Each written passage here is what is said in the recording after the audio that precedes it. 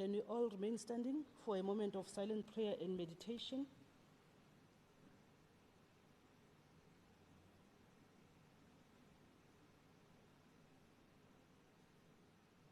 Thank you. You may all be seated.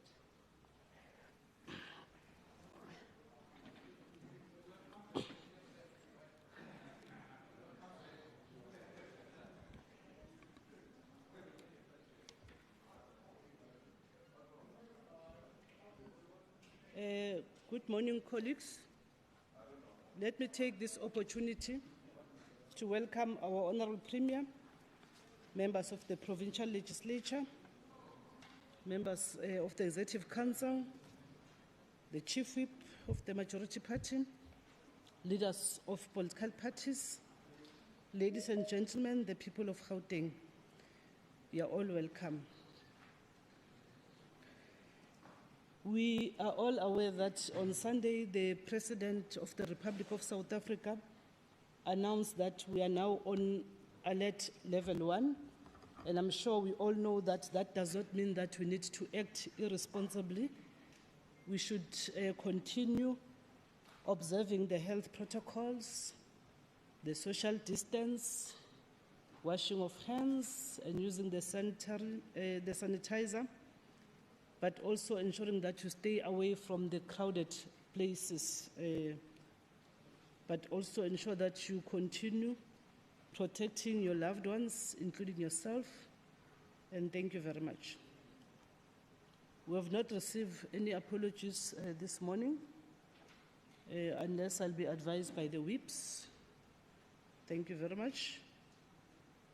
In terms of announcements, we have received a request from Honourable Mabala that she wanted to do an announcement. Honourable Mabala is connected virtually. Can I allow you, Honourable Mabala? Thank you very much, Madam Speaker. On behalf of the Economic Freedom Fighters Caucus in the GPL, let me take this opportunity to wish our Commander-in-Chief and President of the Economic Freedom Fighters a happy and revolutionary 40th birthday. As you may know, Madam Speaker, that life begins at 40. So let me present to you the President of the Republic of South Africa, Julius Malema.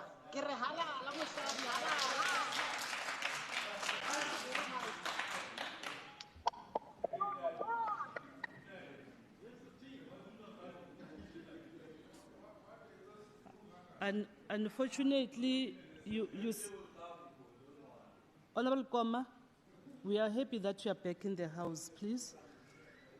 Unfortunately, Honourable Mabala, the facts to say that Honourable Malema is the President of the Republic of South Africa is not true. But however, we do appreciate your announcement. Any other announcement from other members? No other announcement. On our side, let me again indicate that the Office of the Integrity Commissioner has distributed the declaration of interest forms to all members. The deadline for submission is the 23rd of March 2021. Members are encouraged to seek one-on-one support from the Office of the IC in relation to completing the forms. The second part is that I will request that, especially from the MECs, that people working in your offices are not allowed to connect virtually, because in our investigation of the things that happened last week, they are also disturbing our connectivity. So please, can you ensure that those that work with you are not connected? And you would have noticed that in the Microsoft chat, I also posted something earlier on, because I could see that there were names that were not familiar. They were not part of the team that is working either from the ICT side nor from the procedural office. So can I beg your indulgence, including those that are working from the party political offices? Please ensure that they deregister themselves. Thank you. In terms of Rule 7(9) subsection 1, There's no MEC statement. In terms of Rule 81, subsection 1, we received a request to make a member statement from Honorable Modise. Honorable Modise.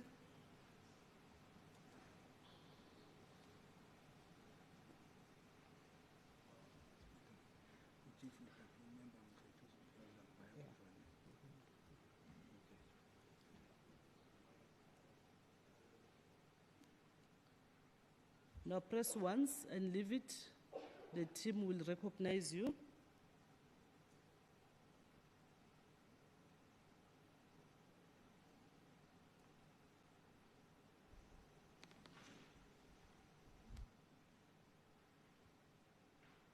ICT team, we're on Honorable. No, it's been long, Speaker. It's been long since the person came here. In accordance with Rule 81, subsection Y, I, Honorable Mpomodise, tables the following member statement condemning the Democratic Alliance hypocrisy on fighting gender-based violence and femicide. Madam Speaker, the scourge of gender-based violence has become a serious crisis in our country and especially in our province. As members of this august House, we must act in a way that shields and protects women and children of this province. When former member Nkele Molapo first made publicly the sexual harassment allegations against Soli Musimang, he cried the following exactly 141 days ago: I cannot just sit quietly and be judged by the court of public opinion. I need to make sure that the process are being followed, and I need to make sure my name has been cleared. I'm not going to do this thing for me, I'm going to do it for my children, close quote. Madam Speaker, when they say talk is cheap, the above quote is exactly that. To this date, the golden boy of DA is still to present himself publicly and take a lie detector test. Instead of his party acting against him, they chose to expel Honorable Molapo for leaking information, whilst we all know it was a disguise to protect the golden boy. Madam Speaker, time will not wash away the sexual baggage that the golden boy Solim Simanga carries on his shoulders. Let me remind both Solim Simanga and the Democratic Alliance that Bill Cosby and Sipon Dlovu, better known as BRICS, are both convicted prisoners on crimes reported years after they have happened. It is against this brief background that I want to remind this House that we have a responsibility to protect women of this province. Premier Makhura, Solim Simanga has no standing, no moral authority to address this House until his name has been cleared. Madam Speaker, please note that for as long as Solim Simanga addresses this House, I will have no choice but to leave, as I cannot stand to listen to him until his name is cleared. In closing, Member Nteke, Member Ramulif, and Member Ghana. In closing, Member Nteke, Member Ramulif, and Member Ghana, your failure to defend Honorable Molapo does not mean injustices which defines the DA won't come for you. As revolutionaries, we take a leaf from Che Guevara when he says, if you tremble with indignation at every injustice, then you are a friend of mine. Madam Speaker, this House must hold the golden boy to account on allegations of sexual harassment, of which most terrible stories of the DA female members remains unheard. This House can't treat this sexual harassment allegation as a circus, the same way that the Bruma Lake has been turning it to be. I thank you, Madam Speaker.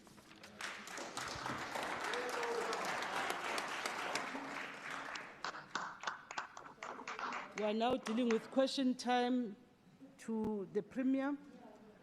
Honorable Mekgwe, in terms of Rule 138. Thank you, Speaker. It has been long.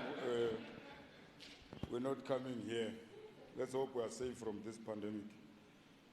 Premier, your office, as the EFF, we noted that there is looting and corruption which is happening in that office. Please, Premier, when you respond to this question, you must be specific, because there is a chief financial officer from Department of Health, Kabelo Lufenya, who implicated your office. The questions which I'm going to raise to this House are as follows. What total number of provincial departments have underperformed in 2019 to 2020 financial year? What amount was paid for performance bonuses to the specified underperforming departments? What ethical standards have been abused by the departments or staff officials since the beginning of the pandemic that are clear violation of service of delivery? How many cases have reported so far in your office? And please tell us if you have got investigation against the officials or the staff who are working in your office. Thanks.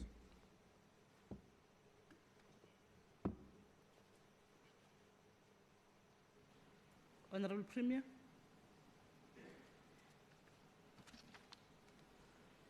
Thank you very much, Madam Speaker. And good morning to all the honorable members of this House.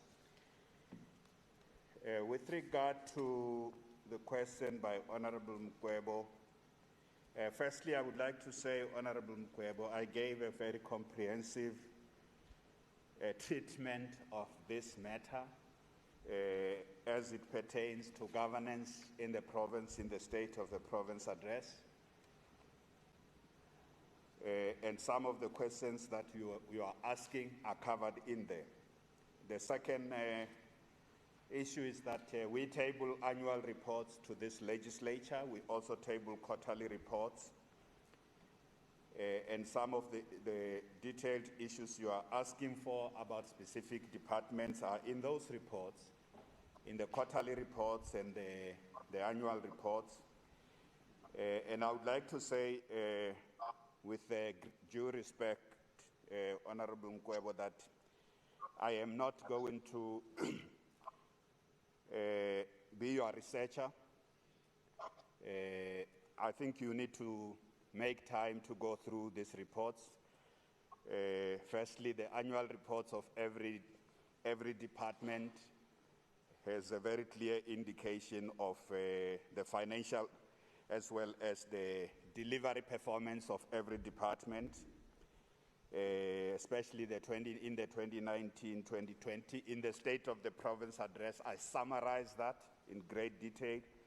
So your first question about performance and underperformance is something that is fully covered in those reports, and in the State of the Province address, I summarize what the full picture is. The second thing is as it pertains to specifically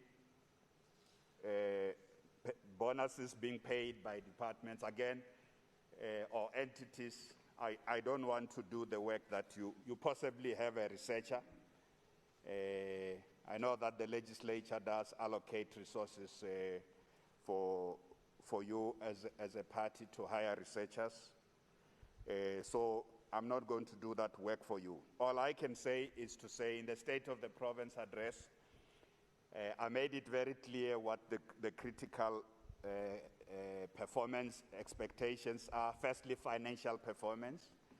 I indicated in the State of the Province address that the Treasury and the Office of the Premier on audit outcomes, that's where financial performance is, leads, and it has done so over 8 years. Those two departments have done so. I indicated there are specific departments that have regressed, and then there are departments and entities that have maintained the current status. I've indicated in the State of the Province address what we're going to do to tackle those that are underperforming, especially when it comes to audit outcomes. You're raising issues as it pertains issues of ethical standards by various departments and various officials in the provincial government. Since the outbreak of the pandemic, you know, we have reported to this legislature on various occasions. I have answered questions pertaining to the work that, including the progress that's being done on investigation of any matter pertaining to corruption allegations on COVID-19. And we will, as we get to the end of the financial year, do the update. So here you say you want very, very specific departments and specific officials. We will do that as we come to the financial year end. But if you went and I know that in the debate you spoke like you didn't read the State of the Province address. We summarize what key areas of concern are on COVID spending in the State of the Province address. So, again, I don't want to do work for you, Honorable Mekgwe.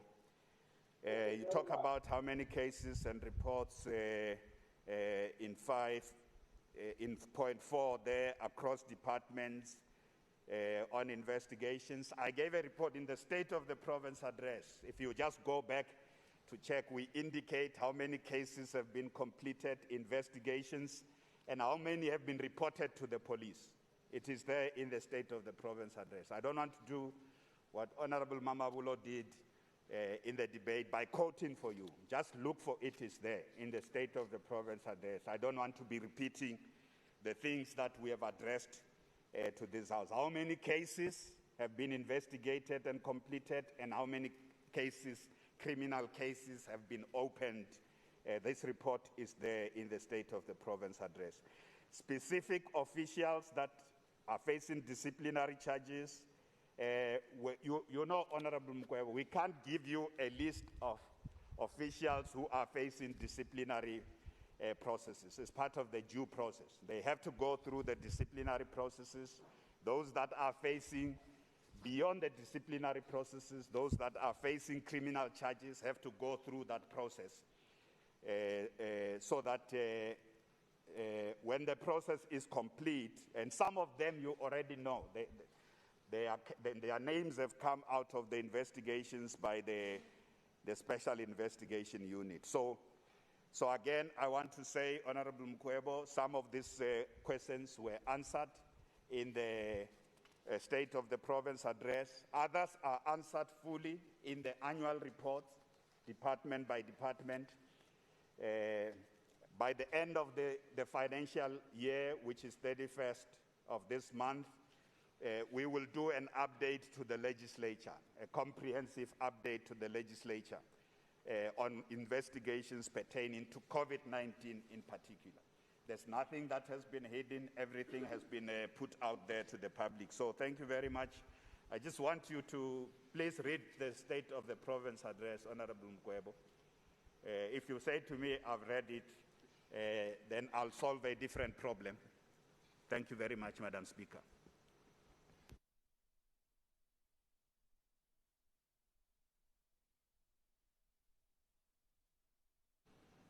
Thank you, Premier. Honorable Mekgwe, do you have a supplementary question or a short remark? Yeah, no, it's fine, Speaker. It will be a short remark because we are addressed by the boss of this House. That's why it's undermining the third political party in this legislature by not responding to my questions. I'm very disappointed. I'm just happy because you're just having 2 hours as the Premier of this province. All my questions, you never responded to them. You are referring me to your annual performance. You're referring me to your speech. I read that speech of yours. I wanted you to continue today to respond to these questions which I'm raising. You are not responding to anything. So I thought, Speaker, I'm going to rule that he must respond to questions. So I'm standing here. He never responded to my questions. And then I think this House must just give us a way to say we must never raise questions to him. Or sometimes doesn't want to respond to the EFF, or he undermines the EFF. He's referring me to a State of the Province address. For what? He must respond to what I asked. Because I want to ask him question here. People of Gauteng can hear everything what's happening in his office. Short remark.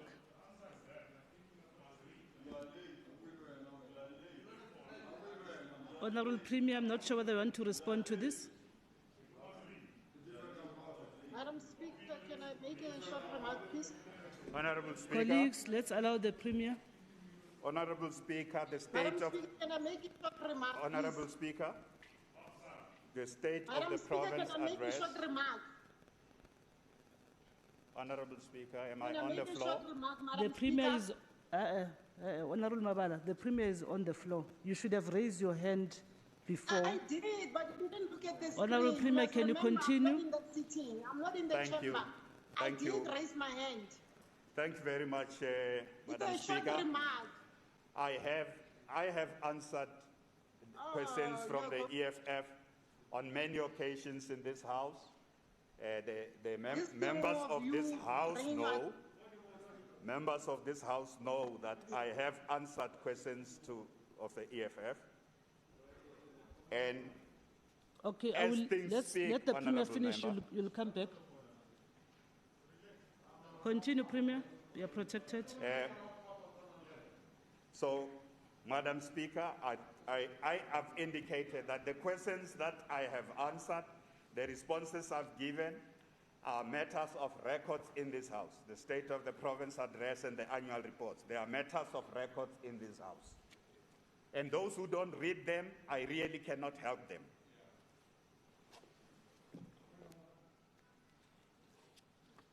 And you must indicate the rule. Yeah, Rule 138, subsection 9.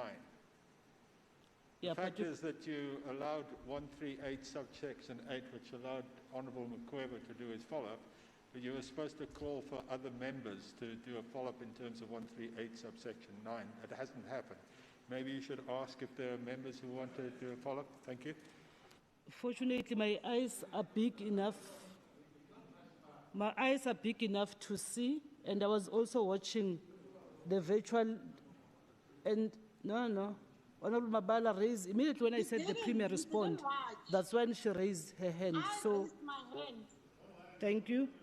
Can you go to the next question, Honorable Sirota? I know that you are connecting virtually. Your question to the Premier.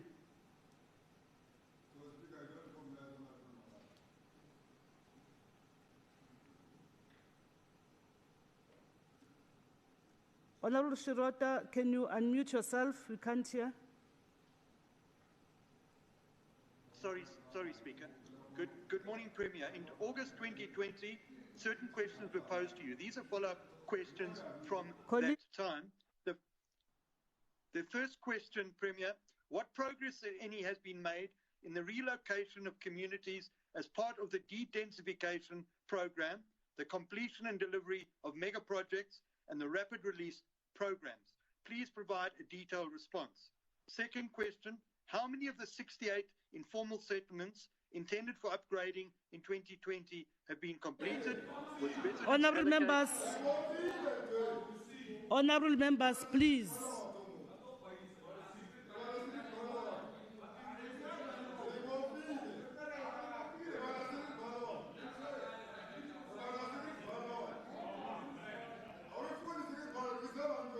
Honourable Mekgwe.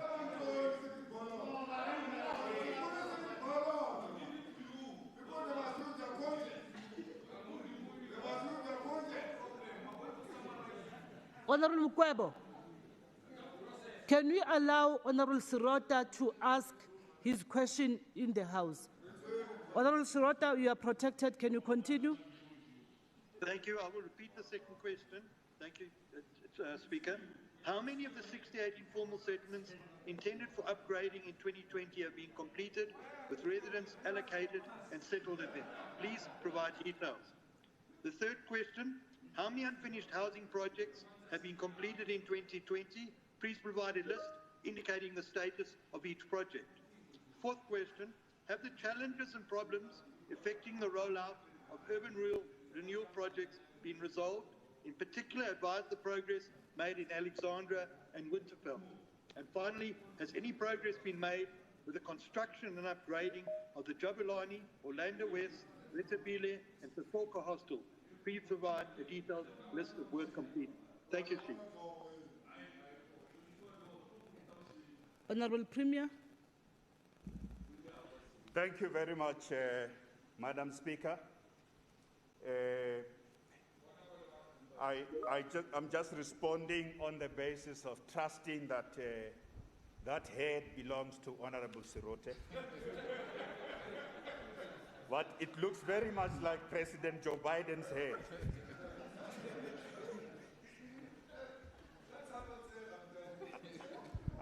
So if I see the head from my gadget, Premier, be assured it's him. So, Honourable Sirote, I believe it's you. I have a very, and as always, I have a very comprehensive response to your question, and that comprehensive response is signed off by MEC Maile, the MEC for human settlements in our province, because this is a human settlement question. I am not going to take you through all of it. The first question, as it regards the de-densification program, I want to say that, yes, we do have funding, firstly as the province, and the metros in our province, the metros through the USDG receive funding from national government, and the province does receive funding to implement the upgrading of informal settlements program, the UISP and the USDG. So those two programs are critical for us to address the fundamental issue of de-densification, as well as upgrading of informal settlements, as well as upgrading of hostels in our province. In the current financial year, we have identified the specific areas in Johannesburg, Sense, Mufulo North, Organic Market, Rugby Club, Protea South, Matoleville School Site, Tembelihle, Slovo Park, Lily's Bioscope, and Heavenly Valley. In the city of Ekurhuleni, Nkanini, Dugatole, Polar Park, and Anchor. In the city of Tshwane, Changing Sport, Boikutsong, Soshanguve Block T, School Site, Soshanguve R1939, Kudube 3, Informal Settlements, Kampaneng, Tsunami, Camille's Draft, Mamelodi Phase 1, Mamelodi Phase 2, Phase 3, Ekangala Informal Settlement, and Sizanani Informal Settlement.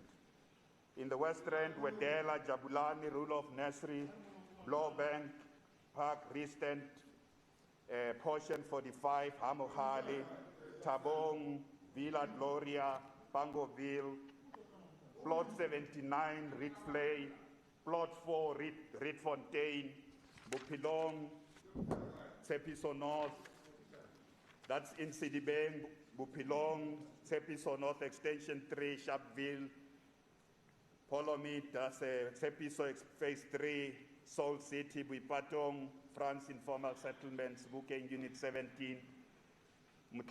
Okay, so, and then there's the West Rand again, Kokosi, Mutlakeng. So these are the list of the areas our program covers. The actual scope of this program is very extensive. Furthermore, we are de-densifying these areas through our mega human settlement projects, as well as the rapid land release.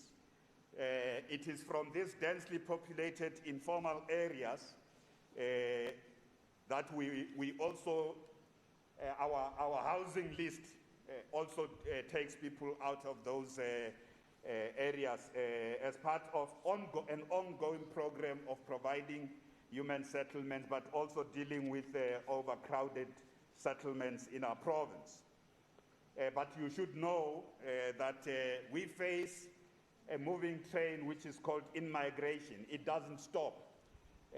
So even as we make these interventions in different areas,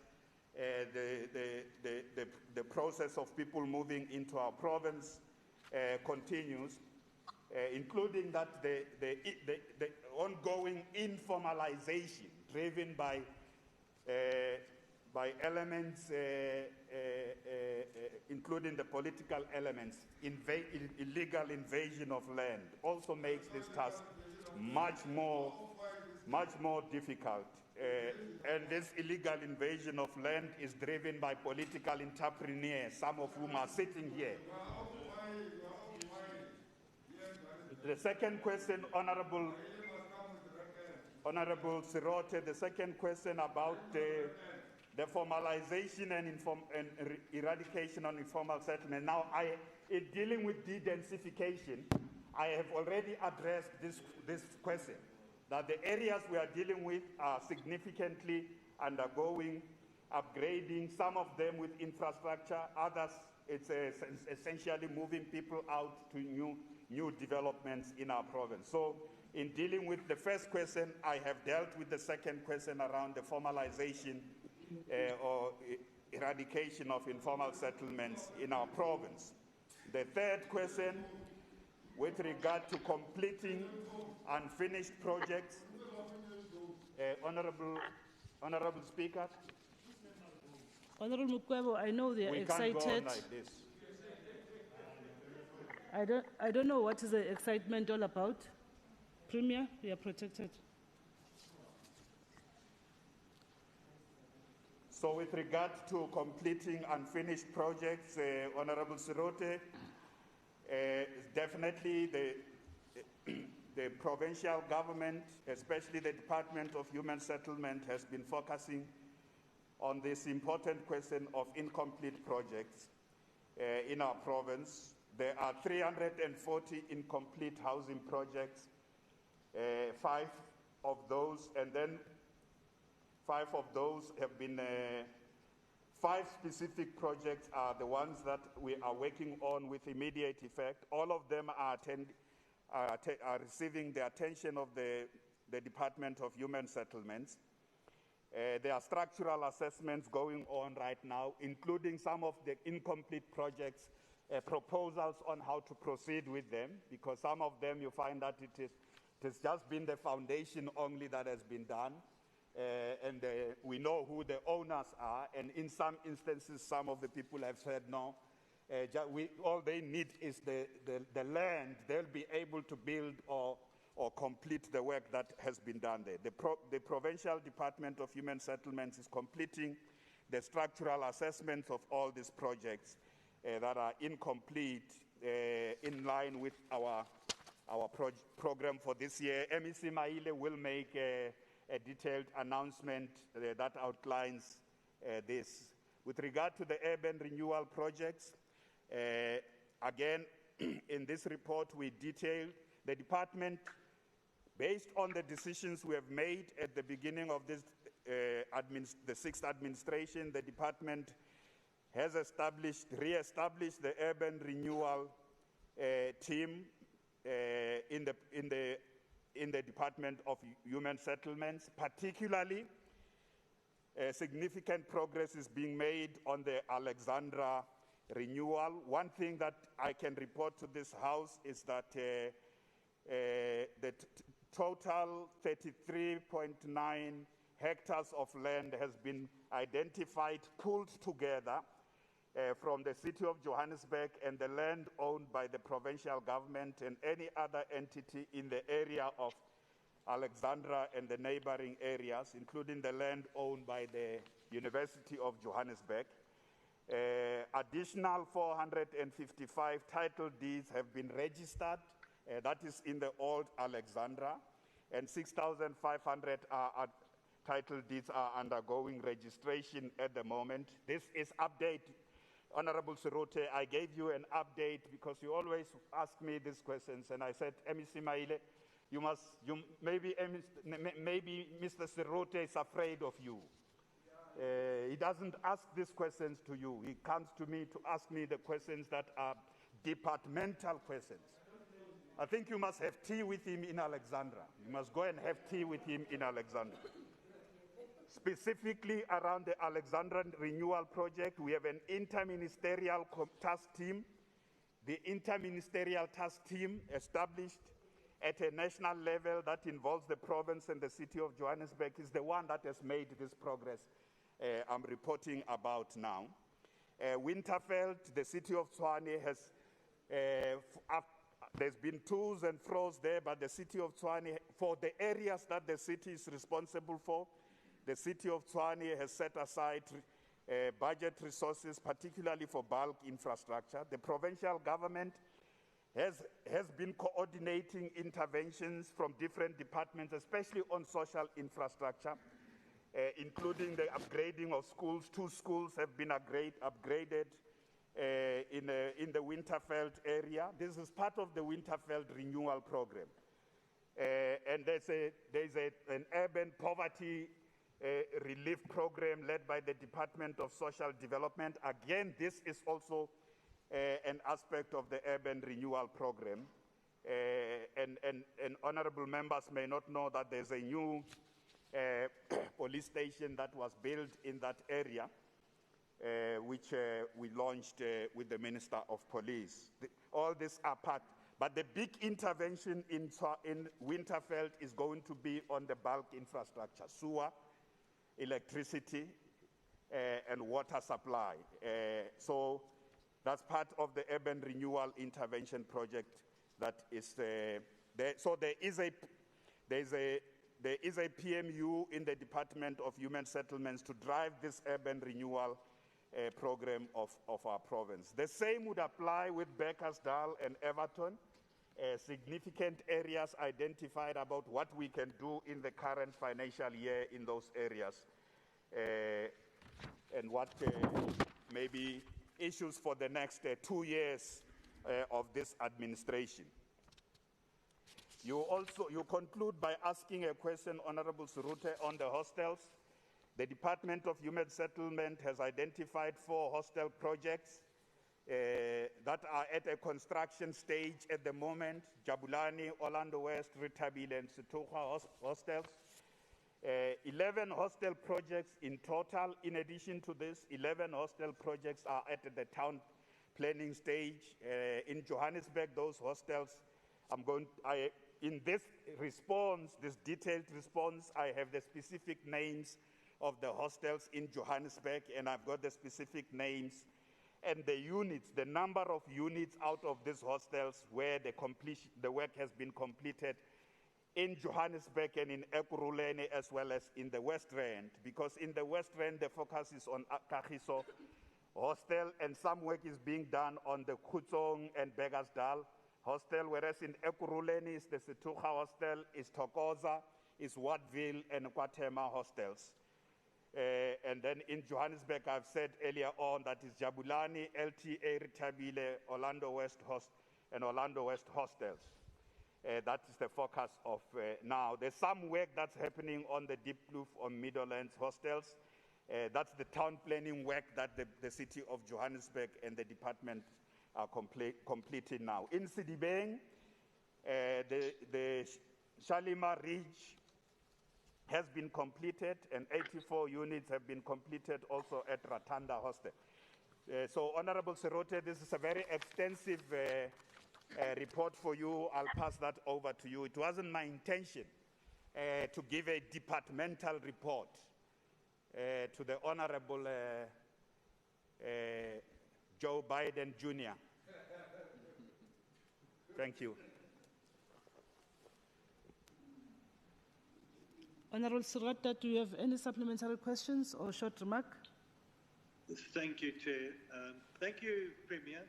I don't know Joe Biden. I'm going to give him a call and ask him if he'll have a chat to me. Premier, your responses, unfortunately, and this is one of the reasons why I continually ask you the questions. You've given undertakings on human settlements and projects since you started your premierships 7 years ago. That's all they are, undertakings. Yesterday we had a meeting of the Human Settlement Committee. None of the issues have been dealt with. The department is in disarray. Underspending continues unabated.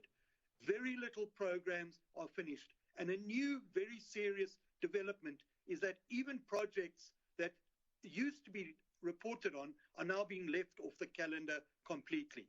So, Premier, I think you're misinformed. I think you need to go and just have a long discussion with the MEC to discuss what's going on in the department, because within a couple of months, the whole department is going to fall apart. So you really need to take a look, for example, at issues like unfinished projects. According to what was discussed, you even mentioned it yourself, there are 368 unfinished projects, only 4 have been worked on. None have been finished. That's a major failure. There's no rapid release programs that have been set out for the current year. On all the issues, Premier, you've indicated work is being done, but there's no progress. And it's a time that someone took accountability, Premier, and you are in charge, you are running the province, and housing is a huge department, And without proper housing, our residents are suffering and will continue to suffer. So I ask you, Premier, to step up the plate, take responsibility, and take immediate action. Thank you, Speaker. Honorable Mabala, I see your hand is still up. Do you have a supplementary question or a short remark?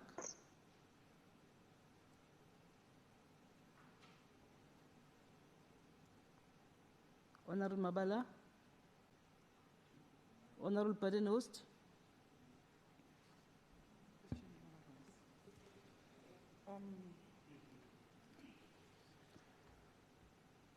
Good morning. Mr. Premier, I just want to know, you've mentioned all of these other places, but you've never made mention of Mamelodi hostels. What's happening there? Must the women still be raped and abused in those hostels? And when is the refurbishment of Mamelodi hostel going to start? Because there's nothing happening in Tshwane. You name all these other places, but you never make mention of Tshwane. Thank you, Speaker.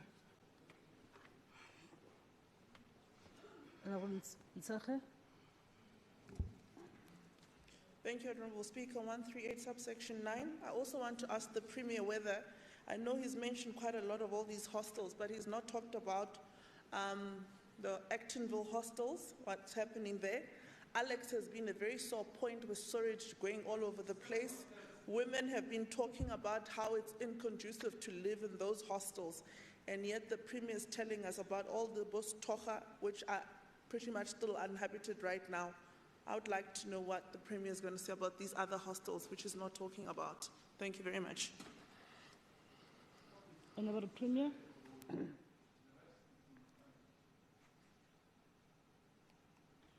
Speaker, my hand was up. Honourable Speaker, my hand was up. Oh, sorry, Honourable Dlamini. Thank you, Speaker, and thank you, Honourable Premier.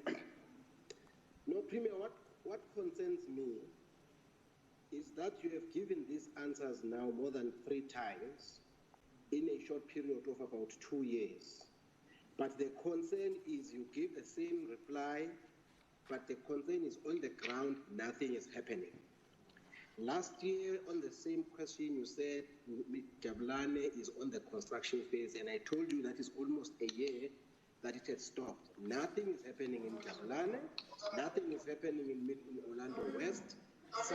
Something is happening, yes, in Suka, but I'm worried about you giving wrong information about this process. Nothing is happening. It is really concerning. Thank you. Honourable members, heckling is allowed, but playing in the house is not allowed. Please. Honourable Premier.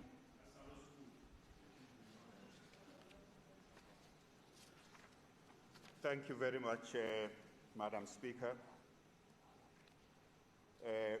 Firstly,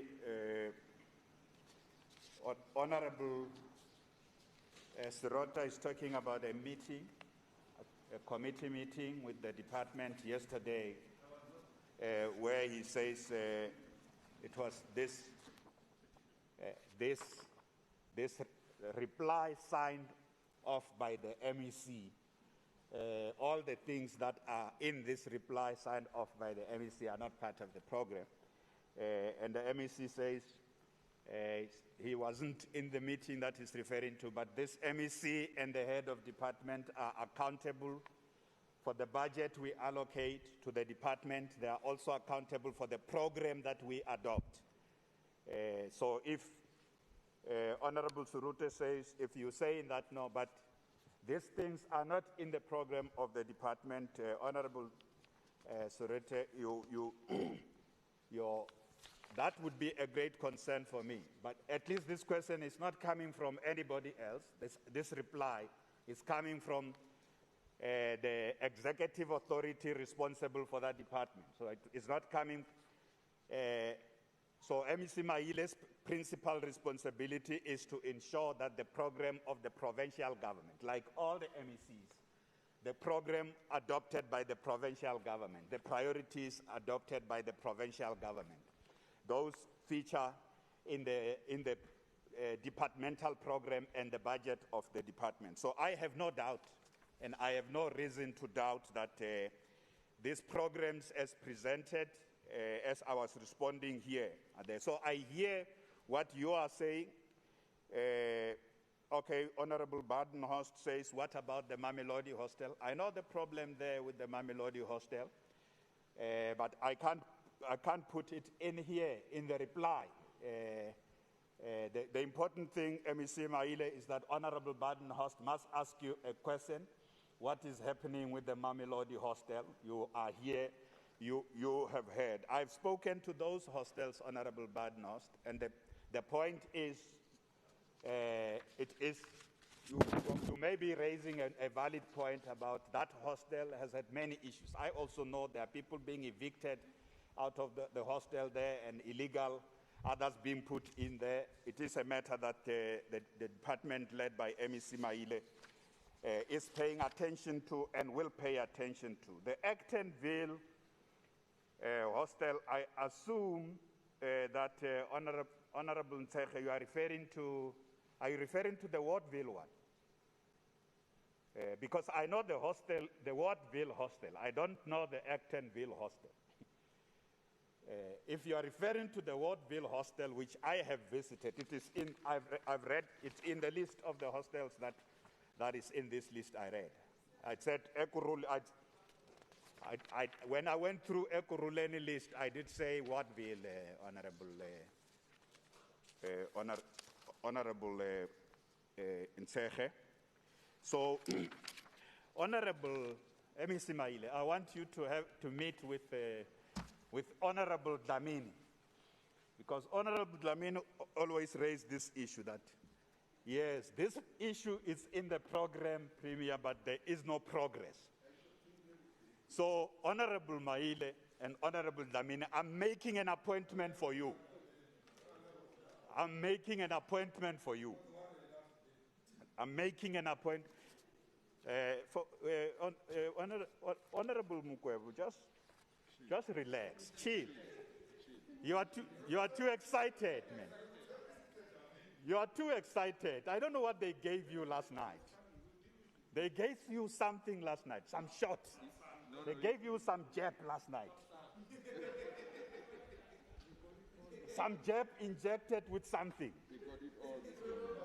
So, Madam Speaker, I believe that the program that is in this reply responds to all the issues we have raised, from upgrading informal settlements, upgrading hostels, completing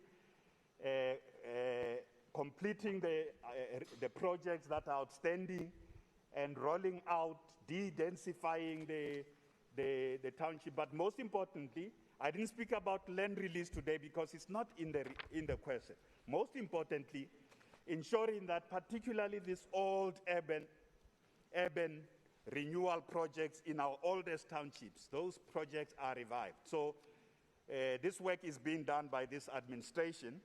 We will continue to get updated reports, MEC Maile. And when you finish your tea with Honorable Dlamini, I think we must visit one of the hostels that he says there's no work, especially in Soweto. We must visit it together. I don't want to join your tea. You need to sort out your tea. But we must visit one of the hostels where he keeps saying that there is no work. But I'm satisfied that we are getting this work happening in our province. Thank you very much, Madam Speaker. Honorable Surute's reply is here. Yeah.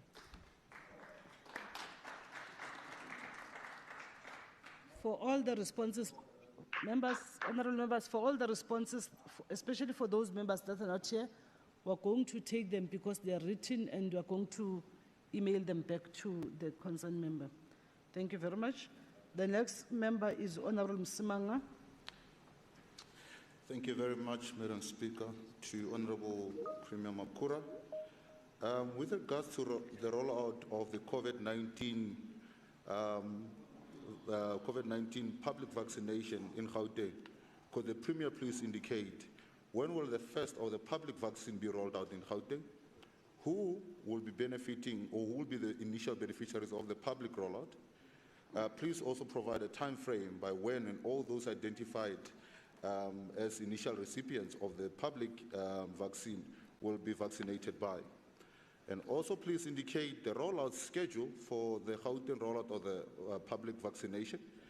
And lastly, by when will Gauteng complete its vaccination, public vaccination against COVID-19? Thank you. Honorable Premier. Honorable Speaker, thank you very much. Thank you very much, Honorable Speaker. This is a question I would have wanted to spend a little bit more time on, but I'll be as brief as possible. Firstly, just to say, start here, Honorable Msimanga, that the first batch of vaccines that are part of a study, and I know that there's people who cannot make a distinction between the link of the study that's undertaken by the Medical Research Council team and the actual vaccine rollout. The first batch was 80,000 vaccines. Gauteng got 16,800 of those. That first batch was delivered. You know the dates. It was on the 10th of February. The first batch is completed in our province. We have vaccinated more than 17,000 healthcare workers, to be precise, 17,500 healthcare workers. We got additional, you may be asking yourself, but you got 16,800. We got additional 3,000 vaccines. By Friday, we had completed all the 6,000. That is in 9 days. It was meant to be completed in 14 days. In 9 days in our province, we had completed all the allocations and vaccinated at 2 sites. And again, those 2 sites are part of the 3B phase of the study. I'm going to spend a few minutes on our full rollout plan and the different phases. So South Africa got additional 80 doses, you know. This Sunday, that's this as a follow-up. Our province allocation, it's a matter that we are confirming today. After this, I had asked the Speaker that I join the team for a few minutes at Charlotte Mekgwe, where this is the expansion of the vaccination program. Today is Charlotte Mekgwe, tomorrow is Dr. George Mukari, and then we will also get this week the private hospital Mill Park added as part of the expansion, still of what's called the early access phase of it. Early access, that is part of the study on the J&J vaccine. So your first question was about the first batch. So we are done with the first batch. We got the second batch. But this second batch is still part of that study. The President addressed the nation on Sunday and said the following, Honorable Msimang.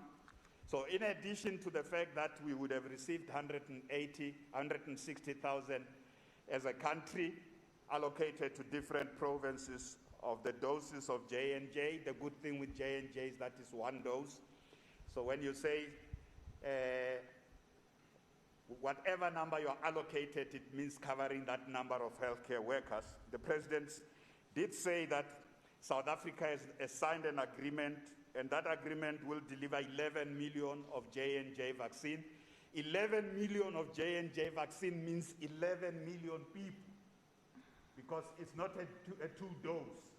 It's directly one-to-one, man-to-man, woman-to-woman. So the President confirmed that our country has secured 11 million, which means we will have 11 million. If you ask how many will come to Gauteng, it's not done like that. That decision gets made at a national level, guided by the Ministerial Advisory Committee, looking at the trajectory of the pandemic, the nature of each province, how many people would have been infected in the first and second wave, and the people at risk. So the allocation, the exact allocation, I can't say now how much we will. The President also confirmed the following. So in addition to the 11 million of J&J, the President confirmed that South Africa will get, during the second quarter, 20 million of Pfizer. Now, Pfizer, you know, is the one that's double dose. So you must know that with 20 million of Pfizer means basically 10 million, covering 10 million people. If it's 20 million doses. Then the President further confirmed that we will also get a 12 million of COVAX from the COVAX. That is the group that is helping to ensure equitable access. So the 11 million is separate South African secured vaccines, which will arrive from the second quarter. You know what the second quarter means.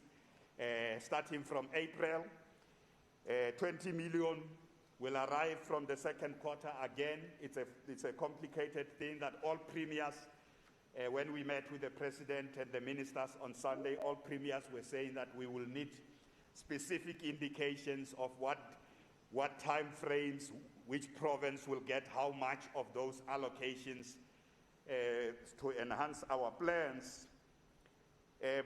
But I certainly know that we will, from April, get another 2.8 million from J&J in that 11 million. So that deals with part of your question. But I would like this House, Madam Speaker, to understand that as a province, we've got a plan that is in 3 phases. So the first, that's the phase 1 of that plan focuses on the healthcare workers, and that is phase 1 of that plan includes the study. The original phase 1 was about AstraZeneca, which all of you know, that vaccine was basically set aside as a result of questions about its efficacy.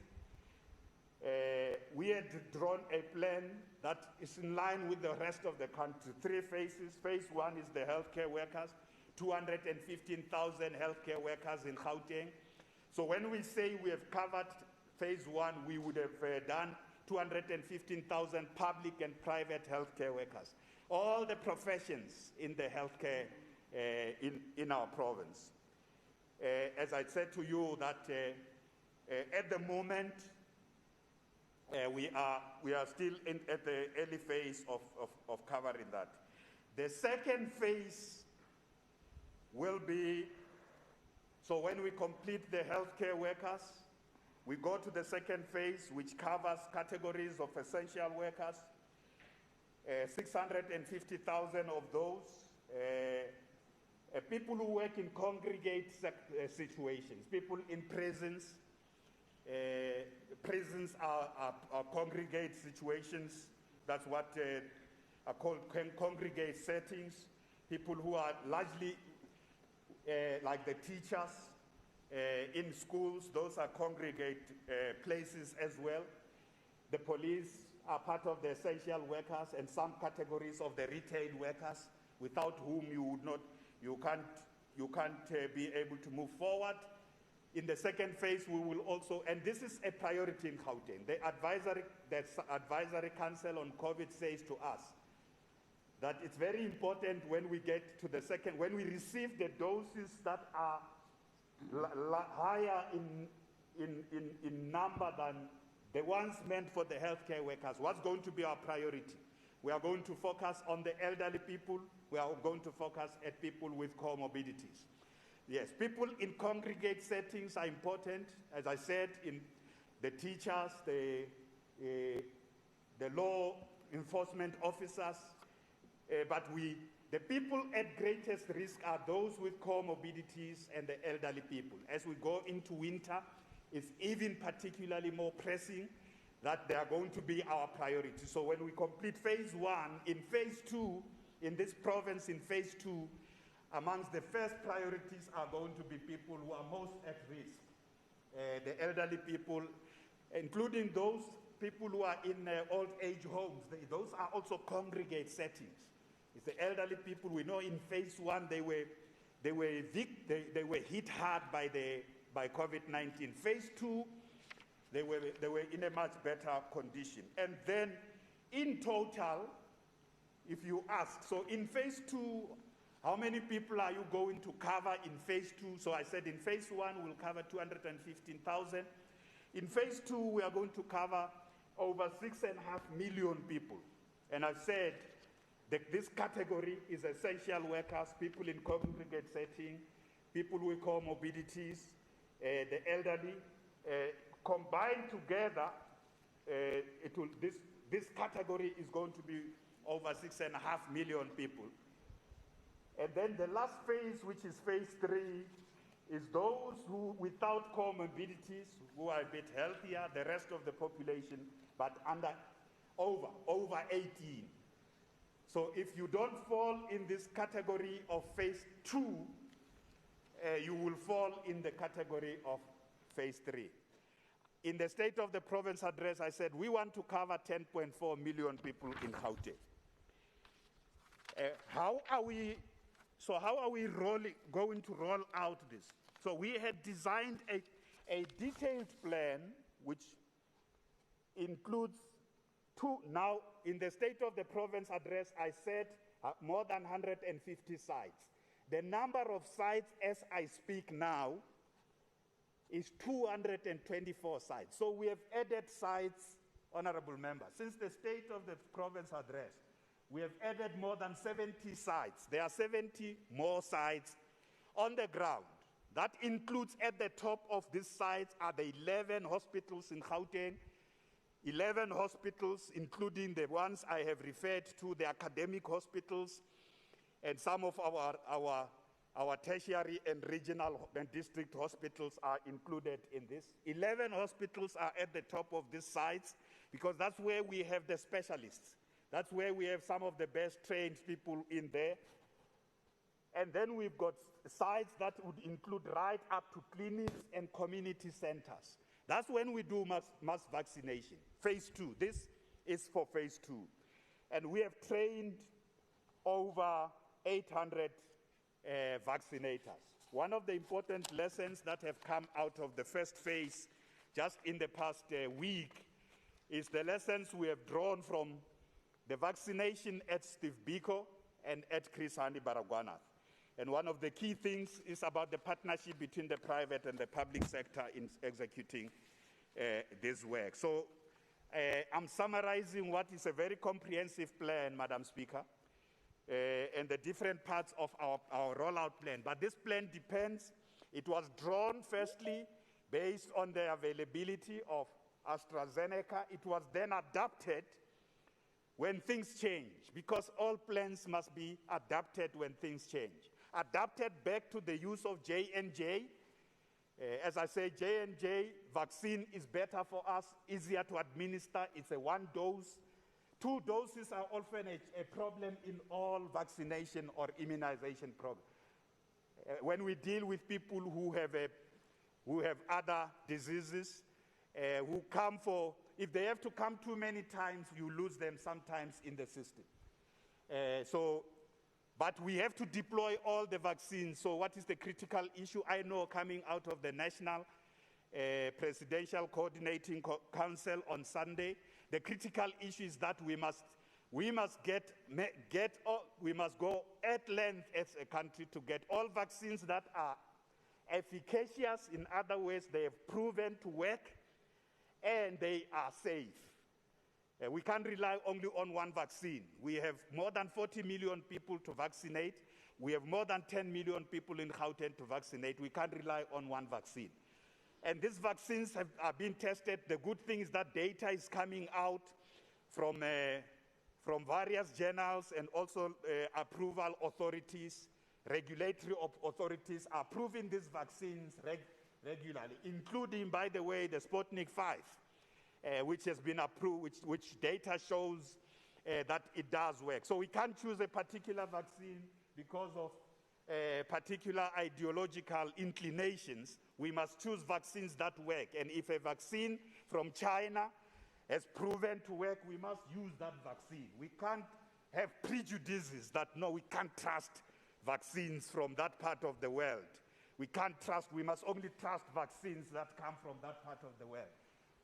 And that's how we are working as a country. But as a province, I want to say, Honorable Msimang, we've got a solid plan. Vaccination sites are ready. Vaccinators have been trained. All we need is receiving more and more vaccines. Receiving more and more vaccines is not something in the hands of any province. Even countries are grappling.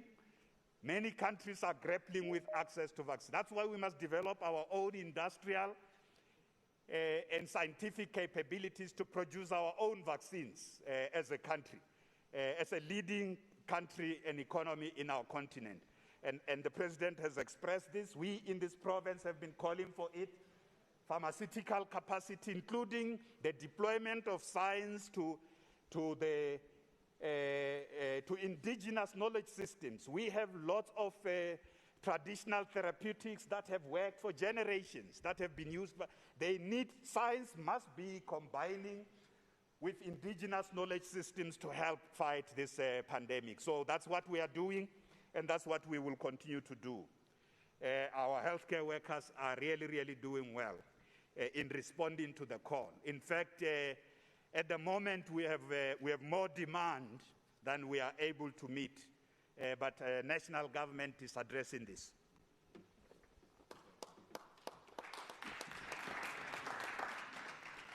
Honorable Msimango, do you have a supplementary question or a short remark? Just a short remark, Madam Speaker. Premier, thank you very much. Thank you very much for a comprehensive response. Premier, I'm worried that we're still not able to get a comprehensive plan with specific dates. And I do take your point that your plan has to change depending on what is happening at a national level. I think that people are getting more and more anxious, and we now need to be able to get some specific in terms of when can we expect certain things to be done in terms of dates. But I do take your point.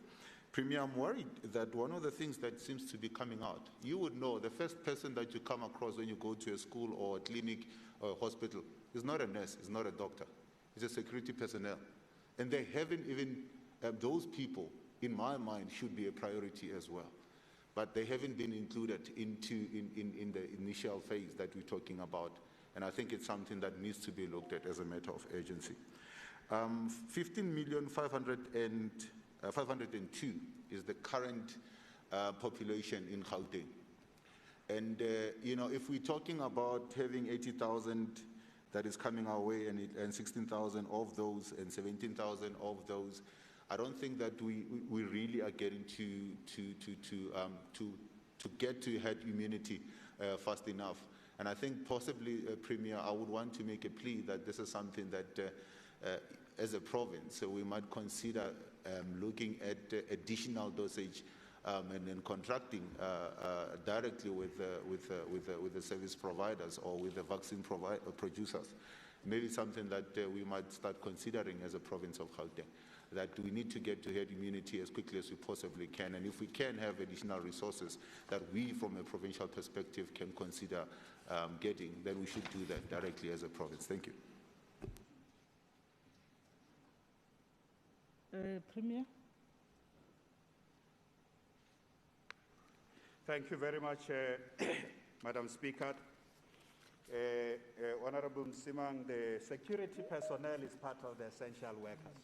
I didn't mention them, but they are part of the essential workers.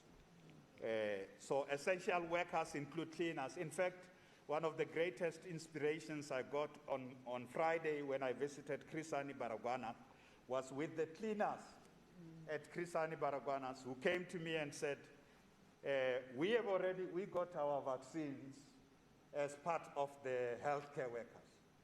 They were extremely excited. The people from our township in Soweto saying that now we are taking the message to the township to say, we have survived. Taking a vaccine is a good thing. We are evidence that vaccines are safe. So Honorable Msimang, the security personnel are included. No, they are included in our list of essential. I see you are pointing up. I don't know where is that up you are pointing to. Let me deal with the fundamental question you are raising. Honorable Msimang, we must not be misled to think that a provincial jurisdiction can procure vaccines directly. And I want to tell you why we must not be misled. We must not be misled because we got a report, we were all there. Provinces, provincial premiers were there, and the mayors of metros. We were in a meeting of the Presidential Coordinating Council where we were briefed about how the pharmaceutical companies are going at great length to really, really undermine the authority, the sovereignty of countries, to sign agreements that will be very, very difficult because they are putting and they've done that in other parts of the world, putting governments under pressure to sign off and give them the kind of agreements in order to get access to the vaccines that governments are finding it very, very difficult. And I'm saying that if you share this illusion, I know where it comes from. It comes from the west of our country, in the south there, near the Table Mountain. I know that's where that illusion comes from. That illusion that you can have a province, a provincial authority, or a regional government, or a local government that procures. You will put yourself in such as if you'll put yourself as an administration in such a constitutional interregnum that provincial government doesn't have the authority to deal with. And they've been doing that. These pharmaceutical companies have been doing that to governments all in different parts of the world, to sign off on agreements that basically will make it very, very difficult to waiver all the risk, basically, waiver the risk away from pharmaceutical companies on anything else. So I know that Premier Windy was there in the meeting, and I know that it has been an ambition to think that you can just go as a province to go and secure vaccines. Out of that meeting, I think it was very clear to us that it is important that our country, there's one central place where vaccines are procured, and the key thing is that we need more vaccines. We in the provinces, all we just need is more vaccines. Yeah, we want to vaccinate 67%. By the way, the 10.4 million people is a computational, it's computed from 67% of the Gauteng population. It's not guesswork. The scientists have advised, if you want to reach population immunity in Gauteng, at least 67% of the population must be vaccinated. That's where the 10.7 million is. What are we doing? I think we are saying to national government, we understand why national government must procure the vaccines, safeguard the future of our country, ensure that these agreements that are signed, there's delivery of the vaccines, but also in the process ensure that we don't sign delivery of big pharma. The problem with big pharmaceutical companies is always that they act in their best interest, not so much about saving lives, but to make profit. So who must protect? We must get access to vaccines, but we must protect the people of our country. We have a duty, a constitutional duty. And that constitutional duty lies with the national state. The national state, our president and national cabinet have that responsibility. We need to, at our level, to think that you can just go and negotiate some deal with some pharmaceutical company coming from, and then they'll give you a great deal. By the way, it's some of the information circulating that in other countries, they're actually also asking the countries to hand over military bases to them as a way of signing this. They're demanding a lot. You need a solid government that safeguards the territories and territorial integrity and financial future of not just this generation, but future generations. So that's why Vaccine federalism will never work. You will fall into the trap of this big pharma. And big pharma acts in its own interest. When people get disease and when people get sick, big pharma makes big money. Big pharma is disappointed when there's no pandemic. When there are pandemics, big pharma makes big money. But we must access these vaccines, but it must be so. So set aside that illusion, Honorable Msima, that illusion that you think we can have our own deal for our own vaccines. It's an illusion that is a dangerous illusion. You will sell out this country.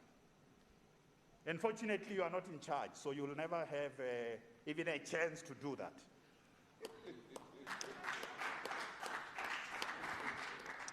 Thank you very much, Premier.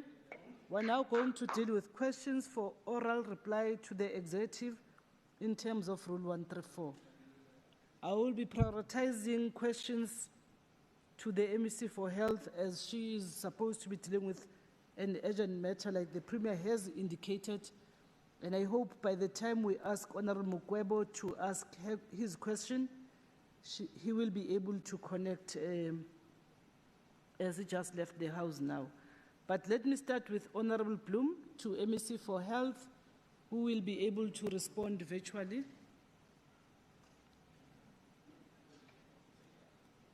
Honorable Bloom.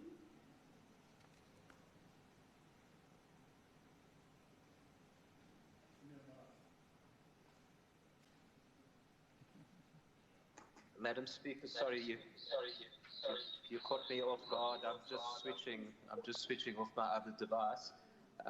Thank you to the Honourable MEC for Health. Regarding nurses who completed their community service in Gauteng hospitals last year, will the MEC please indicate, 1, how many community service nurses completed their service at the end of last year? 2, how many of these nurses were offered employment by the department this year? 3, if they were not offered employment, why was this the case? 4, how many of these nurses are currently employed by the department? And 5, what plans are there to employ these nurses? Thank you. Honorable Mokgethi. Thank you very much, Honorable Speaker, and thank you very much, Honorable Bloom, for the question. If you allow me, Honorable Speaker, to switch my camera off for a better connection.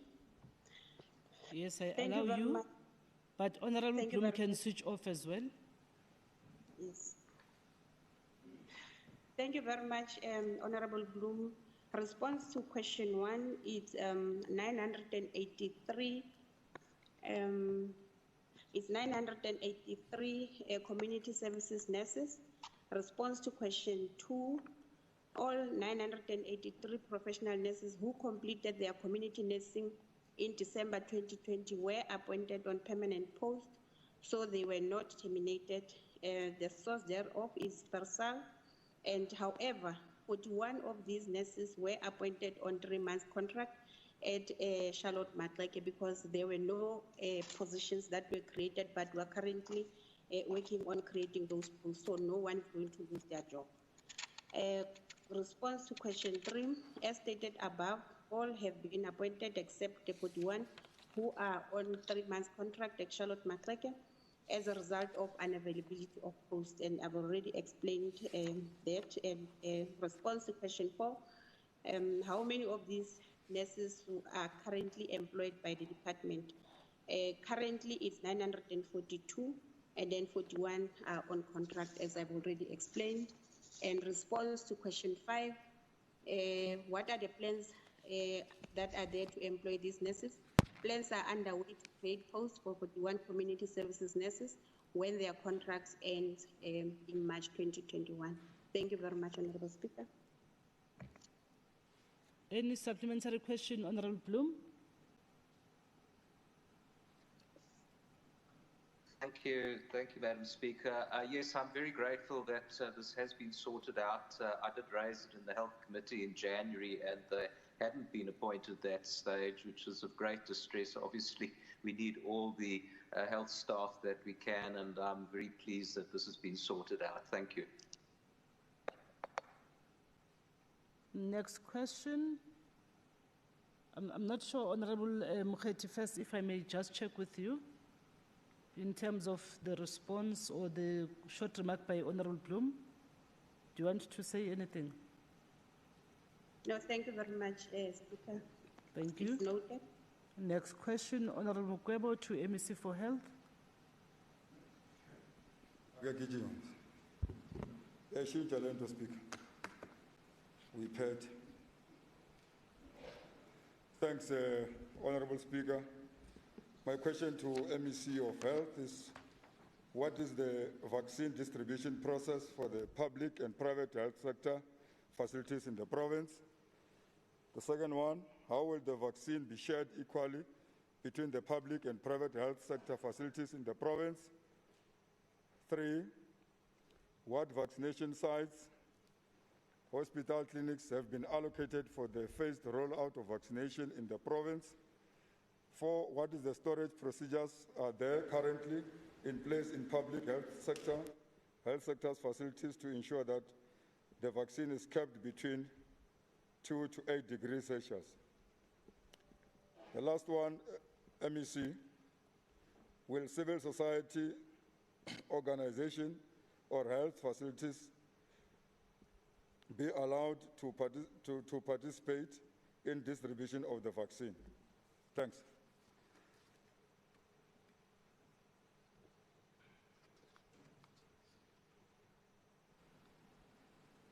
Honorable MEC.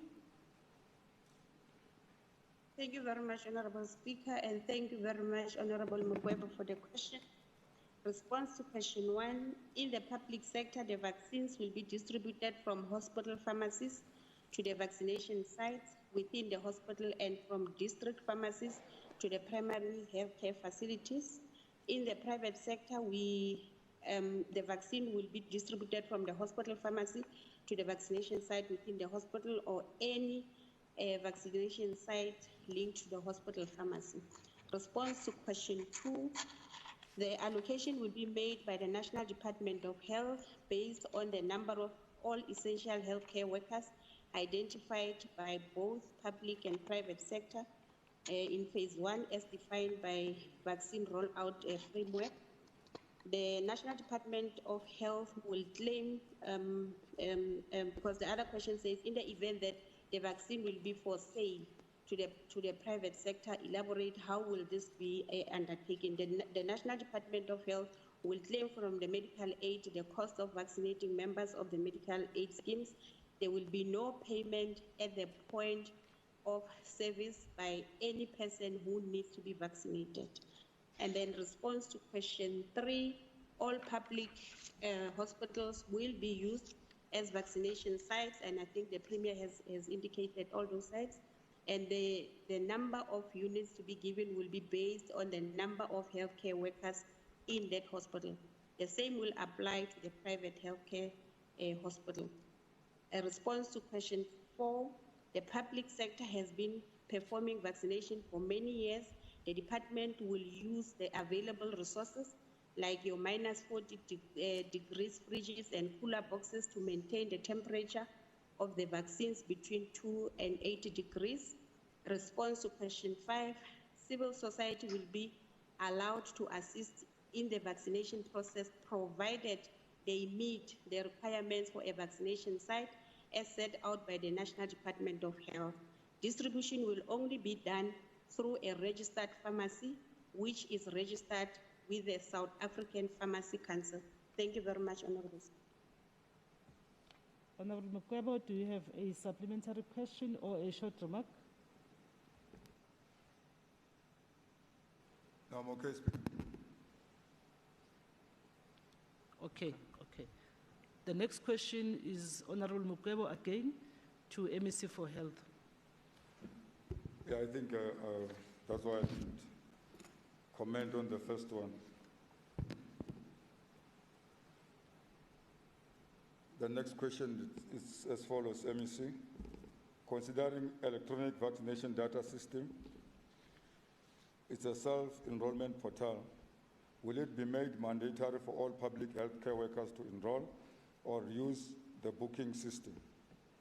The second question,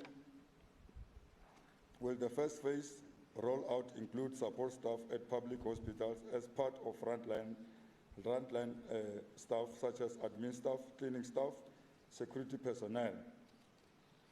The third one, what private funding sources are working with the department in funding the vaccine?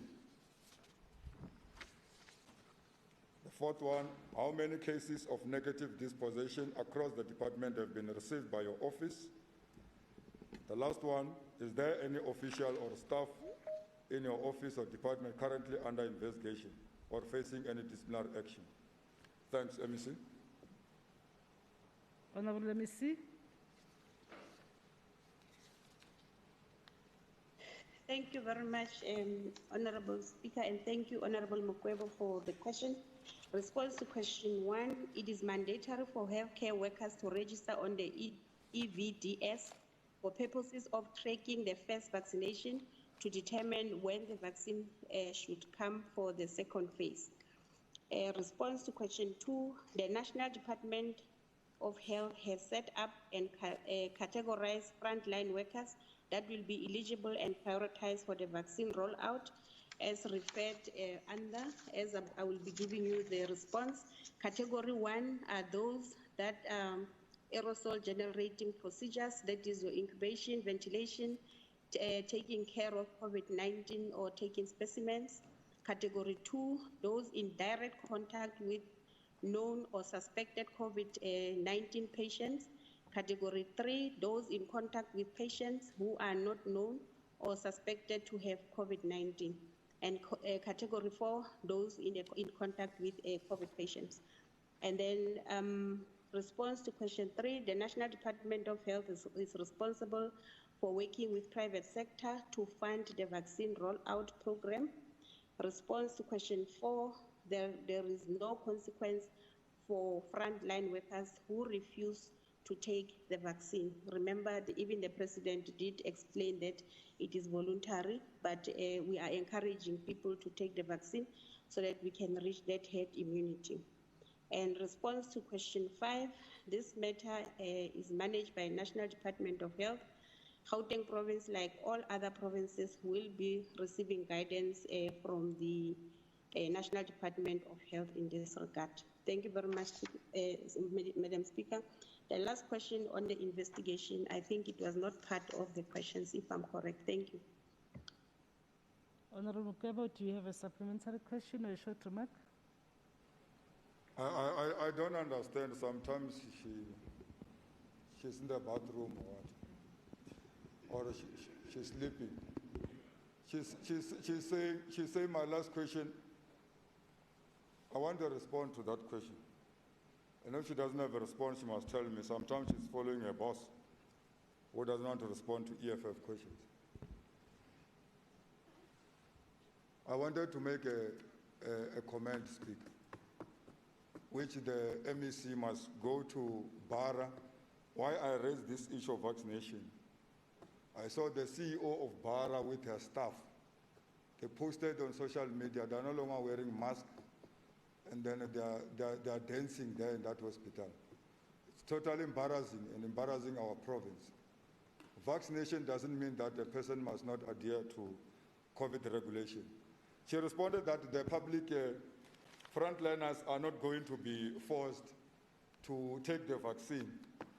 I visited myself with my team there by Steve Biko Hospital. The CEO, I asked her the same question. Tell me, if the frontliner or a nurse says, I don't want to be vaccinated, what are you going to do? She looked in my eyes and told me, I said I will tell this house. She said, no, we'll pray for them so that they can agree. And I asked my colleagues, and I want this house to know in this province that CEO said she's going to pray for those people. I don't know how to pray for them. Because there are frontliners who are saying they don't want to take vaccine, and we must not force them. So I'm not getting a clear answer, Speaker, to each and every CEO in this province where I visited hospital. What do they do when a frontliner says, I don't want to take a vaccine? All of them, they're keeping quiet to their mom. So the MEC must know that and try to address these things so that she can assist our people in this province. Thanks. Okay. Honorable MEC. Thank you very much, Honorable Speaker. With regard to the matter of Bara, of the CEO not wearing the mask and them dancing and so forth, I will investigate this and I will revert to Honorable Mekgwe. And with regard to the healthcare workers or frontline workers that do not want to take the vaccine, yes, it is not compulsory for people to take a vaccine if they don't want to. But hence, we are communicating with them on daily basis, trying to raise awareness. And we have our OHS at Charlotte Makhura, the head of OHS, who is also trying to have one-on-one with the healthcare professionals in just making sure that they understand the importance of not taking the vaccine. And as an Honorable Speaker, if we did not have people in our province or healthcare professionals who did not have an appetite for taking the vaccine, wouldn't have received additional doses. But I want to assure Honorable Mekgwe that we will continue to raise the awareness so that people at the end can understand the importance of taking the vaccine, as the vaccine is not mandatory. You can't force. That is why you have to sign a consent form so that you must voluntarily accept to take the vaccine. Thank you very much. I hope I've answered Honorable Mekgwe. Next question, Honorable Ramolefo to MEC for Education. Thank you, Madam Speaker. Regarding the 431 million spent on decontaminating schools in Gauteng, will the MEC please indicate, 1, has the MEC established why the head of department denied this expenditure when asked by the portfolio committee? 2, what is the total budget for PPEs in schools and department offices? Please give breakdown. 3, has the department run multiple processes over and above services rendered by Bidvest and the 15,000 rand reported to have been given to schools? 4, has Bidvest paid for services reported to be free? And 5, how much of the budget has been spent to date? Thank you. Honorable MEC. Thanks so much, Madam Speaker. Thank you so much, Member Ramolefo, for your question. As we have answered in the portfolio committee meeting, our last portfolio committee meeting, Member Ramolefo, the HOD did not deny the figure. He just indicated and explained that the department makes a distinction between PPE expenditure and COVID-19 expenditure. He further indicated that what was spent was not on PPE, and the department could not account for the money spent on decontaminating schools, as the PPE expenditure does not relate to this matter. I think we are quite aware that I asked the SIU, the Auditor General, and all other investigating arms of the state to review this matter, and as soon as we receive their report, we'll be in a position to respond to other matters that we've raised. In terms of the budget allocation from Treasury, the Department of Education in Gauteng was allocated 570 million for PPEs, and we are currently evaluating all the invoices as we're preparing for the reopening of schools now, together with a mandate that was executed on our behalf by the Department of Health. As soon as these figures are consolidated, we'll be in a position to share this information with you. On the question whether the department has run multi-processes, no. The department has not run any multi-processes. The services that were rendered by Bidvest was only for the reopening of grade 12s when they were coming back only, the reopening of schools only. Beyond that, the department had to carry its own mandate and responsibilities to ensure that our schools are clean. So the services rendered by Bidvest and the transfers to schools were related to the preparation for the opening of schools on the 8th of June 2020, post-level 5 lockdown, which was primarily the cleaning of schools as they have been closed from the 18th of March 2020. In terms of question 4, no, Bidvest was not paid as these services were rendered free by Bidvest. Of how much to date that the department has spent, as I've indicated in question and answer number 2, that as soon as we consolidate the work that we did now to prepare for the reopening of schools, as well as the work that was done by the Department of Health on our behalf, and the allocation that we've given to school, we'll consolidate that figure and make that figure available to you so that you have an understanding on how much was utilized. Thank you so much, Madam Speaker. Truly appreciate it.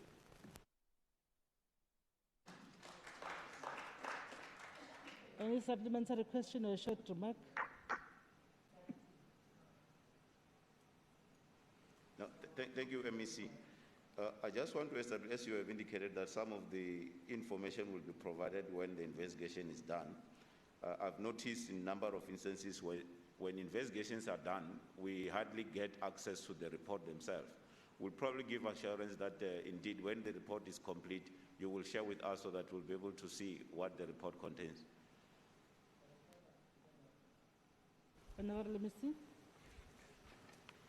Thank you so much, Member Ramlifa, for that follow-up question. My view is that this report is done by independent bodies like the SIU. If the SIU is willing to make that report available, I don't mind. We'll make that report available. But remember, you must not jeopardize the people that have given you information, because some people that go to this institution, they go there demanding that they be protected as whistleblowers. So if you make some of the information public, you might jeopardize them and discourage them from making this information available. But in the absence of any other thing, I think this particular matter is a matter of national interest. This particular matter has brought negative reporting in terms of the department, in terms of the work that you are doing. We don't think that will be difficult in making it available if you get the go-ahead from the people that have commissioned that investigation. Thank you so much, Madam Speaker. Next question, Honorable Ramlifa to MEC for Education. Thank you, Madam Speaker. Regarding the filling of vacancies in the department, will the MEC please indicate what plans are in place to fill all funded vacancies? What interventions are in place to avoid under-expenditure through funded vacancies? How many vacancies are there in the department as at the end of Jan 2021? With a commitment to create more jobs, are there any consequences for managers who are responsible for filling this post but have not? And if not, why not? Honorable MEC. Thank you so much, Madam Speaker. Thank you, Member Ramlifa, for your questions. In terms of question 1, the Gauteng Department of Education has approved the 2020-2021 recruitment plan for both schools and offices, which outlines timeframes and also outlines the funded posts which will be advertised. Remember, the education system is a very difficult system, Member Ramlifa. You have to advertise during certain periods. Because if you can advertise during the year, a teacher that is teaching a learner in grade 8, if he wants a position, a promotional position in another district, if you do that during the year, that teacher will leave teaching there and go to a promotional post and leave learners there unattended. So when you advertise posts, you must do them in installments so that it does not disrupt teaching and learning. I felt that information is very crucial so that during the year, there are no movements of teachers, because education is an annual event. So if we have lots of movements within the education system, you'll disrupt the system. It's only certain positions, like position of the principal and the position of HODs, that we can have. But the actual work of teachers inside the classroom, that is why we advertise either at the beginning of the year or at the end of the year, so that the movement happens during holidays, so that you don't disrupt the education system and find people that are not been appointed, they move to other schools and leave other schools without teachers. In terms of question 2, posts are advertised in line with approved recruitment plan, and all managers are given management plans which guide them to fill posts timelessly. In terms of question 3, a total of 9,147 vacant posts were recorded as of the 31st January 2021, which translates to 9% vacancy rate of the department. And the acceptable vacancy rate in the public sector is 10%, and we are at 9%.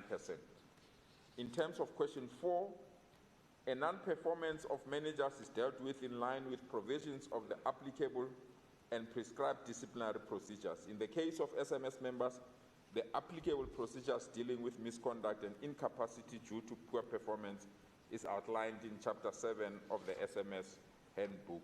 In terms of question 5, it falls out on the basis of the answer I've just given you on question 4. Thank you so much, Madam Speaker. Short remark.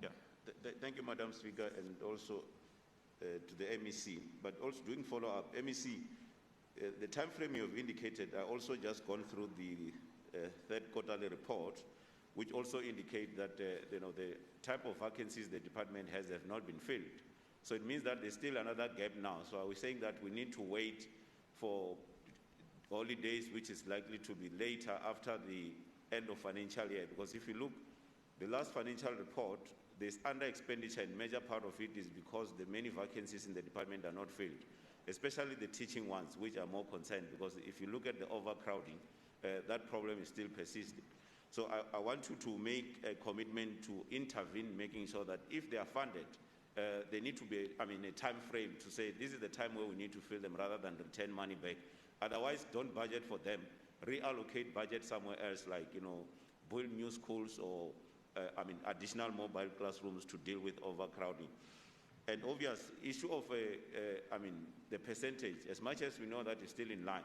But if we look at the current challenge of unemployment in our country, I suspect that it should be our concern that not even 1% should be something which makes us feel comfortable when we've got so many people who are out of job, when the opportunities are available and also budgeted for. So I want you to also, look at that in that mind to say, does it matter whether it's 10% which is expected, but as long as there's a vacancy, that vacancy has to be filled, so that we're also responding to the country's challenge of unemployment. Thank you, Madam Speaker. Honorable Messi. Point well made, Member Ramlifo. But unfortunately, I can't play God. I don't know who will die tomorrow. And if you want me to anticipate who will die tomorrow, it's a very difficult task. Because God is the only one that knows amongst ourselves who's next. And I can't do that with teachers. I can't do that with office staff. And you are quoting quarter 3. You know quarter 3 we've gone through difficulties. People are working from home. How do you interview people when people are working from home? SGBs were not meeting. How do you interview people when SGBs are not working? How do you ensure that those that wanted to take out or leave the system because they've got comorbidities and they were fearing the virus, how do we stop them? We can't. So the need to replace, I agree with you, it's a well-made point. But unfortunately, there are circumstances beyond our control that makes it extremely difficult to say we'll fill up to 0% or 1% or 2%, as you are saying. This system, people get interviewed, get attracted to other posts, and these are poor schools, unfortunately, which is the point that some of us are arguing very strongly, that the schools that have an extra cash have the ability to lobby good teachers in township schools because they can give an extra 5,000 rand. And teachers leave to go to those private schools or private institutions. There is an urgent need to review the salaries of our educators so that it must not be influenced by parents that have an extra cash. It must be influenced by the need and where the need is needed so that teachers can go there. That's an area for another debate for another day. But for now, please, man, don't expect me to play God. I don't know who will die tomorrow. Thank you so much, Madam Speaker. Next question, Honorable Shackleton to MEC for Community Safety, who will respond virtually. Thank you, Madam Speaker. Through you to the Honourable MEC for Community Safety. Regarding shortages of vehicles for the Gauteng Provincial Traffic Police officers, could the MEC please indicate, is there a shortage of vehicles for these officers? How has this impacted their ability to perform their duties? In light of the COVID-19 regulations, how many officers may occupy a vehicle while out on patrol? If the regulations in the question above caused a shortage of vehicles and manpower, and if yes, will more vehicles be procured to resolve this issue? Thank you, Madam Speaker. Honourable MEC. Thank you very much, Madam Speaker, and greetings to all the members. In responding to the first question on the shortages of vehicles for the officers, yes, there is a shortage. In any organization, there's always a shortage of vehicles. They are never enough. That's why you find, even as the provincial government, we've taken it upon ourselves to also assist in purchase cars for the SAPS. So obviously, even in our Gauteng Traffic Police, we do have a shortage. On question number 2, how has this impacted their ability to perform their duties? Road safety officers could not manage to perform their duties, which resulted in non-achievements of their targets due to vehicle shortages, and traffic officers must also share vehicles and rotate after shifts, which may lead to spreading of COVID-19 disease, and this affects the ability of officers to conduct visible patrolling and the reduction of road fatalities. Of course, as a department, we've taken it upon ourselves to ensure that we decontaminate the cars before they are actually handed over to the next shift of officers.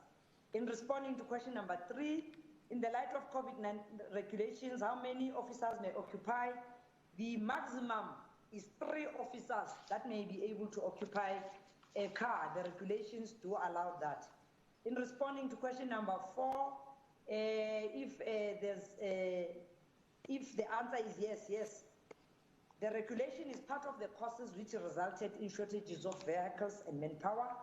Question 5, if we'll be purchasing more vehicles, yes, we will be purchasing more cars. Some of them, of course, their contracts are ending due to a defleet. Others, they've reached their higher mileage, so obviously they'll have to be replenished. So as a department, we do intend to purchase more cars in order to be able to make sure that our officers do have sufficient cars. Thank you very much, Madam Speaker. Any supplementary question or short remark, Honourable Shackleton? Thank you so much, Madam Speaker, and through you to the MEC for Community Safety. Would making the Gauteng Traffic Police a 24-hour police service assist in the situation that has been indicated about the lack of vehicles causing a lack of efficacy of the Gauteng Traffic Police, thereby creating more shifts? Thank you, Madam Speaker. Honourable MEC. Thank you, Madam Speaker. I believe that's a new question. If Honourable Member Shackleton wants to ask about 24/7 shift, may he please retable a new question. Thank you very much. Next question, Honourable Nsekhe to MEC for Social Development, who will respond virtually. Thank you, Speaker. With regards to youth empowerment programs, could the MEC please indicate how much money in rands and cents was budgeted for this program in 2020-2021? How much money in rands and cents have been used to date? How many people have been trained since the beginning of the 2020-2021 financial year to date? How has the program been adjusted to assist youth during the lockdown period? And how would monitoring and evaluation measure the success of this program? Thank you, Speaker. Honourable MEC.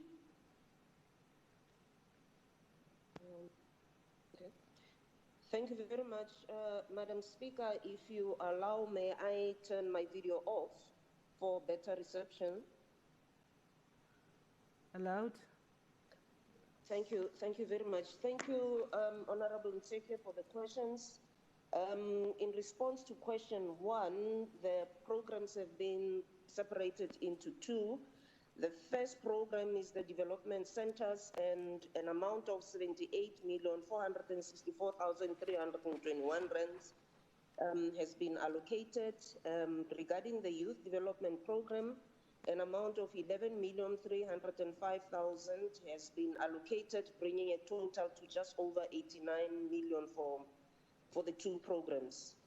Responding to question number 2, the development centers, the expenditure amount is 62,318,818 rands and 33 cents, and the amount committed is just over 81 million rands. And for the youth development, the expenditure amount so far is 9,318,924 and 73 cents, and the committed amount is 11,304,688. And the total for expenditure amount is just over 71 million, and the total expenditure for committed amounts is just over 92 million rands. Responding to your question 3, Honorable Ncheke, the response is that at the end of the third quarter, 35,670 youth had been trained in the 2020-2021 financial year. Regarding your fourth question, the program under quarter 1 targets have been added and spread to targeted performance in quarter 2 up to 4 of the financial year. Programs that require mass gatherings have been adjusted to small classes and online offerings. The youth camp programs were cancelled, and I'm sure you're aware of the reasons for this eventuality. This also informed changes to the source of evidence verification. Honorable Ncheke, there's an annexure that will give you more detail, which will be forwarded to yourselves. Responding to question 5, regarding monitoring and evaluation, this apply to performance and financial monitoring and evaluation, which is evidence-based. Again, there's an annexure which is quite voluminous, and it will be forwarded to yourself. The department policy framework on managing performance information, that's what the annexure entails. Monitoring and evaluation would measure the success of the program in the following manner. The first one is that it's regarding program monitoring. Regular monitoring visits to NPOs to assess achievements of targets, effectiveness of the program, etc. The monitoring of program objectives through funded NPO is preceded by enlisting program objectives, which are later translated into performance indicators and targets. The department routinely collects data on these indicators and compares actual results with targets. NPOs also submit quarterly programs and financial progress reports to the department. The department then evaluates the reported performance against planned targets to provide information whether the programs have registered success or not. Secondly, annual reviews are conducted for the NPOs that have submitted business plans intended for a new financial year. This assessment for the performance of the NPO programs implemented emphasizes on how an NPO has been successful in achieving the program, financial and operational aspects that were agreed upon for the success of the program. And lastly, the program evaluations are then conducted by the research unit. Honorable Ncheke, do you have a supplementary question? I was not finished, Speaker. I was interrupted by somebody who was speaking. May I just conclude? Okay. Thank you. I was saying, lastly, the program evaluations are then conducted by the research unit based on budget availability, where program lessons are drawn to improve future interventions and to inform policy. This often includes customer satisfaction survey. I am through, Speaker. Thank you very much. Thank you, MEC. Honorable Ncheke, do you have any supplementary question or short remark? I've got a short remark, Chair.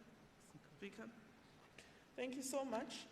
MEC, thank you very much for your response. The only concern I have, when I listen to 35,000 youth being trained, I hope that it's not unaccredited courses like you had in the previous years. Once again, I'm also worried about your response to question 5, because you know that there's a big vacancy for monitoring and evaluation in the department. So I'm wondering whether the department is really getting value for money. But I will be bringing further questions to this House, because I'm not happy with the training being provided to the youth under social development. Thank you. Your comments, MEC? No, it's fine. Speaker, thank you. She said she'll be sending more questions, so it's fine. We'll respond to the questions. But I also believe that when she goes through the annexures that I made mention of, she'll get more clarity on the matters. Thank you very much, Speaker. Can you request that all your questions be sent via the procedural office? Then they will be forwarded to the MEC for record purposes. Next question, Honorable Ntseke, to MEC for Social Development. Thank you, Speaker. With regards to old age homes in Gauteng, could the MEC please indicate how many facilities are there in the province? Of these, how many are privately run and how many are government funded? How many elderly people are in the government facilities versus private facilities? How many people have passed away from COVID-19 during the first wave in government facilities versus private facilities? And to date, how many have passed away from COVID-19 during the second wave in government facilities versus private facilities? Thank you.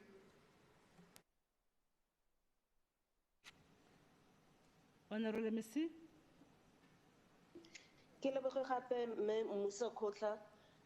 Responding to the first question, Honorable Ntseke, in total there are 216 old age home facilities in the province. Responding to your second question, the breakdown of the facilities are as follows. There's one government facility, there's 72 NPO facilities that are funded by the department. There's 143 private facilities in the database of the department. Responding to your third question, the number of residential facilities, one government facilities, and it accommodates 190 persons. There's NPOs managed facilities funded by the government, accommodates 5,426 individuals, and private facilities, they accommodate 6,653 people. Responding to your fourth question, number of residential facilities, government facilities, there are no people who passed away in those facilities. People who passed away in the NPOs managed by NPO facilities that are funded by government, there's 239. In private facilities, the number cannot be confirmed due to limited monitoring capacity. However, the Department of Health, in partnership with the department, assisted in cases of COVID-19 crisis in private older persons residential facilities. Responding to your fourth question, Honorable Ntseke,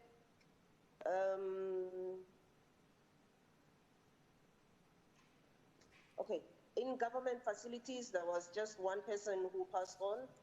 At NPO managed facilities funded by government, 7 older persons unfortunately passed on. And in private facilities, the number cannot be confirmed due to the same reasons that I gave under response to question 4. Thank you very much, Madam Speaker.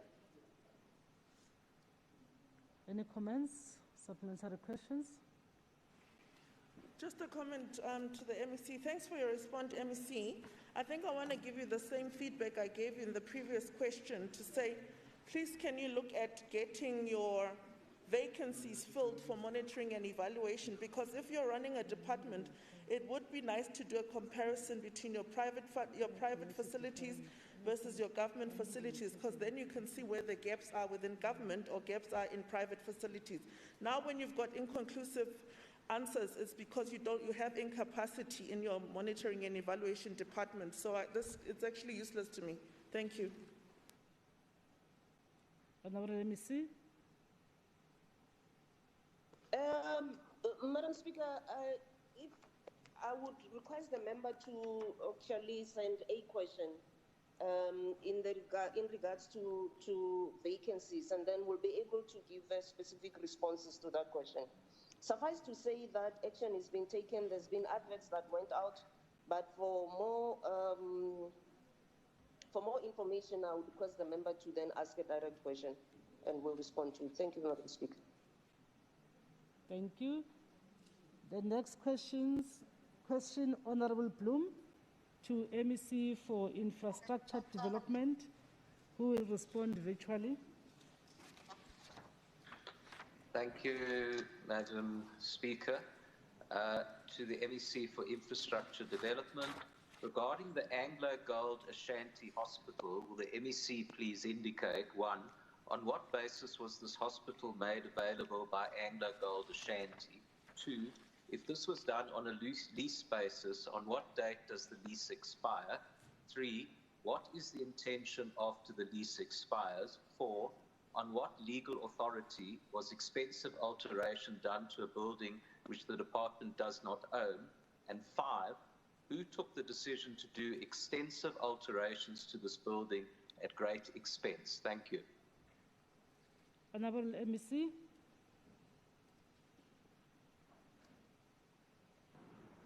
Thank you, Speaker. Speaker, may I request that I also respond with my camera off?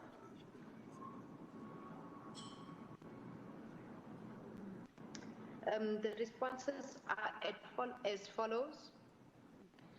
On what basis was this hospital made available by Anglo Gold Ashanti? It was made available on a lease basis. On what date does the lease expire? It expired on the 31st of January 2021. What is the intention after the lease expires? The intention is to enter into a long-term lease agreement or a donation of the facility to the province. The new owner, Harmony Gold Mine, has agreed in principle to donate the hospital to the province.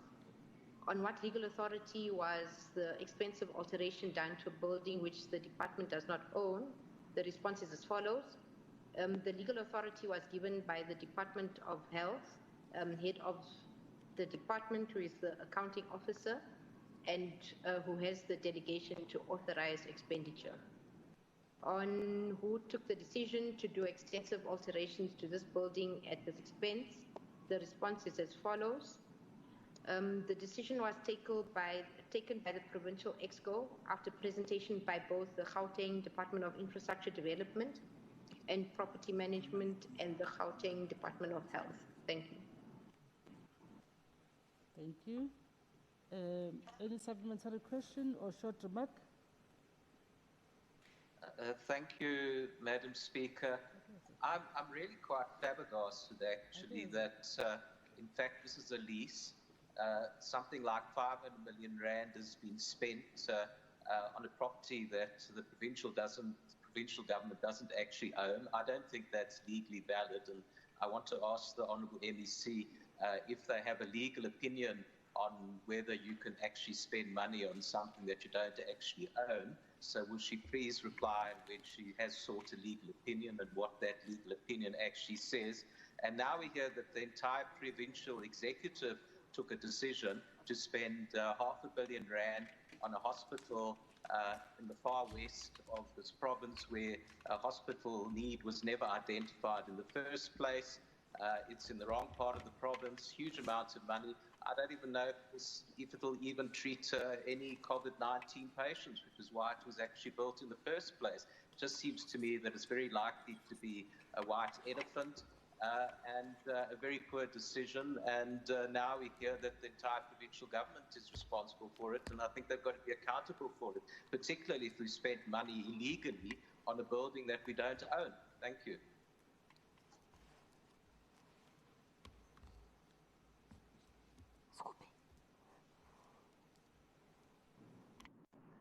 Thank you, Member Bloom.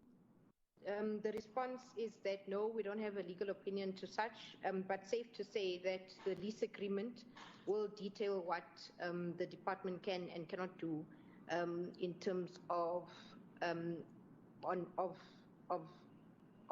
any alterations or what we call tenant installation on a building. Thank you.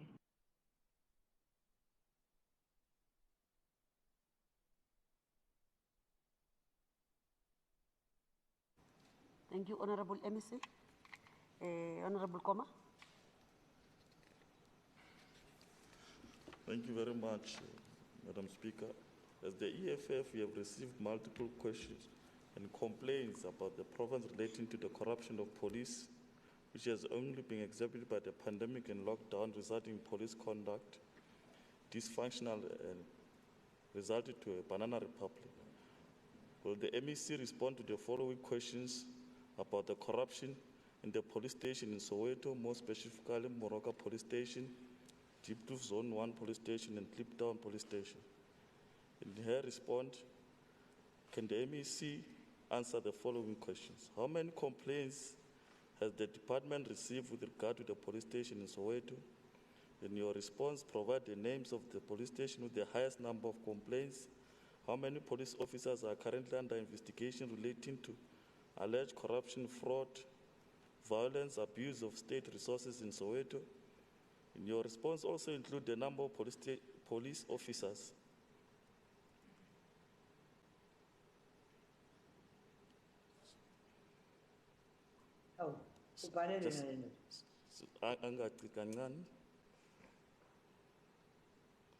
Yes. In your response, please include the number of police officers under investigation at Moroka Police Station, Deep Kloof Zone 1 Police Station, Kliptown Police Station. How many officers have been arrested in connection with the alleged corruption and gun violence, fraud, violence, misconduct, abuse of state resources at Moroka Police Station, Deep Kloof Zone 1 Police Station, and Kliptown from the 1st of January 2018 to date? In your response, please provide with court appearance detailed number of convictions and investigation authority handling the said cases. How does the department intend in dealing with the corruption at the police station in the province, and particularly at Moroka Police Station and Deep Kloof Zone 1 Police and Kliptown Police Station with relating to the illegal use and abuse of state resources? How many police officers have been arrested in connection with the court cases under investigation and concluded successfully and prosecuted? Thank you very much, Madam Speaker. Thank you, Honourable Member. MEC, please respond. Thank you very much, Madam Deputy Speaker, and from the Honourable Member for the questions. In responding to question number 1, of how many complaints has the department received with regards to police stations in Soweto, and that we must also indicate the number of complaints. In Deep Kloof, we received 2. In Kliptown, we received 1. In Moroka, we received 2. On question number 2, how many police officers are currently under investigation relating to the alleged corruption, fraud, violence, abuse of state resources in Soweto, especially in those 3 stations again? The response is as this, Honourable Member. In Deep Kloof, it is 3 cases. In Kliptown, it is 1 case. In Moroka, it is 2 cases. On question number 3, how many officers have been arrested in connection with the alleged corruption and gun license fraud, violence, misconduct, and abuse of state resources in those 3 stations? In response is that in Deep Kloof, it is 3. In Kliptown, it is 1. In Moroka, it is 1. And currently, there are 3 cases that are being investigated by the DPCI, and 3 cases are investigated by the Provincial Anti-Corruption Unit. Question number 4, how does the department intend on dealing with corruption at police stations in the province, and particularly in those 3 stations? Response is that the advocacy and effective implementation of the ethics and anti-corruption strategy and the National Instruction 18 of 2019 integrity management. Its objectives are that we need to ensure organizational culture and climate that is conducive to improving ethics integrity, regulate the ethics committee of the service, regulate the appointment and the functions of those, promote integrity and manage the financial disclosure system and manage the processes and systems, especially when it comes to dealing with the police. On question number 5, how many police officers have been arrested in connection with the cold cases? The answer is arrests. That has been done is 6 arrests. There are 4 investigations. There's 1 case and 2 unconcluded cases, sorry. It is 1 case and there are 2 people who are actually accused. On successful prosecution, it is 2 people that have actually been arrested. Thank you very much. Thank you. Honourable Koma, do you have a supplementary remark or question? Thank you very much, MEC, for responding to our questions. It's just a pity that there has been a number of cases that our people have reported, and you've only mentioned quite a few that you have mentioned in your response. Therefore, we ask that your department go back and review and check properly how many cases that have been reported. There might have been cases that are reported, but they are hidden somewhere, because these cases involve police officers. Of course, they've got friends of friends in those police stations. We have a lot of cases that have come to our attention, and we'll have to state to the MEC that can she go and get conclusive cases in those police stations and come back and give us a proper report, because there are quite a number of cases that we can also email to her for her attention if she didn't get that full report. Thank you very much. Thank you. MEC? Thank you very much, Madam Deputy Speaker. We appreciate what the honorable member is sharing with us, like he's promising that he can share with us all those cases that have been reported. We will truly appreciate them, honorable member. The information I was sharing with you is information that comes from IPIT. Remember, that is the institution that deals with police corruption or cases that have been reported against the police. So we don't just thumbsuck numbers, but we actually get information from the people who are responsible in dealing with cases and corruption that you find within the police. So if, as you allege, that you've got cases you can send to us, we truly appreciate. Please share. Thank you very much, Honorable MEC. Secretary, the next order, please. Still question? Oh. I'll call for supplementary questions or remarks.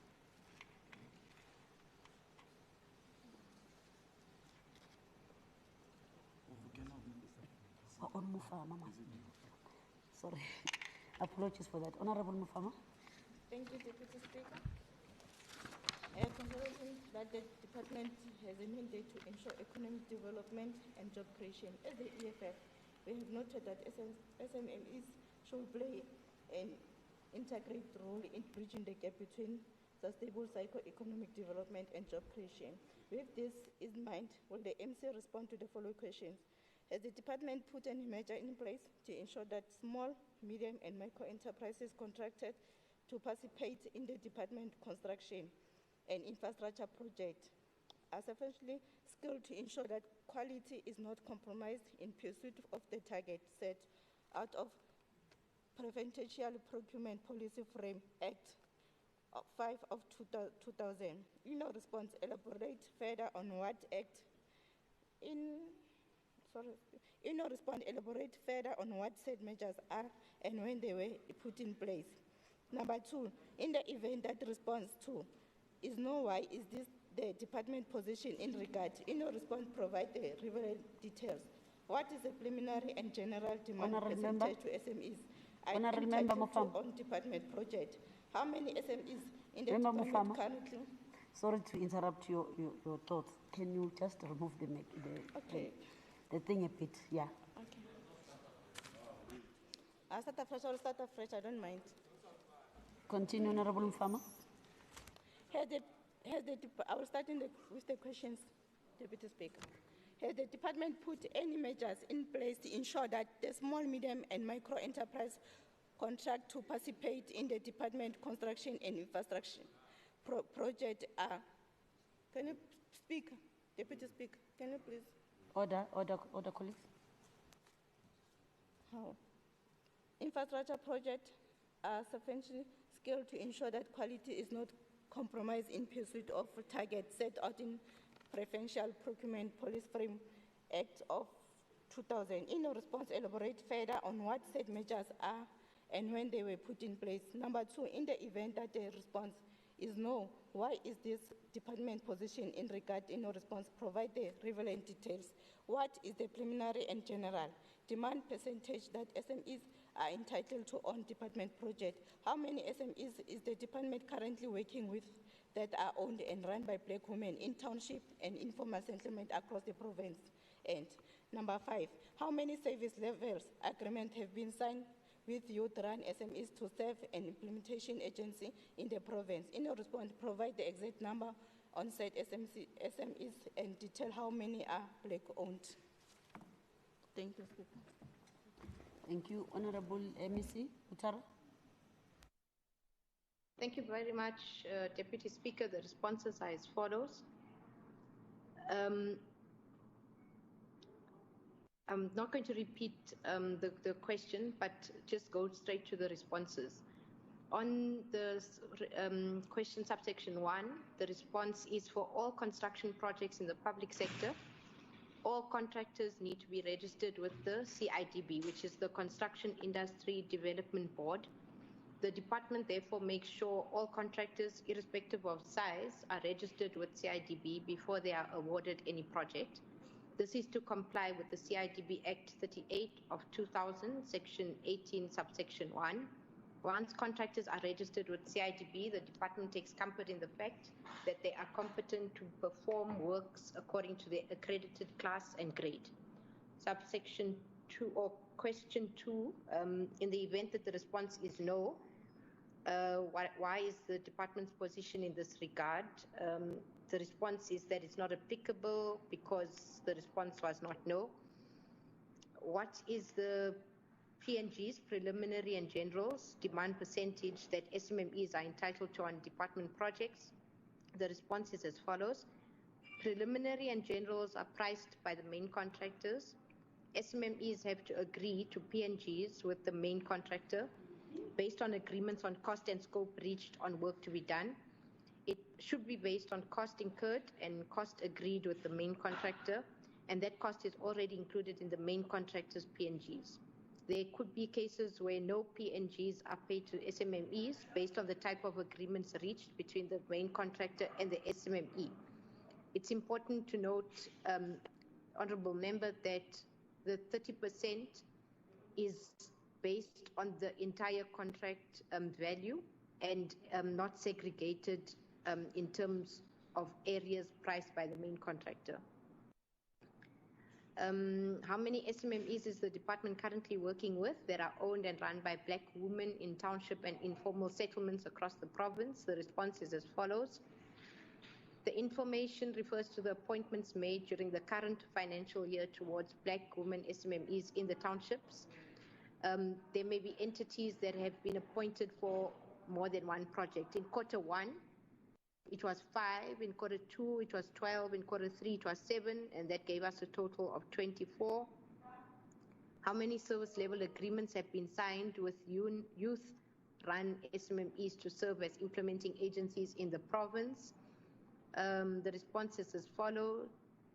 The information refers to appointments made in the current financial year towards Black youth-owned SMMEs. Inclusive in these numbers are appointments on goods and services where purchase orders are created, as well as maintenance works allocations based on the 3-year general service level agreement. In quarter 1, it was 70. In quarter 2, it was 40. And in quarter 3, it was 54. That brought us to a total of 164. Thank you. Thank you. Honourable Mfama, do you have a question or a remark? Thank you very much. Moving right along to the following question. Honourable Mfama. Thank you, Deputy Speaker. Understanding that the department envisioned providing integrated and smart public infrastructure and property management solutions that transform the spatial landscape and improve the quality of life of citizens of Gauteng, will the MC respond to the following? What the target has department set for the new renewal lease with Black-owned properties to provide infrastructure, delivery, economic development, and job creation in the province for 2021 and 2022? Number 2, what the progress has been made in meeting the target mentioned set by the department in response provide number of new leases signed with black-owned properties since 2019 to the date. Does the department intend to entering into a lease with landlords who are not complying with the requirements of black economic empowerment in the case where there are no black-owned properties in a certain area? The black-owned properties do not meet certain criteria. If not, why not? If so, why are the relevant details? In the case where black-owned properties do not tender for a specific contract, will the department cancel the tender process and retender in order to allow for those businesses to participate? If not, what is the department position in the regard? Number 5, in the event of what the number of times will produced be followed and other mechanisms will be used to ensure that the target is met. I thank you, Speaker. Deputy Speaker. Honorable MEC Mutara.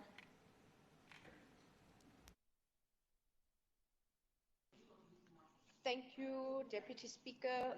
The responses are as follows. What target has the department set for new leases with black-owned properties to provide infrastructure delivery for 2021-2022? The response is none. The department has an overall target in terms of black-owned businesses, which is not segregated for and does not have a specific number for new or renewal leases. What progress has been made in meeting the target mentioned in 1, and that is we were asked to provide number of new leases signed with black-owned properties since 2019 to date. Although the department did not set any target, 11 new leases have been signed for black-owned properties to date. Does the department intend on entering into a lease with landlords who are not compliant to the requirements of BEE? The response is as follows. The department needs to ensure at all times that it adheres to the applicable legislative frameworks that govern leases in the public sector to promote good governance and accountability. However, since the department is committed to black economic empowerment as a pre-qualification for procurement of office space in tenders for areas that do not meet certain criteria. In cases where black-owned properties do not tender for a specific contract, will the department cancel the tender process and re-tender in order to allow for those businesses to participate? If not, what is the department's position in this regard? The response is as follows. The procurement process, as per the applicable legislative framework, requires a process that is fair, competitive, cost-effective, equitable, and transparent. As per the prescript, there is allowance made according to the PPPFA to apply objective criteria in terms of race, gender, and disability. In such a case, the department could cancel the tender if the objective criteria was for the advancement of black-owned properties. However, if this was not the case, then it would be difficult to cancel the tender.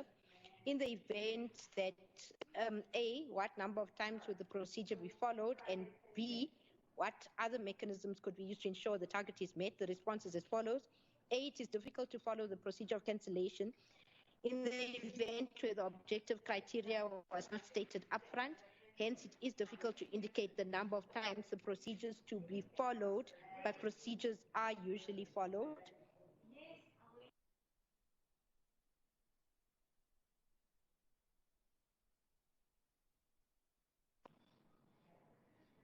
Other mechanisms can include that the department ensure that market analysis is fully done to find where black-owned firms are located. These firms should then be put on a panel or roster. The roster may be used to invite these firms to tender for specific projects as per framework agreement. And C, furthermore, there also have to be thorough empowerment of such firms, such as capital financing and mentoring, to create a pool of such firms. This could be done in collaboration with the Department of Economic Development and Gauteng Treasury. Thank you, Deputy Speaker. Thank you, Honorable Mutara.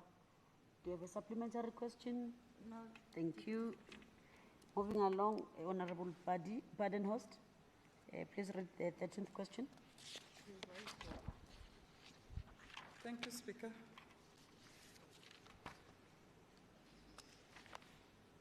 MEC, it's a known fact that there is a vast shortage of social workers in the Department of Government. And knowing this, can the MEC please respond to the following questions? Were you aware of the shortage of social workers in the department? Were there any measures put in place for the appointment of social workers in the previous quarter? If so, why is there still a lack of them in most of the departments, for example, in clinics and police stations, to provide assistance for rape victims? Furthermore, the availability in post offices to assist disabled people and pensioners with grants, even at SASSA offices to avoid long queues, and in schools where children are molested by fellow learners and teachers. And number 4, MEC, there is many qualified social workers out there who needs employment without being family of certain people. Or is nepotism still showing its ugly head in the department? Thank you, Speaker. Thank you, Honourable Member. Honourable Musupia. Thank you very much, Honourable Deputy Speaker. Can you hear me, Honourable Deputy Speaker? Am I audible? Not really. Can you increase your volume or maybe raise your voice? Okay, I will try. Sorry about that. Yeah, better now. Honourable Deputy Speaker, thank you very much. Thank you, and thanks for the questions, Honourable Badenhorst. Responding to your first question, Honourable Badenhorst, the Gauteng Department of Social Development has filled 1,705 social work posts to date. The filling of posts is linked to provisions of budget. So there are 55 vacant posts of social workers funded in the establishment report at the end of January this year. That gives a vacancy rate of 3.1%. Yes, there's still a vacancy, so aware of that. This will be filled by intake of social work graduates during the first quarter of 2021-2022 through a normal recruitment process. Responding to your second question, Honourable Badenhorst, the response is yes. 52 social work posts were created and appointments were made from the social work graduate intake of the 2020-2021 financial year in line with the scholarship agreements. Responding to your third question, Honourable Badenhorst, clinics and police stations are responsible for the creation of posts and appointment of their own social workers as linked to their departmental establishment. SASSA is responsible for submitting the required number of social workers to assist with the management of long queues during payment of grants. The department currently provides social work services at schools in the province. Responding to your fourth question, Honourable Badenhorst, the department advertised in 2019 requesting unemployed social work welfare professionals to register on our departmental database. The database is used when there are short-term employment opportunities. All other vacancies are advertised in line with the DPSA regulations, and social workers are appointed on merit. The department is audited by GAS and the AG, and oversights are done by various role players. No cases of nepotism were ever reported or found within the department. Thank you very much, Honourable Deputy Speaker. Thank you, MEC. Honourable Badenhorst, do you have a follow-up question or supplementary a remark? Sorry. Thank you, Speaker. You know, it's funny. On question 3, you said, MEC, that you said there's 1,700 social workers appointed, but it's funny when you go to the schools, even the clinics, wherever, police stations or whatever, there's no social workers that can assist the victims. And furthermore, these people were supposed to, each and every department is supposed to have a social worker. But as you said, they are appointed, but there's no show of them. So, are they invisible, or do they only come when they are needed or what? Thank you.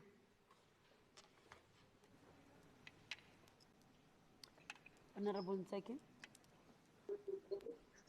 Thank you. In terms of 137 subsection 5, maybe as a follow-up question as to just ask if all the funded positions for social workers are filled in the department then. Thank you. Thank you, Member Nseke. Honorable MEC. Thank you very much, Honorable Deputy Speaker. Honorable Badenhorst, I think just as a general advice, the questions that related to police stations and clinics, I think you should ask them directly to those departments. I cannot give you answers that I don't have. Information that you need rests with those departments. So yeah, your concern is noted, but honestly, there's nothing that I can do with that. If you ask me a question regarding the social workers that are in the department, yes, we'll give you a direct answer to that. Honorable Ncheke, again, thanks for your question, but I think I've already responded to it. If you need more detail, I'm going to advise again that you ask a new question directly and we'll give you more detail to that. Thank you very much.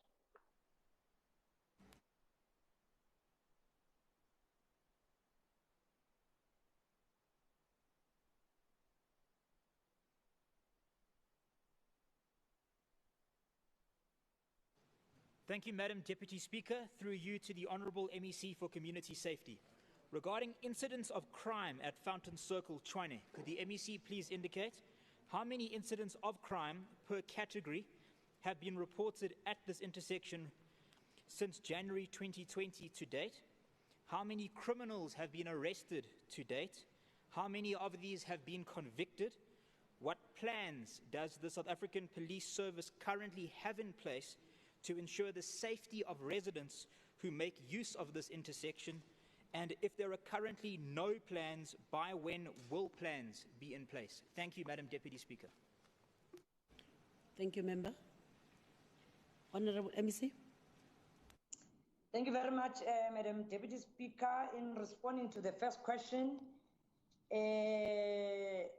offences that have been committed: attempted theft out of motor vehicles, 1 case; common robbery, 4 cases; malicious damage to property, 3 cases; robbery with firearm, 3 cases; theft out of motor vehicles, 26 cases. There's a total of 37 cases that have been reported since January 2020 to date. In responding to question number 2, how many criminals have been arrested to date? 1 suspect so far has been arrested. Others, their cases are still under investigation. Remember, when they steal out of cars or robber, they then run away. So obviously, police have to make follow-up and be able to arrest those culprits. So far, that is the one that has been arrested. What plans does the South African Police Service have to ensure safety of residents who make use of that intersection? It's not only residents, even me, Member Mazibugo, I do pass that intersection. So maybe your question will be, what plans are in place to ensure safety of people when they use that intersection? My response will be, crime prevention is being done with South African Police Service together with the Tshwane Metro Police, and they conduct patrols and they also do observations daily. Those that do use that intersection will actually give evidence that they do find miniana stop and searches that are being done by either SAPS or by the Tshwane Metro Police. Thank you very much, Madam Deputy Speaker. Thank you, MEC. Do you have a follow-up question, Member Shackleton, or a short remark? Yes, please, Madam Deputy Speaker. It's actually quite easy to find a follow-up question because the MEC didn't answer question 3. So the MEC did tell us how many criminals have been arrested to date, but the MEC, I believe she skipped past her notes. on question 3, which is how many of these have been convicted. Thank you, Madam Deputy Speaker. Honorable MEC? Yeah. I think the honorable member is correct. I did not answer question number 3 on how many criminals, or I did answer the one of those that have been arrested. Of those that have been convicted, most of these cases, as I indicated, they are still under investigation, honorable member Shackleton. So there may not have been any convictions because, as I explained, sometimes when a person does commit crime, they run away, they disappear in the bushes, and they are never found. And obviously, anyone who tries to chase them, it's fence, jigelakada, zongtolakada, they never find them. So hopefully, most of those cases are still under investigation. As I indicated, some might have been arrested, but others, their investigation is still ongoing. So in short, there has never been any convictions. Baya danki. Thank you, MEC. Moving along, Member Tong, can you read the 15th question to the MEC of Human Settlements? Thank you, Deputy Speaker. With regard to the district development model being flaunted as an answer to address the dysfunctional of the implementation of the intergovernmental relation and cooperative governance framework to deal with concurrent functions of water resources and water services provision in the province, will the MEC respond to the following? What are the relevant details of the risk and mitigation strategies that have been identified by the department to ensure the successful implementation of the district development model? Which municipalities in the province have piloted the district development model since 2019? In your response, kindly provide details. Which municipalities have compiled reports about the success and failures of the district development model in their respective municipalities? In your response, provide details of at least one municipality by sharing its report and executive summary. If no report, elaborate why, and what have been the most significant findings about each municipalities and the district development model. Thank you.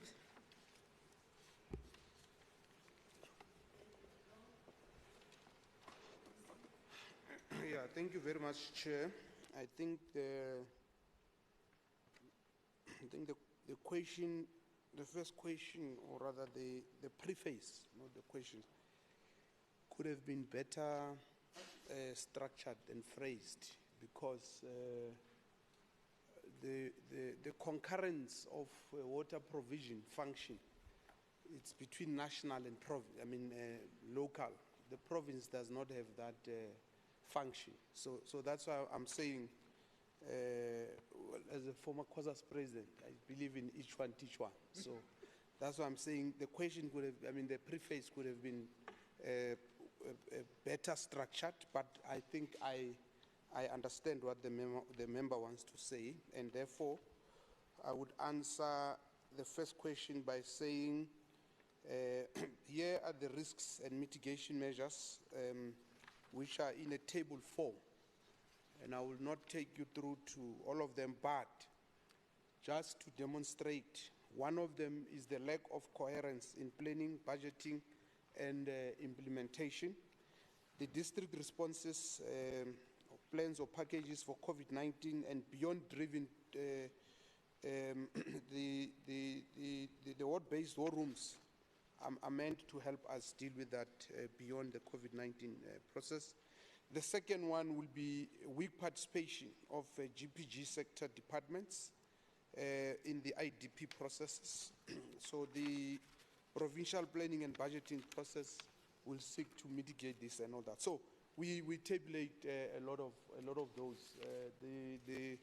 The honourable member, though the original question was supposed to be by Member Ledwaba, so I will submit those as read, Honourable Deputy Speaker. On question 2, I'm saying refer to question 1 because we've answered there. On question 3, there is no municipality that has compiled reports on the successes and failures of the model because it has not yet been piloted to any municipality, and therefore question 4,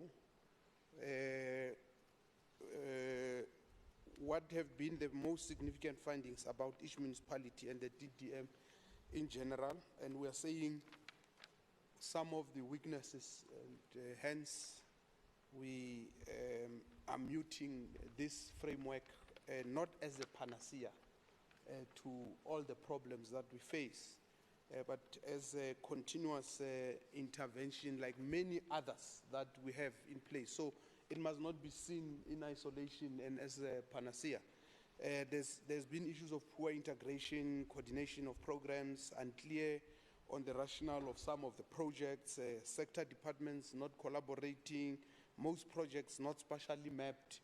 So these would have been previous challenges and weaknesses which we are dealing with through, as I've said, many other interventions, including our own plan as a province to govern better.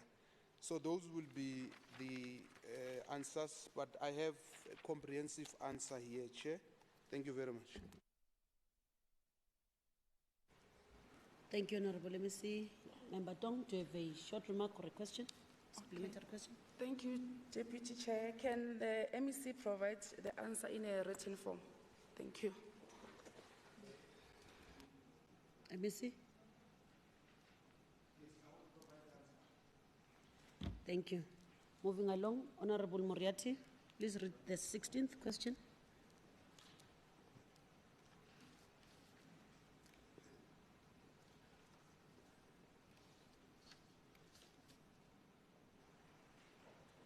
Expecting to do this today. I was convinced that it was going to go over to next week. Anyway.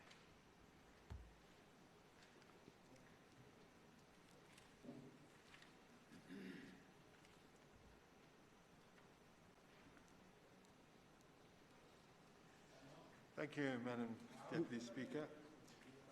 I rise to ask the MEC for Sports, Arts, Culture and Recreation regarding the Provincial Heritage Resources Authority Gauteng, FRAG. Would the MEC please indicate 1, has a new committee for FRAG been appointed? 2, if so, who are the members?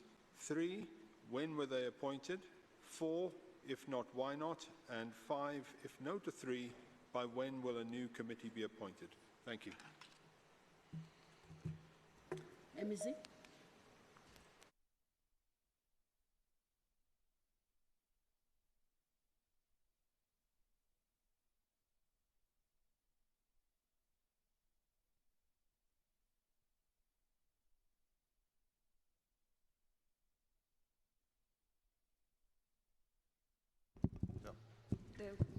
Thank you.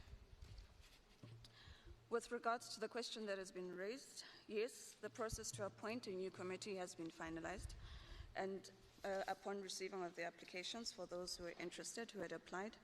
With regards to your question 2, if so, who are the members? A 15-member team has been constituted, made up of 6 returning members and 9 new members. We will be able to submit the list. If Deputy Speaker, I can go through the names if you so wish. Okay. We have Ms. Dorothy Raikane, Prof. Anton van Wolven, Mr. Brian Mackenzie, Ms. Refilwe Masucha, Mr. Spusiso Rupert Ndamase, Mr. Kumbuzo, Vincent Maimela, sorry.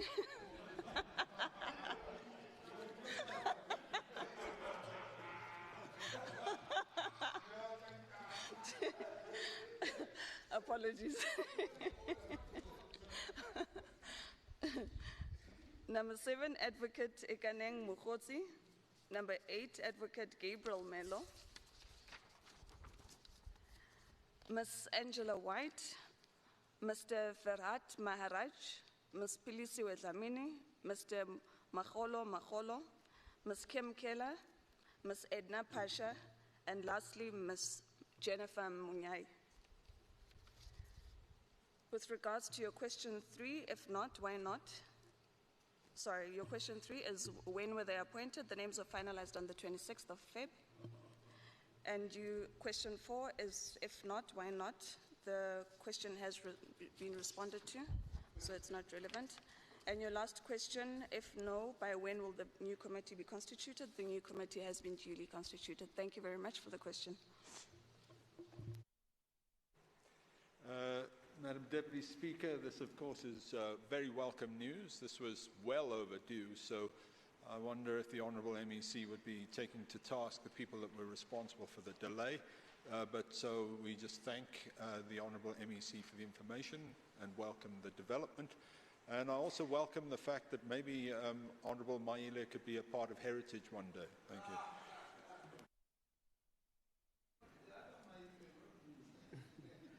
MEC, do you want to respond? Thank you. I think the comments are well noted, and indeed, he will be working with us quite closely. Thank you.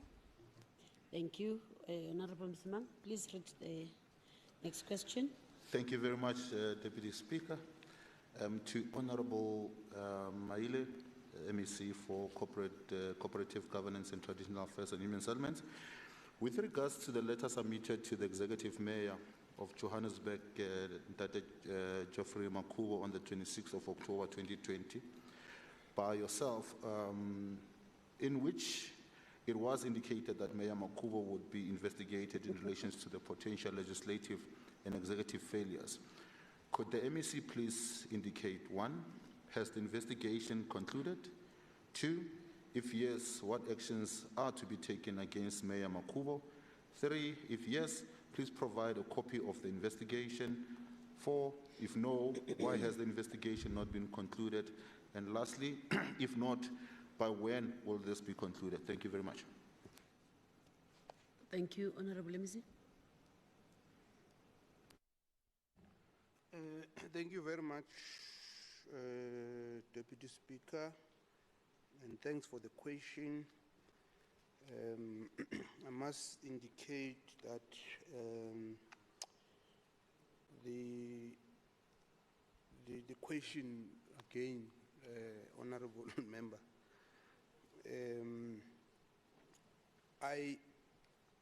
at no point did I say I will investigate the mayor.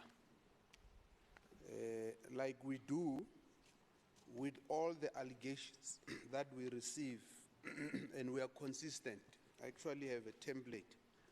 We ask mayors to give us reasons why, or whoever that's implicated, why must we not investigate them? So I think it's important to phrase it correctly so that you don't say tomorrow I've misled the House.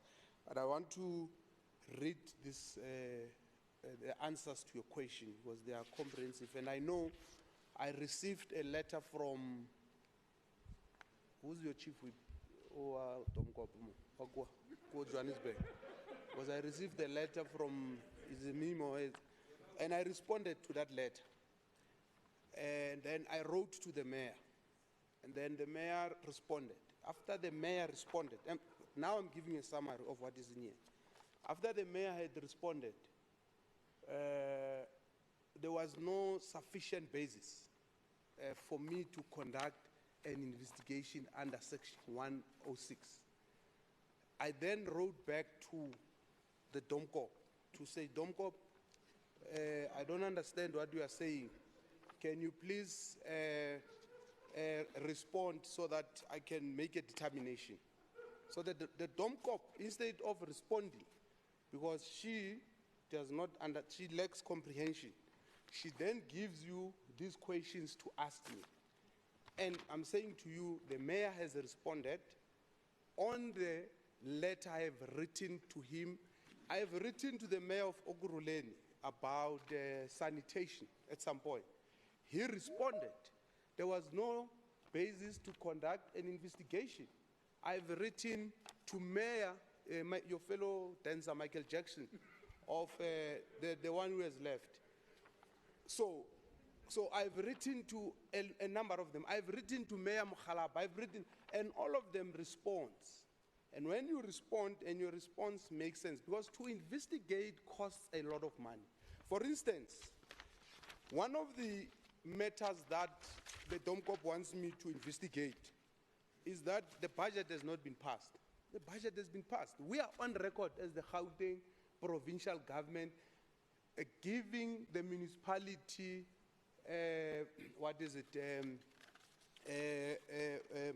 an instruction to pass a budget by a certain period. They have passed it, so you want me to investigate that? There's a budget. In fact, last week Friday, they were amending their budget. And now, the DOMCOP says I must investigate that. But also the DOMCOP says to me, there's COVID-related corruption. We all know that the public protector is busy with that. So you're saying I must take resources and investigate that. So I can go on, but in summary, Honorable Michael Jackson, there is no basis to investigate, and I'll give you a comprehensive, the letter, I'm even quoting here, the letter I wrote to the DOMCOP. I don't know if the DOMCOP was able to read this letter, because I'm still waiting for the response of the DOMCOP. Thank you very much, Deputy Speaker. Excuse me. Honorable Msman, do you want to make a short remark or question? Thank you very much, Madam Deputy Speaker. You know, I think we've come to know MEC. We've come to know MEC Maile. Every time he's nervous about answering something. He obfuscate, he would say everything except answering the question. There are very 5 specific questions that have been asked here. You could have used the opportunity to set the record straight in responding, but you have not done that. You failed to do that because that's what you do whenever you are nervous or not sure of the answers that you're about to give. And we've come to know you for that. And this is why you even went as far as your own members, by the way. It's because when you are nervous, you lose your sense of control. You don't control yourself. Now you're calling people DOMCOP, and I don't know if that is to be allowed. And let me say this, and it's important to say this.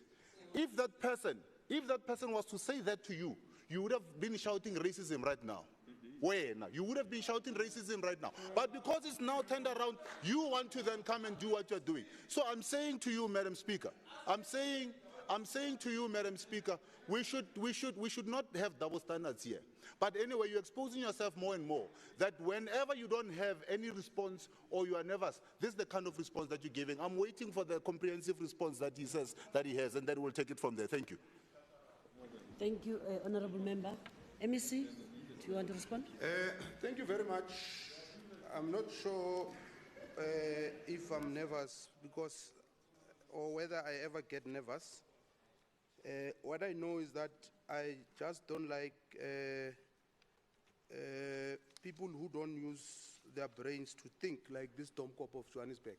What I'm saying, Chair, and I have said it here, I've even given you examples. There's a budget, and you must tell me which part of the question I have not answered. There is a budget. The letter that has been written to me is asking me to investigate that the municipality has not passed a budget. There is a budget in the municipality as we speak. That budget was amended on Friday last week. So what do I investigate? That there's no budget when there is the budget. I'm saying to you, the letter says I must investigate the COVID-19 related procurement. I'm saying to you, the public protector has started that process, is investigating. So why must I replicate the process that the public protector? And I have gone in detail responding to that. If you want me to read the letter, I can do it for you with pleasure. So, but that's what I'm doing, I'm responding now. So unless you want me to give you an answer that you like, I won't give you the answer that you like, because your chief whip in Johannesburg is stupid, and it has nothing to do with her race. And that's the point I'm raising. It has to do with how she conducts herself. Every time she wants me, when it's convenient, to intervene in Johannesburg. When we did it in Tshwane, in Johannesburg, it was interference. Member Muriati even went on TV. He wanted to cry, attacking me personally, because he was irritated by the intervention. And that intervention was justified. But now, when the DOMCOP is not happy with things, I mean, you'll hear even with the next question, which you have been given by the DOMCOP, because the DOMCOP has written me a letter about the same questions that you have been given. But let's leave the next set of questions, and I will demonstrate that the DOMCOP is really dumb. Thank you. Thank you very much. Honorable Mazwi, please read the 18th question to Ms. Silisofi.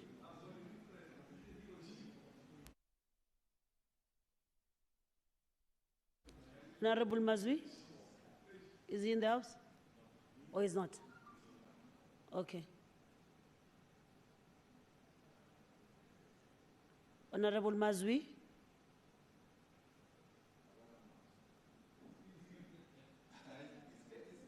Can you unmute or appear, please?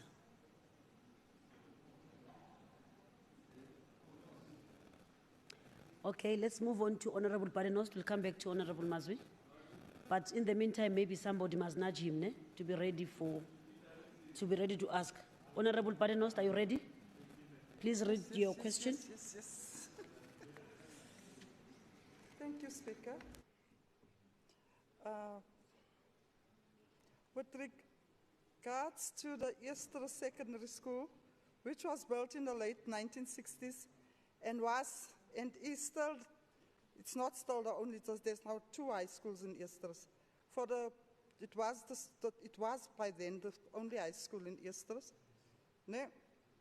It is hurting to see that the specific school, where some of us schooled, is in a bad condition, that it's in this bad condition that it is currently in.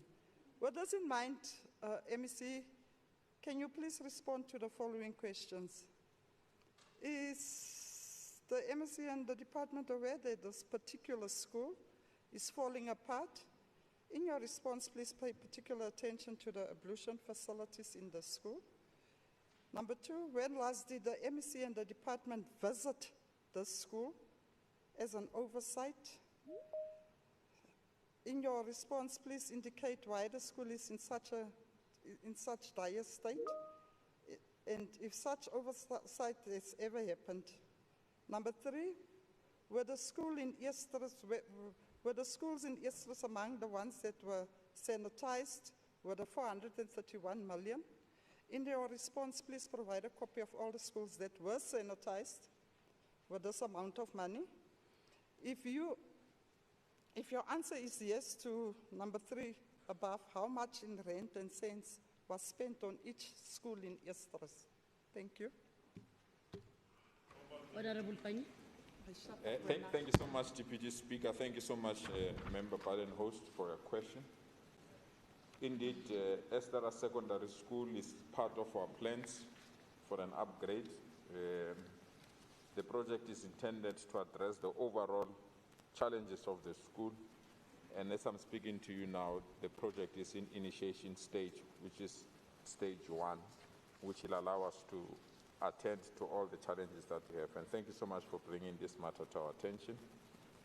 With regard to the ablution blocks at the school, this particular school benefited out of the upgrade that the department instituted in all our township schools to ensure that the ablution system are in good state. Unfortunately, after we've made them to be in good state, they were once again vandalized or misused, hence the current state. But there is a project team that is dealing and attending to this matter. Hopefully, it will be sorted out as well. In terms of question 2 about visits to schools, the department visits every single school in the province to provide support, monitoring and guidance through district officials. The quarterly visits are targeted, amongst other things, basic functionality of the school, leadership at the school, management and communication at the school, governance and relationship, quality of teaching and learning, curriculum provisioning and resourcing, learner achievement, school safety, security and discipline, school infrastructure, parents and community involvement. These quarterly visits are reported in the departmental quarterly and annual reports, which are submitted to this legislature. And if you went through that, you will have seen that how many times you visited the school. It must be noted that the school is empowered to respond to the day-to-day maintenance challenges through the provisions that we provide in terms of resources, so that they don't have to wait for the provincial government to come and resolve some of the minor challenges in the school. In this regard, the department has sent out an inspector to assess the pollution and will prepare a works order towards the repairs to be done while the replacement project's planning process is underway. In terms of question 3, we've indicated that we've appointed the SIU to investigate this matter, and I'll plead with you to wait for the outcome of this report so that we can indicate how much was used and for which school. In terms of question 4, it falls off on the basis of the answers to question 3. Thank you so much, Madam Speaker.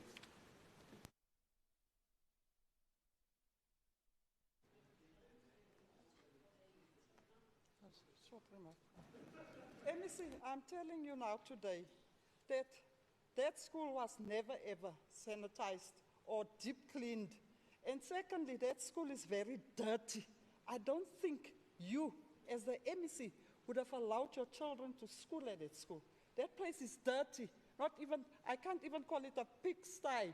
I can't believe how can the district make children to go to such a school, go and attend at such a school for their education, when the place is like falling apart, it's dirty. That you know what? I don't know what to say to you, but please do me a favor.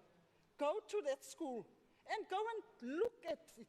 There's no cleaners there. There's nothing happening at that school. I was there last week, MEC, because I heard about there's nothing happening. Even this phase that you say there's a number 1 phase going on there. There's nothing happening there. Nothing. Please, MEC, send your people to go and do oversight so that they can give you a correct report. They mustn't come and lie and tell you that they've been there. Even all the schools in Easters, those schools were not sanitized. It were not sanitized. And they are lying if they say they've sanitized those schools. There's nothing happening there. Thank you, Speaker. I want to shut up. Thank you. Honorable MEC, please respond. Thank you so much, Deputy Speaker. Thank you so much, Member Badenhorst. I think, Member Badenhorst, we should ask this question first. Who made the school dirty? Because if we can't respond to that question, every time we make the school clean, it will be dirty again. And we need to be clear to people that are vandalizing our schools that we can only repair the school once or twice. We can't repair the school every time. We need to put proper systems. And proper system starts with the people that governs the school, which are the SGBs. I can tell you, averagely, each school in this province, averagely, and thanks to the leadership of this government, averagely, each school in the township gets 3 million rand every year, annually. Averagely, to repair, to clean, and ensure they pay for services from municipalities. So if that school is getting that amount of money, and the school is still dirty, as you say, who should be blamed? Who should be blamed? And I'm giving you this task now, Member Badenhorst, because you are saying that to me. I'll take the part that you want me to do. But let me give you a part. The term of that SGB in that school has come to an end yesterday. Between this week and the 3rd of April, we must choose new SGBs that will be accountable, transparent, and fix schools. I'm giving you that task. Go and look for parents who can run that school and make that school clean, and elect them to lead that school. If you do that, me and you will be on the same page. Thank you so much, Deputy Speaker. Thank you. Is order. Is Honorable Mazwi available?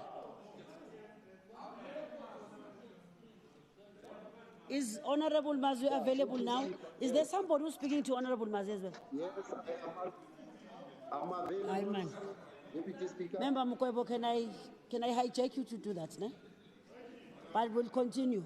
We'll continue with the speaking list. Honorable Tong, the next question, please. Please read it out. Thank you, Deputy Speaker.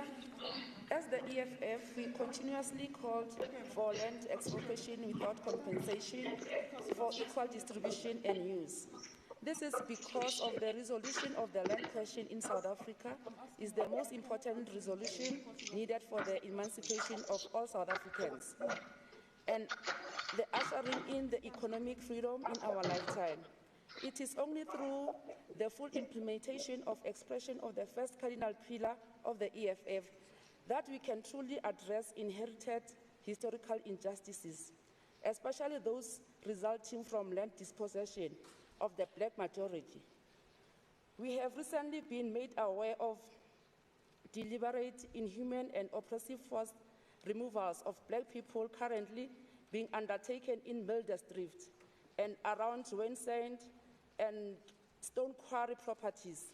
Within this in mind, will the MEC respond the following? Is the MEC aware of forced removal beings undertaken against black residents in former employees and former employees at plot 189 by arrogant land thief?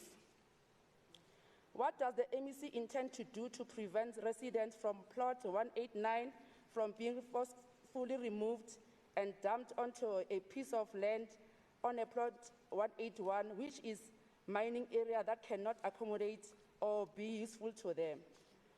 3, considering that there are graves located on the Wensand and Stone Quarry, what remedial action that will be taken by the department to preserve those graves to allow families of the buried to access them? Why should the black residents of plot 189 leave the permanent structures, homes to occupy containers that they will only have access for only 6 months whilst they are paying? And 5, what protection does the department intend to provide these residents from being forcibly removed in their land? Thank you. Honorable MC. Thank you very much, Deputy Speaker. The question is directed to the MEC, but it's actually a question to the municipality, like many other questions. So I'm giving you the answer of the municipality. The first question you are asking if I was aware, not until the municipality brought it to our attention. So the municipality, which is Mogale City, has been aware of the intention of the landowner to relocate the residents, which is about 55 families, from plot 289 Ritfale to plot 181 Ritfale. That was donated to the municipality by somebody here called Duem Aggregates. On question 2, the municipality says that a site inspection was undertaken by the officials of Mogale City together with the ward councillor, followed with engagements with all affected households. The affected families will be relocated from the dilapidated compound structure onto a standalone site, giving them more privacy and space. On question 3, the ward councillor had facilitated a discussion between this family, Wayne Quarry Properties Management, and the affected families on the preservation and assets to the graves.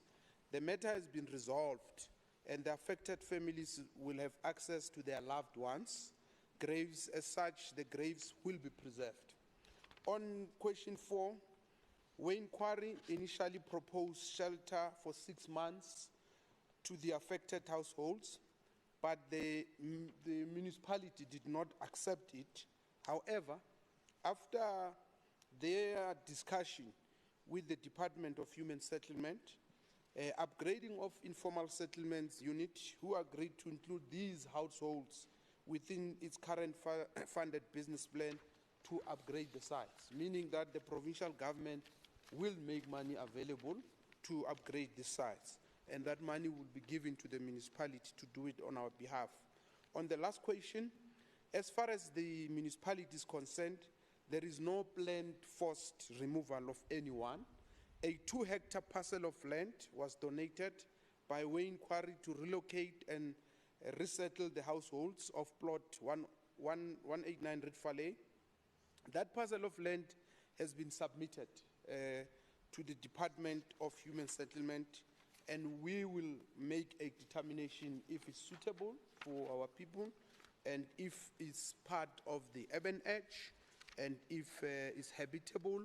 There is a criteria to make a determination. So in short, Honorable Member Dong, we will never, as the provincial government, be party to any process of resettling our people to any area that is not habitable. If anything, as a result of illegal land invasion, our people find ourselves in a lot of uninhabitable areas, and we still make an effort as the provincial government, because we are a caring government.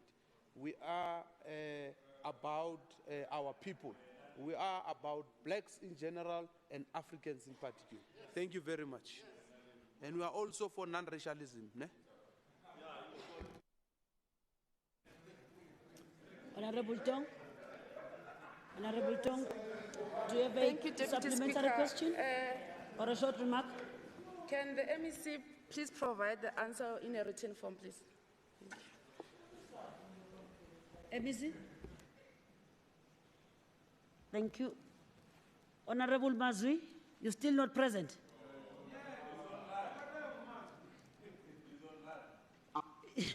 He must appear here. Okay, we're passing, we're moving right along. Honorable Msimang? No, I'm here. Ukona? Ukona? Oh, Ukona. Oh, Teta, get Teta Mfoka Mazwi. Please ask the question to the MEC for Education. Yeah, I'm sorry for that. I was having a challenge of the network. Okay, okay, But accepted. lucky I'm just, yeah. Yes, can the MEC respond to the following question regarding the matter of Ms. Fikile Ntuli versus the Department of Education? What condition has your department set up with regard to the reappointment of educators and support staff across the province? Number 2, what process and procedures has the department set up to resolve the dispute that have not been resolved by the that has been resolved by the department? How many disputes has the department had with educators and support staff between January 2016 and January 2021? In your response, MEC, provide details of the number of disputes that have not been resolved and why.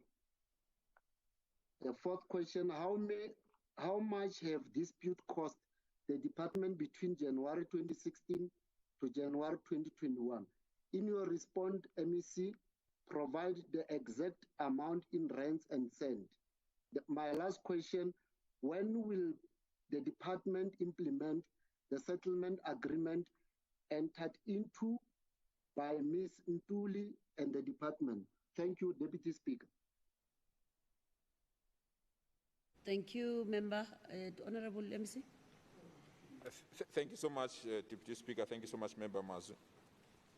In terms of question 1, there are no legislative provisions for the reappointment of educators or support staff who are appointed in terms of the ministerial determinations after their dismissal. Employees who were appointed in terms of Public Service Act and who were dismissed may be reappointed subject to Section 61 of the Public Service Regulation. And each application is evaluated on its own merit. In terms of question 2, once a dispute or a matter is referred to the ELRC, the Labour Relations Act allows the party that is not satisfied with the outcome to approach the Labour Court.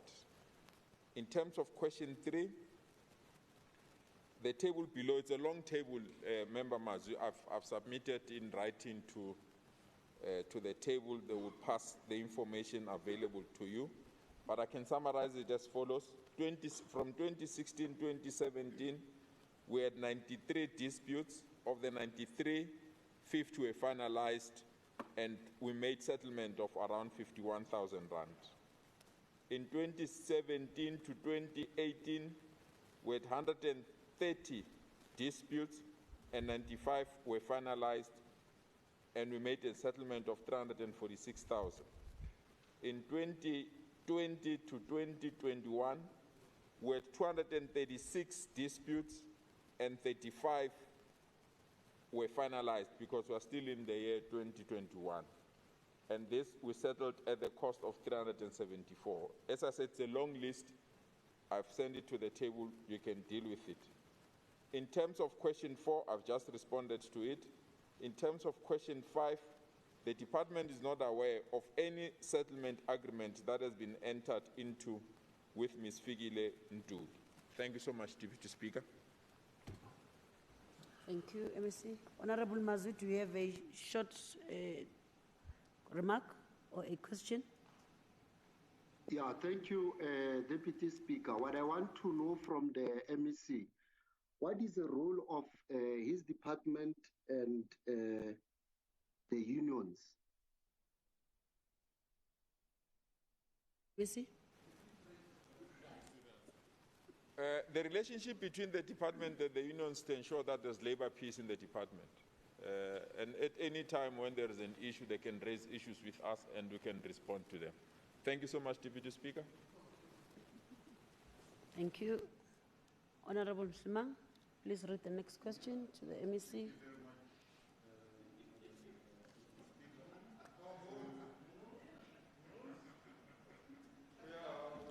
Utsi. That's fine. To Honorable Leboga Maile, with regards to the boards of directors for the municipal-owned entities in the city of Johannesburg, could the MEC please explain why? One, why were the process contained in Section 93E of the Municipal Systems Act of 2000, as amended in 2003, not followed in the appointment of the boards of directors for municipal-owned entities in the city of Johannesburg?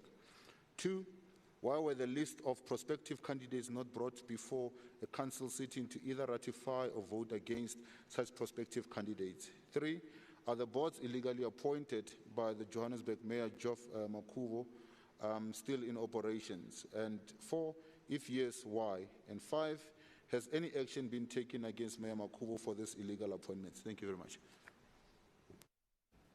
MEC Maile. Yeah, well, Premier, this question actually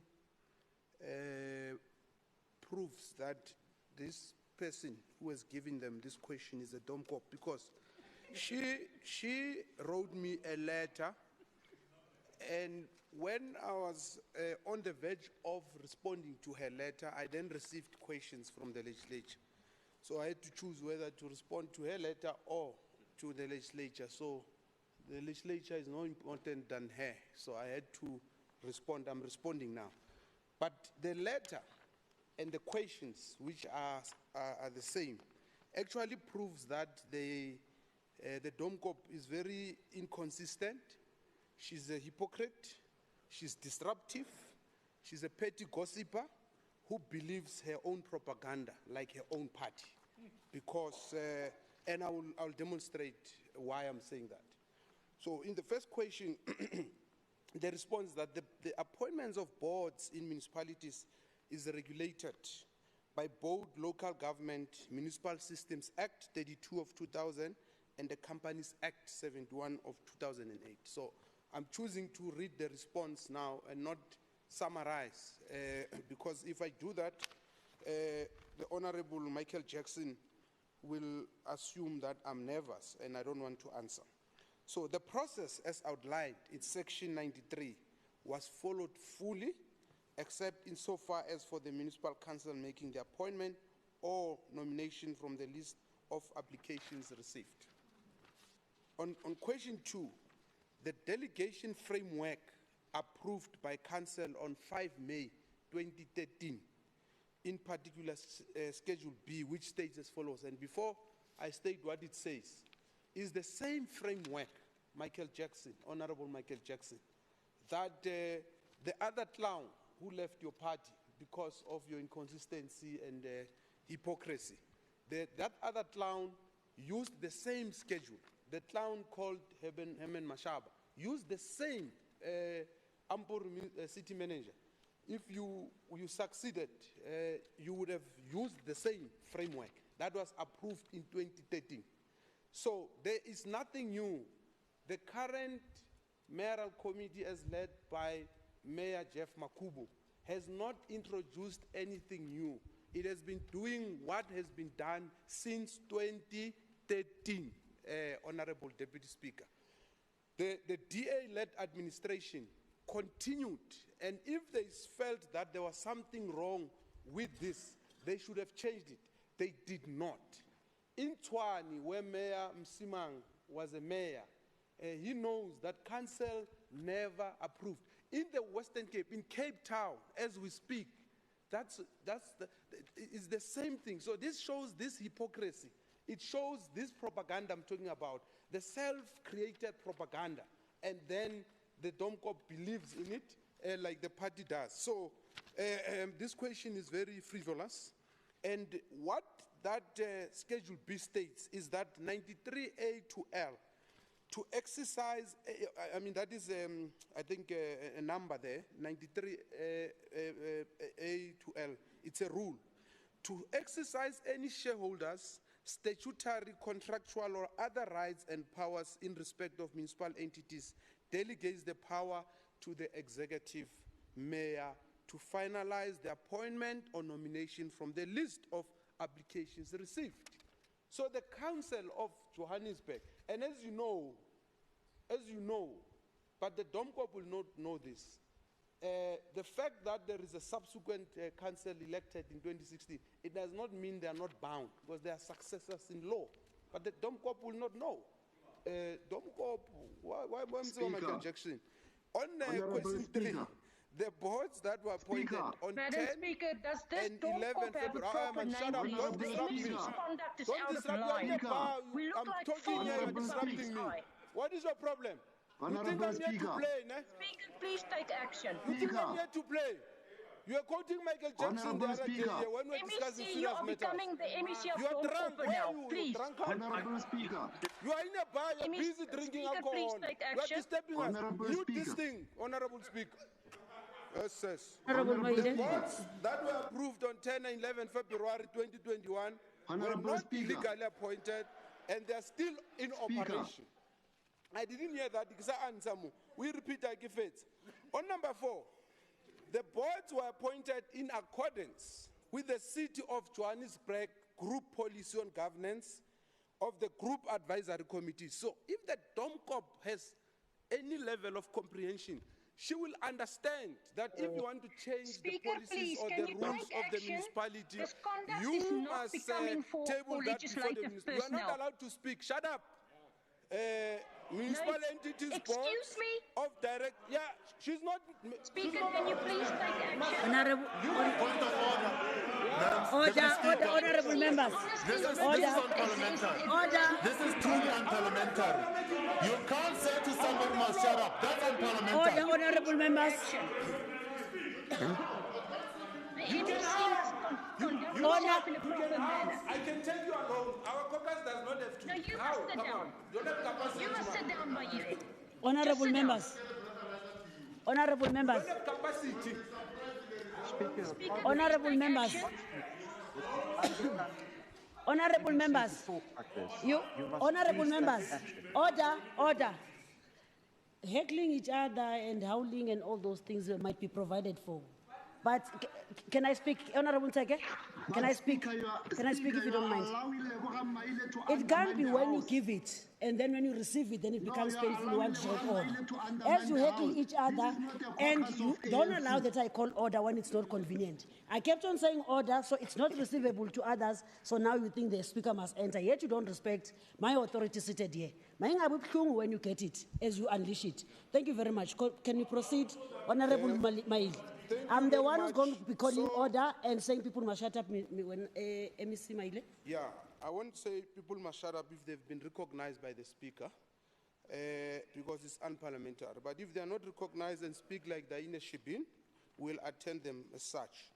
So the group policy on the governance of the group advisory committees, municipal entities, boards of directors and independent audit committees 2020, the delegation framework of the city of Johannesburg, the memorandum of incorporations of the municipal entities and all applicable legislative prescripts. In light of the aforesaid delegations of powers, the appointment of board members were legally compliant and were approved at the mayoral committee held on 10th February 2021. This is the process that is and has always been followed by the city of Johannesburg since the establishment of municipal-owned entities. But the DOMCOP is bored and is wasting my time, hence this question. The last answer Madam to the Speaker, next please, question. this is not No good action, conduct in the House. No action has been taken against What is the Mayor DOMCOP's Makhura. name? Shut up. What is the DOMCOP's name? No Please action. give us a name. No, but I'm being interrupted. MEC. This person has not been given the floor. MEC, focus. Focus. No action has been taken against Mayor Makhura. A city has advised. I did request that while heckling and everything else is allowed, né? But when you are interrupted and it's given to you, you must then not say to me, you've got a right to do it. I call order. When you want to heckle, you do. And when I call order, you say, no, I must call order.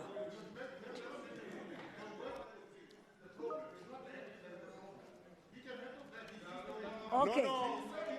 This man just insulted me. I kept quiet. He just insulted me. I kept quiet. Order, honorable members. Sexually harassing the fellow member. You are a sexual. You are a predator. So it's done water. So. Now I'm talking about but anyway, Madam Deputy Speaker, so are you fine now? Are you okay, all of you? So when you heckle each other, when you are done, you will then tell me, because when it's convenient, Madam Speaker, enter. When it's not convenient, heckling is allowed. You can't have it both, colleagues. Members, you can't have it both. Can you finish as well? I'm finishing. These personal attacks as well are not helping us. The last answer to the last question, no action has been taken against Mayor Makhura, as the city has advised that all processes were followed in the appointment of municipally owned entity boards and that they were compliant with all legal prescripts. Thank you very much. Thank you very much. Whew. Secretary, can we move to the next order? Oh, sorry, did I give you an opportunity? I did not, sorry. Now you were hectic, that's why I forgot. Honorable member, can you give a supplementary remark? A short remark. Thank you very much, Madam Deputy Speaker.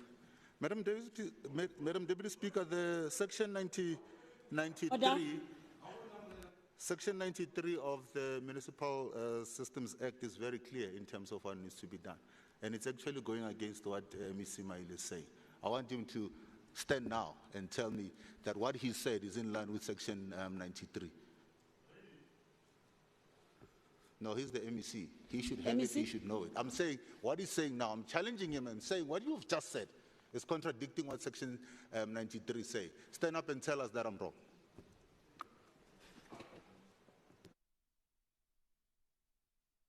Missy? Thank you very much.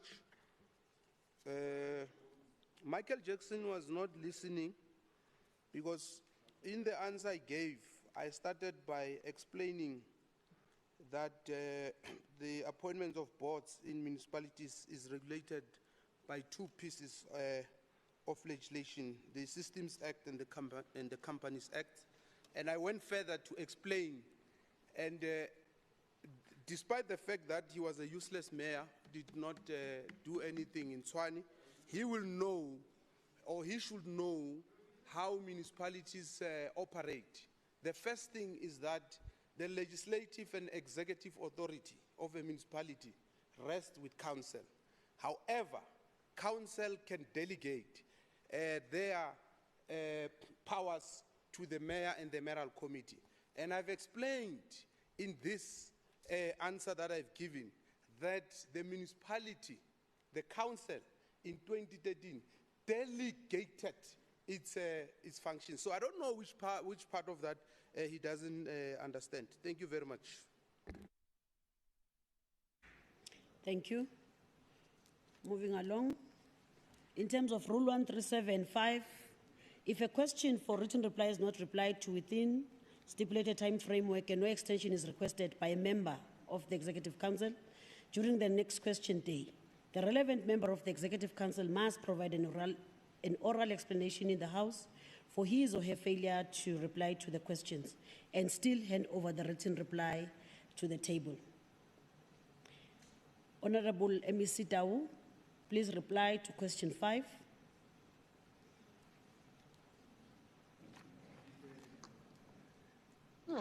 Thank you very much, Honorable Deputy Speaker. I think it's important to indicate that, in fact, for reasons administrative beyond my individual control at this stage, these questions fell between the cracks.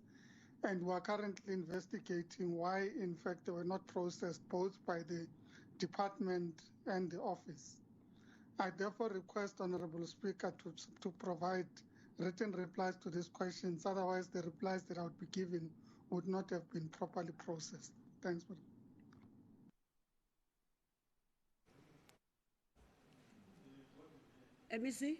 MEC Tau, please provide a written reply in light of the fact that you were not able to respond timelessly. Please send us a written reply to the pending question. Will do. Secretary, please read the first order.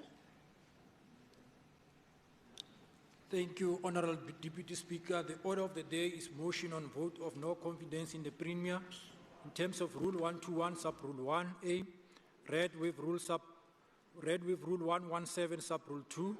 Thank you.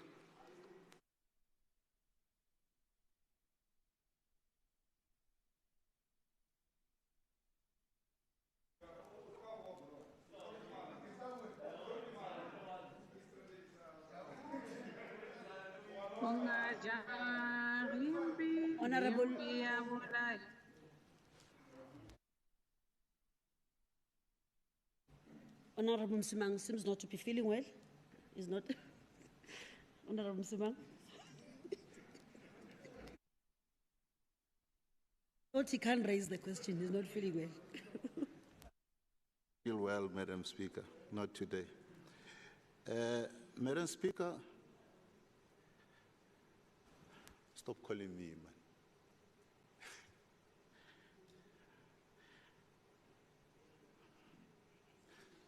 Madam Speaker, please, can you tell the members to stop calling me now?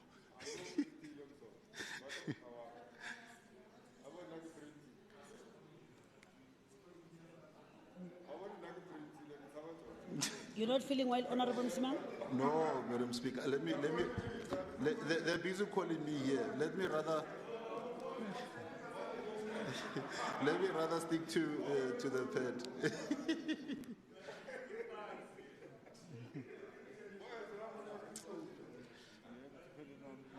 No, I'm trying to. I don't have it here. I have it on my... Members, we can always postpone the motion for next... No. Madam Speaker, let me just put my phone on fly mode so that I can get to the actual motion.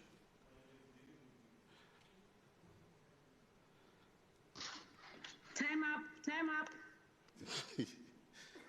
Okay, all right, there we are. Time up, Madam Speaker, time up.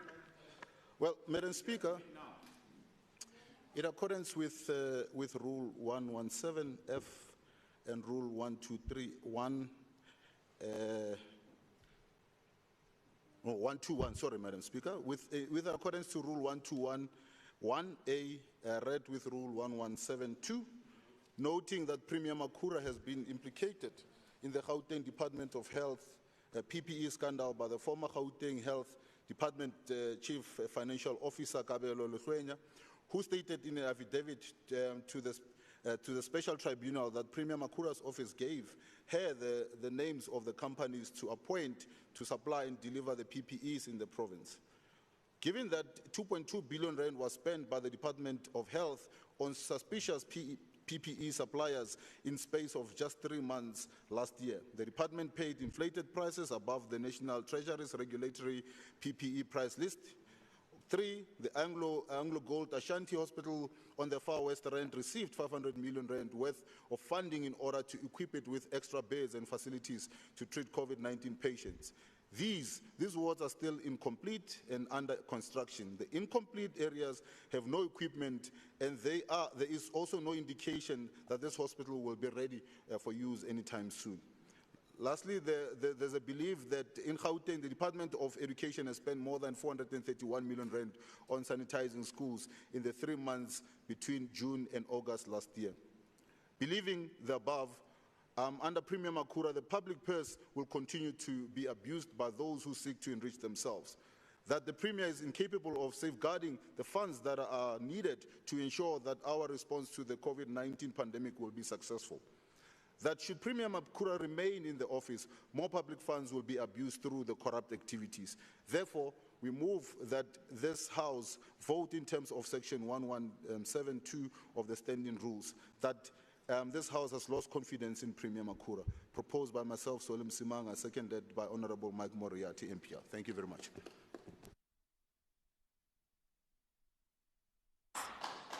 Thank you, Honorable Msimang. Honorable Mekgwe.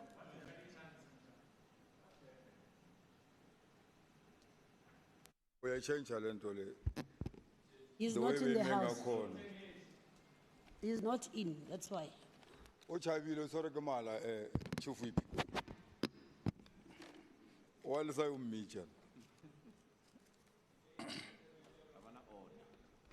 Thank you, Deputy Speaker. I want to take this opportunity to thank the incoming Acting Premier Ntombi Mekgwe and acknowledge her for having been courageous enough to take a decision of allowing the secret ballot to take place today. Many in the ANC, including its officials, have advised her not to engage in issues of secret ballot, but she still went against the wishes of the ANC, and we salute her for that. We are not here to remove a democratically elected government of the ANC, which was voted for by our people during the 2019 Gauteng provincial election. Whether we like it or not, we must at all times respect the wishes of people, and this is why we are here to make it very clear that ours today is against the ANC, is not against the ANC, but against the Premier. We are here to remove the Premier because he is the most useless Premier this province has ever had since 2014. Premier, you are incompetent and most unreliable human being. Premier, we have lost confidence in the Gauteng Provincial Legislature. He should be removed from his office. The Premier is ultimately responsible for the success and failures of his government. As the EFF, we have long called for the Premier to resign and still believe he should actually be in jail taking legal accountability for the blood of innocent and vulnerable people that is on his hands. Instead, we are sitting here debating this DA motion. It seems many have forgotten that it was the EFF that first raised a motion of no confidence against the Premier in 2017, when the Life as Demand tragedy first unfolded, resulting in the avoidable death of 144 life as demand patients, whom he has failed to take ethical and moral accountability for. The life as demand tragedy proves to us that if the lives of our people, especially the vulnerable, were cheap under the apartheid regime and the same under the ANC regime, the ANC government under the leadership of Makhura was responsible for the death of the country's citizens. It is baffling to see how government killings citizens in South Africa has become a norm. What does it mean when an executive authority of the province is ignorant to such gross negligence that is happening right under his nose? As the EFF, we strongly believe that Makhura has failed in his duties to exercise executive authority and oversight. We are not, however, shocked that the vote against the motion by the ANC is another blatant display and shows that the organization has no moral compass, and in shielding Makhura has endorsed this part in its needless waste of human life, state resources and development of this province entirely. Let me remind you all that this is the same Premier whom on the 14th of May 2018 promised the affected families of life as demand that the heads will roll because of tragedy that befell them. Yet if heads must have rolled, it must have started with him taking responsibility and stepping down.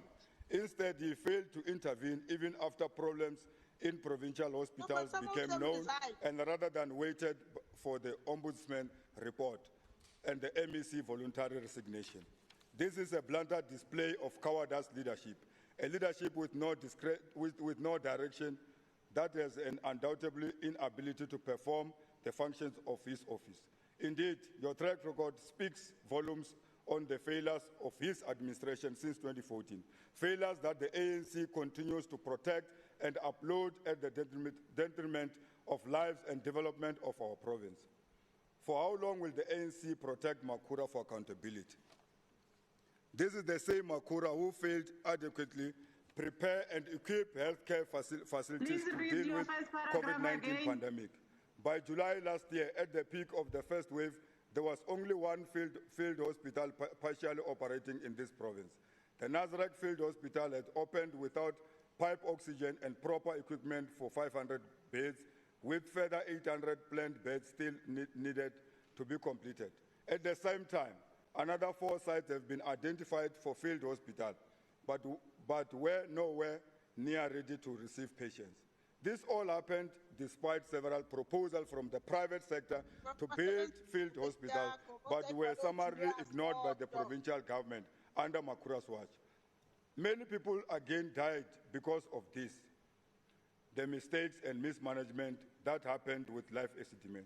There is no accountability for the wastage of money, and in some cases, corruption, even doesn't involve Mr. Makhura personally. He is responsible for the government that wastes. We are of the view that Gauteng provincial government, irrespective of what special tribunal have ruled, is at this point held accountable of 2.2 billion worth of misspending on various aspects of PPEs, including 431 million for sanitization of schools which did not require it. At the center of this, the common denominator in its efficiencies of this province is one man, that is the Premier. We cannot continue to applaud a fish for swimming. So what if he brought the application before the special tribunal to correct a written judgment? That does not change the fact that Gauteng is run like a banana republic. Since he took the office, he has been the same lumpen that spent 1 billion on renting offices space in 2015 to 2016 financial year instead of getting his own offices. He's the same incompetent leader who did nothing after his Human Settlement Department promised to build 600 houses, yet only have built not more than 100,000. Under Makhura, the Gauteng broadband project is 1 billion scam. His Department of Health is worst disaster in history. Under Makhura, we have seen there is no municipality in Imfuleni. It has completely collapsed. Imfuleni cannot give service to our people. There is no water. There is blockage of sewer services. In your SOPA speech, you failed to tell that your ANC-led municipality is under administration under Section 139B since 2017. Moreover, you presided even now after the dissolution of City of Tshwane of Tshwane Council that was overturned by Pretoria High Court in April last year. Even the SIU is investigating many of your departments for corruption and mismanagement of funds. But we know that because you facilitate and protect corruption, nothing will come of this investigation. As the EFF, we opened cases, but we did not get calls, updates, or any information. Yet you were busy praising your friend, Lieutenant Mawela, in your State of Province address, whose guys are unable to investigate the cases which we have opened as the EFF in this province. The time is now for members of Provincial Legislature across party lines to come together and act in the best interest for the people of this province. Makhura has shown no remorse for his administration, failures and scandals, and proven beyond doubt that is no longer fit to govern. We support this motion. Makhura must go. Makhura must go. We support white people. Honorable. We support white people. Order. Chief Whip. Chief Whip. Thank you. Honorable Chief Whip Mzik Kumalo.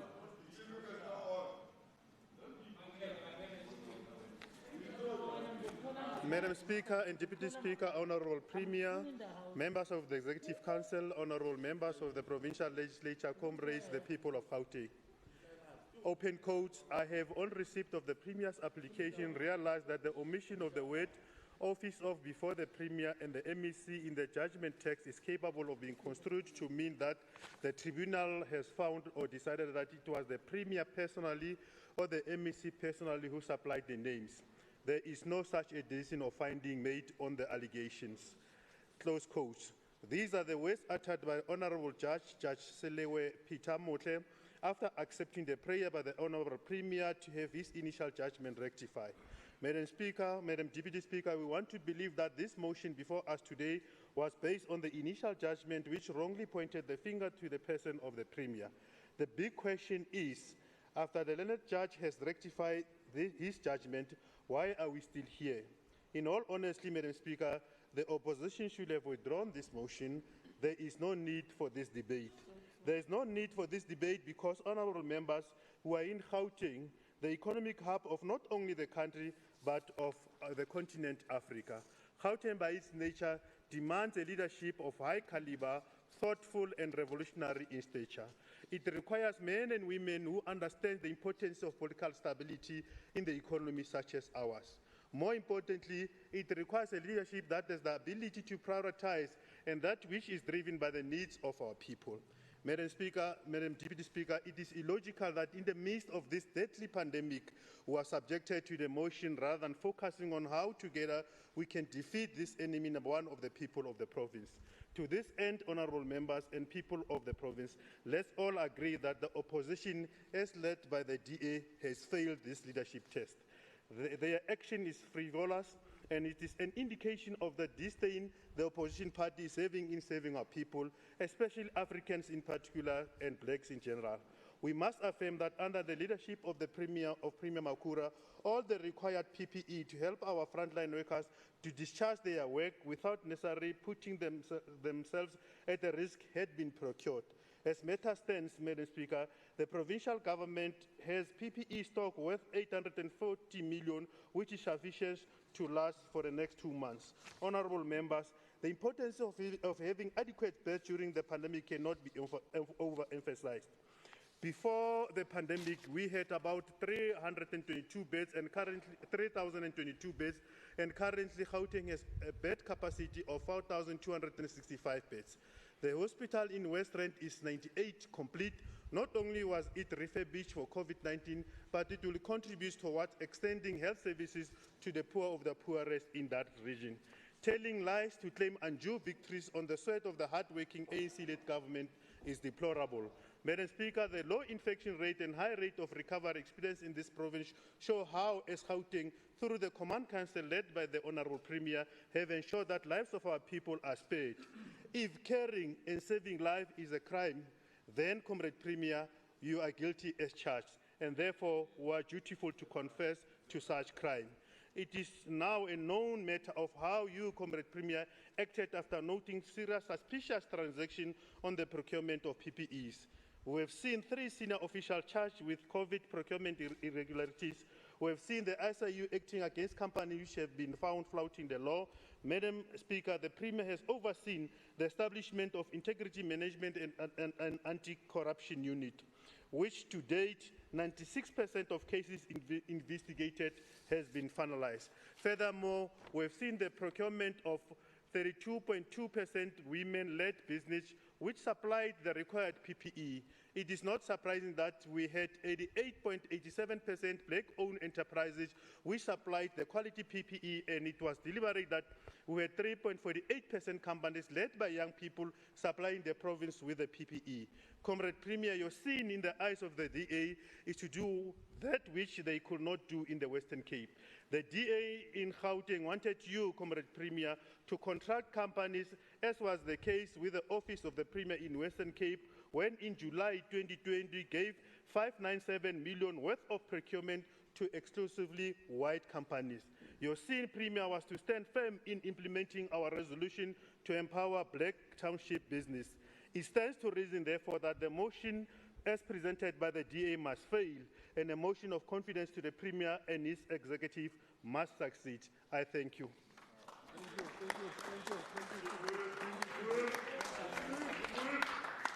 Thank you, Honorable. Excuse me. Thank you, Honorable Chief Whip Kumalo. Honorable Albert. Thank you, Madam Deputy Speaker. We view this motion of no confidence, while presented as one in the Premier, actually as a motion of no confidence in the whole ANC itself. The true source of the mistakes, mismanagement, corrupt activities and other crimes, poor policies, continuing lack of social cohesion, material and spiritual poverty, including poverty of ideas, springs from the well of the ANC. The evidence for this is manifestly evident. But just in case the ANC has forgotten, let's recount some of the sins that hangs like a heavy cloud over the people of Gauteng. We bring into remembrance the Life Esidimeni scandal, the continuing e-toll saga, the Hoërskool overfall violence, the increasing poverty trap due to poor policy choices, the consistently high crime rate, the lack of quality education, hospitals in decay, local governments under the ANC imploding, environmental destruction in the Vaal River and across the province, COVID-19 corruption and fraud, COVID-19 food parcel centralization, and so on ad infinitum.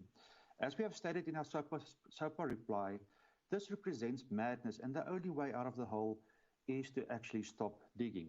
What makes all of this quite incredible is that the ANC, despite sage advice, simply continues further down the rabbit hole of madness, as evidenced by a continuing stream of mismanagement and corruption. Promises are made of turnaround plans, but nothing really changes. In fact, it seems to get worse as the process of destruction increases, sometimes exponentially. It is clear that in the ANC, this country and this province is dealing with a systemic problem that must be removed. The ANC in Gauteng has forgotten that it barely won the province in 2019 and is acting as usual. Honorable Don. Thank you.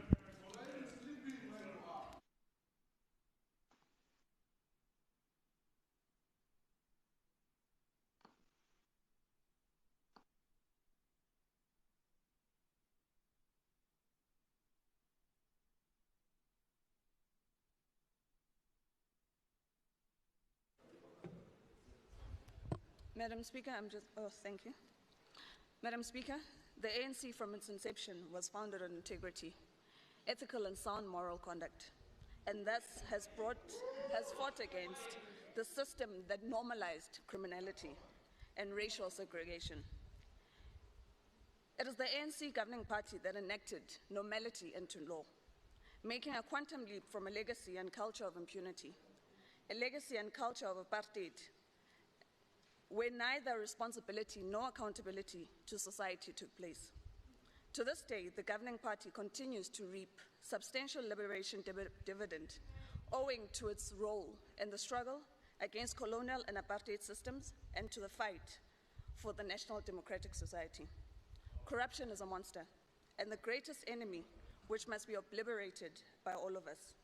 It is therefore important that we remind ourselves that it is the ANC, when it ascended to government in 1994, that enacted into law the Protection of Organized Crime Act, the Financial Intelligence Crime Act, the Prevention and Combating of Corrupt Activities Act. The aforementioned acts are amongst a myriad of acts that the governing party has passed into law to prevent, detect, and combat corruption in the public service and society in general. None can contest that it is this very organization and government that has acted as and when corruption rears its head, even against the organization's own members.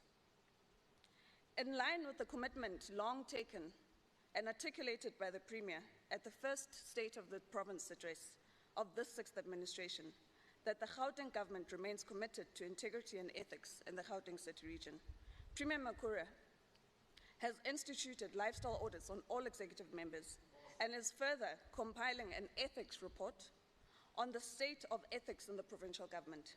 To this end, the Premier has indicated that he will be meeting with all MECs and respective HODs as part of the work to get the true sense and updates of what the departments are doing in dealing and uprooting corruption. He has also not only stopped today, but has further instructed that all senior managers and officials within finance be vetted, ensuring that all political heads, administrators, and officials are of sound moral and ethical conduct. To date, the ANC government under the ANC has conducted 73 forensic investigations and referred 66 cases to law enforcement. The Gauteng province is committed to enhancing ethics, integrity, and accountability, not through speeches, but acting decisively through corruption. Madam Speaker, we must deal decisively with corruption, the real and not the perceived. It is in a time where social media likes and fake news is prominent, we must be careful of those who fabricate corruption narratives as a way to smear and slander individuals or the organization purely because they don't like it. Indeed, various individuals in this House have been victim to this, amongst them our very own Premier. As doomslayers target the head in order to cripple and cast doubt on the ANC-led government, vigilance in this regard is critical. As we must, as MEC Maile correctly reminded us last week, not fall prey to the machinations of those who go ear to ear, whispering and sowing divisions.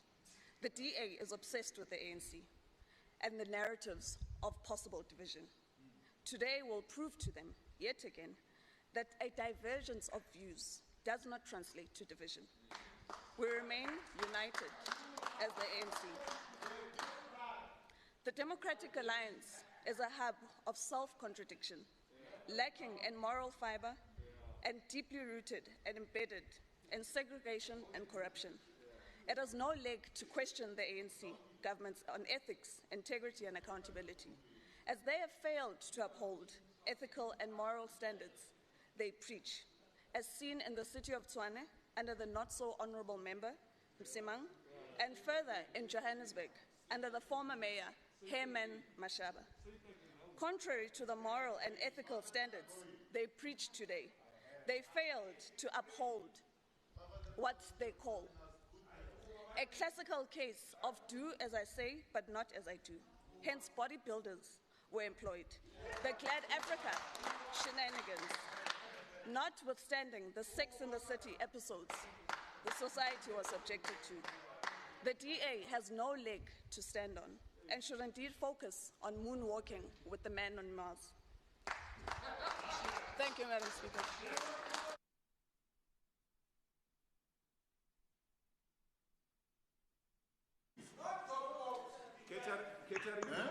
Order, order. Order. Order. Honorable Moriarty. Honorable Msimang, Moriarty wants to speak. Order. Honorable Moriarty. Thank you, Madam Deputy Speaker. You know, when I was young, there was a song by Roberta Flack that contained the lines, I heard he sang a good song, I heard he had a style. When Honourable Makhura became Premier in 2014, he sang a good song, and indeed he had a style. In each of the subsequent years, 2015, 2016, 2017, and so on, People applauded the Premier because he sang a good song and he had a style. But over time, people discovered the song keeps sounding the same. The same challenges have remained. For example, e-tolls and corruption. And thus the same promises get made year after year after year. Honourable Premier, do you not get at least a twinge of guilt when you say the same thing from one SOPA to the next? Mr. Premier, we can't keep supporting you simply because you sing a good song and have a good style. We can't get excited about hearing the same old, same old. You know, Mr. Premier, surely you understand that you get measured by outcomes, not your effort. Mr. Premier, you can say, I run a good office, but that's not what you're measured by. You're measured by the success and failures of the various departments that are run by your cabinet, including Isaac over there. I can't make up my mind whether he's Isaac Hayes or Ike Turner. Anyway. Well, then I will keep calling you it, Isaac. In 2014, the Honourable Premier pledged that fraud and corruption are prevented and detected early in the value chain to prevent losses. Those were your words in 2014, Honourable Premier. We also heard that there would be an urgent turnaround in the Gauteng Health Department. Unfortunately, these promises have been repeated in one form or another year after year. And when the COVID-19 crisis hit, the corruption networks profited, and the Premier reluctantly fired, did he fire? Former MEC Bandile Masuka. Oh, there he is! Hello! After the fact, where was prevention early in the value chain, Mr. Premier? You made promises, not just once, but these promises have proven to be empty. And firing is one thing. What about prosecution? While health workers risk their lives with inadequate and sub-quality PPE, parasitic Gauteng employees enrich themselves. Corruption and irregularities included the 2 billion spent on urgently needed infrastructure to create new beds. Of the beds that the Premier boasted about, these were in various instances in the wrong places. Moreover, when beds were provided, there wasn't enough staff. I could go on, but I won't. Time doesn't permit. There were failures to achieve outcomes. Honourable Premier, you said it in your own words. We have lost the trust of the people. In so doing, Honourable Premier, you declared it yourself. You are not fit to govern. Honourable members, I urge you to support this motion. Thank you. Thank you, Honourable Moriarty. Order. Honourable Dlamini. Honourable Dlamini. Honourable Dlamini. Okay, we'll come back to you. Honourable Malobane. No, I'm here. I'm here, Mr. Member. Order. I'm here, Honourable Malobane. Deputy Speaker, I am here. Deputy Speaker, I'm here. Deputy Speaker, I am here. You are muted. You can't. Honourable Malobane, are you in? It's Member Dlamini who's here. Oh, okay. Member Dlamini, go ahead. Go ahead. Thank you, Madam Deputy Speaker and honourable members. It is without a question that by being members of this House, we have a constitutional and moral duty to hold members of the executive and government officials to account. That duty of enforcing accountability remains one of the key highlights and pillars of strength of our democracy. It is that sense of duty that we are called to exercise today decisively to vote in this motion of no confidence against the Premier. The terms of this motion are not so much about the confidence in the person of the Premier than they are about the corrupt action which has taken place in his administration, specifically during this time when we were confronted with a pandemic. It is my view, our duty is to speak against the ongoing visible pandemic of corruption, which has devastating consequences for our citizens. Surely, preaching an empty anti-corruption rhetoric is simply not good enough. The damage to the state coffers, society, economy, and public trust is already eroded, and the impact is being felt. Honorable Speaker, as the Inkatha Freedom Party, we believe that this is not time to be despondent. Rather, this is a critical moment which calls on all of us to be sensible and maintain a unity of purpose in serving the people of Gauteng. We must keep in mind the constitutional and moral duty entrusted to us. We are still in the state of disaster because of the pandemic. We are to remain alert of the threat. Now more than ever, our focus should be on the fight against the invisible and the visible pandemics of COVID-19 and corruption, respectively. The latter steals resources away from improving the pace and efficiency of services delivered to our citizens. We must also stand firm against those opportunists, some of whom are determined to use this desperate moment of a public health crisis to score cheap political points without providing any real pragmatic solution. Thank you.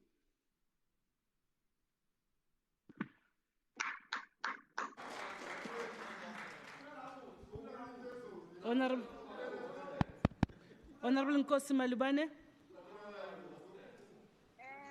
Thank you very much, Madam Speaker, and Deputy Speaker, Honorable Premier, members of the Executive Council, fellow members of the House. Let me start by saying the renowned Marxist intellectual Antonio Gramsci once wrote that the old world is dying and the new world struggles to be born. Now is the time for monsters. Madam Speaker, at a time when in the world over, governments and societies are engaged in a bitter and spirited war against COVID-19 pandemic, here we are seated in this House to discuss a motion of no confidence against the Premier of our province. Today, as a province, to date, as a province, we've recorded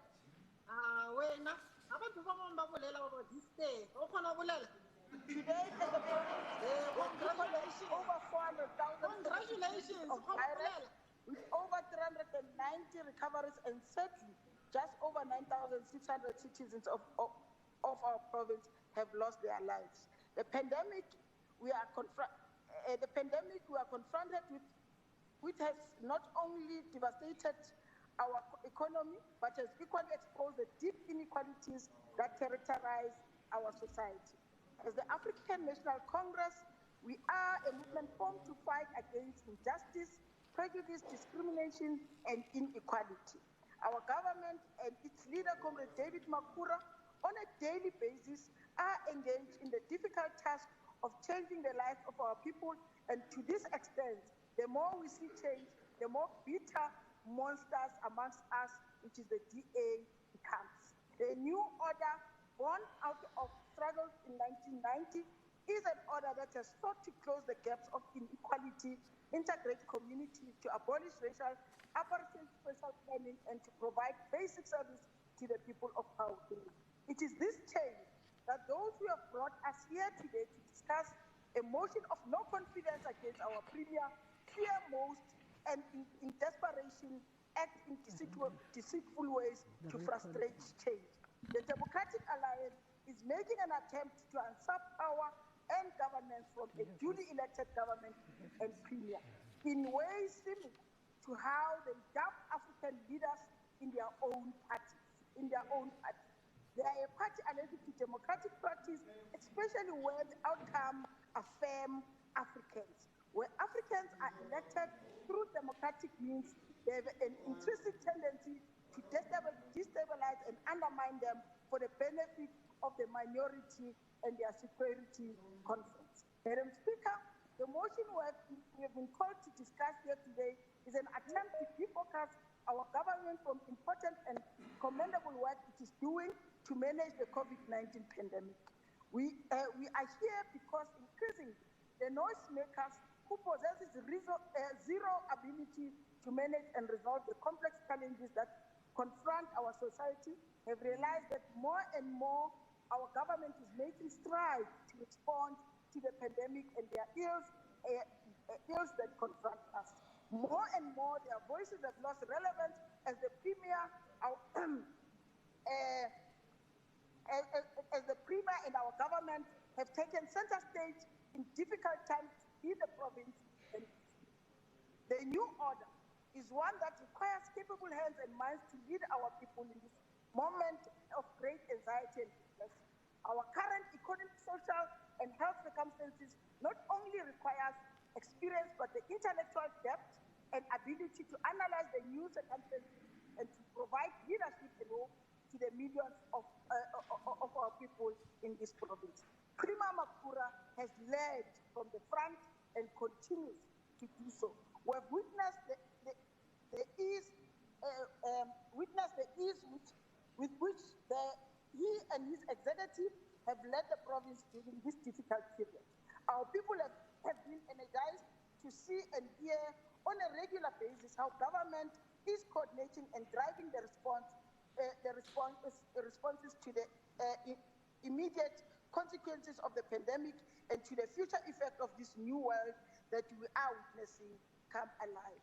As Gramsci said, now is a time of monsters. The monsters are growing more and more frustrated with a bleak future that confronts them.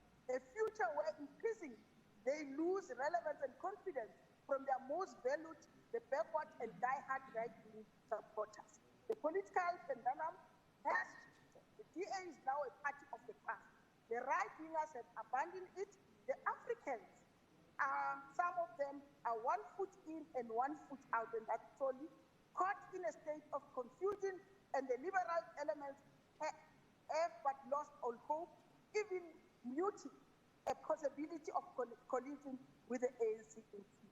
These are the characteristics of a party in internal and external crisis. A motion of no confidence against the Premier is but another attempt to disrupt progress, transfer to the tiers of the party, to the government, and to prioritize minority interests above the collective aspirations of citizens of Gauteng. Madam Speaker, indeed, with COVID-19 and the responses and recovery process, a new world order is arising, but let us also know the monsters are here as well. In conclusion, Madam Speaker, therefore I say that this Premier has provided nothing but hope and good Thank you. Thank you, Honorable Nkosmalibane. Thank you. That the motion for no confidence in the Premier be rejected, and the motion of full confidence to our Premier David Makhura be carried. Honorable Nkosmalibane, your time is up. Your time is up. Thank you. Honorable Ntseke. Thank you, Madam Speaker. Honorable Speaker, Angelina works as an assistant of Kempton Park Creches. She commutes to work by train. She leaves home at 4 a.m. and returns home at 8 p.m. Her children only see her over the weekend because when she leaves, they're still sleeping, and when she returns, they've already slept. This is not how a caring government cares for its people. I know that PRASA is not a provincial competency. However, Mayor Angelina is a resident of Gauteng. In Kempton Park, near where Mayor Angelina works, is the abandoned Kempton Park Hospital. Since 1996, the ANC government has failed to do something useful with this building. The ANC has become an incapable state. If they were, they would have factored in population migration dynamics. This would have alleviated the pressure on Tembisa Hospital, which has resulted in our people sleeping on the floors of the hospital.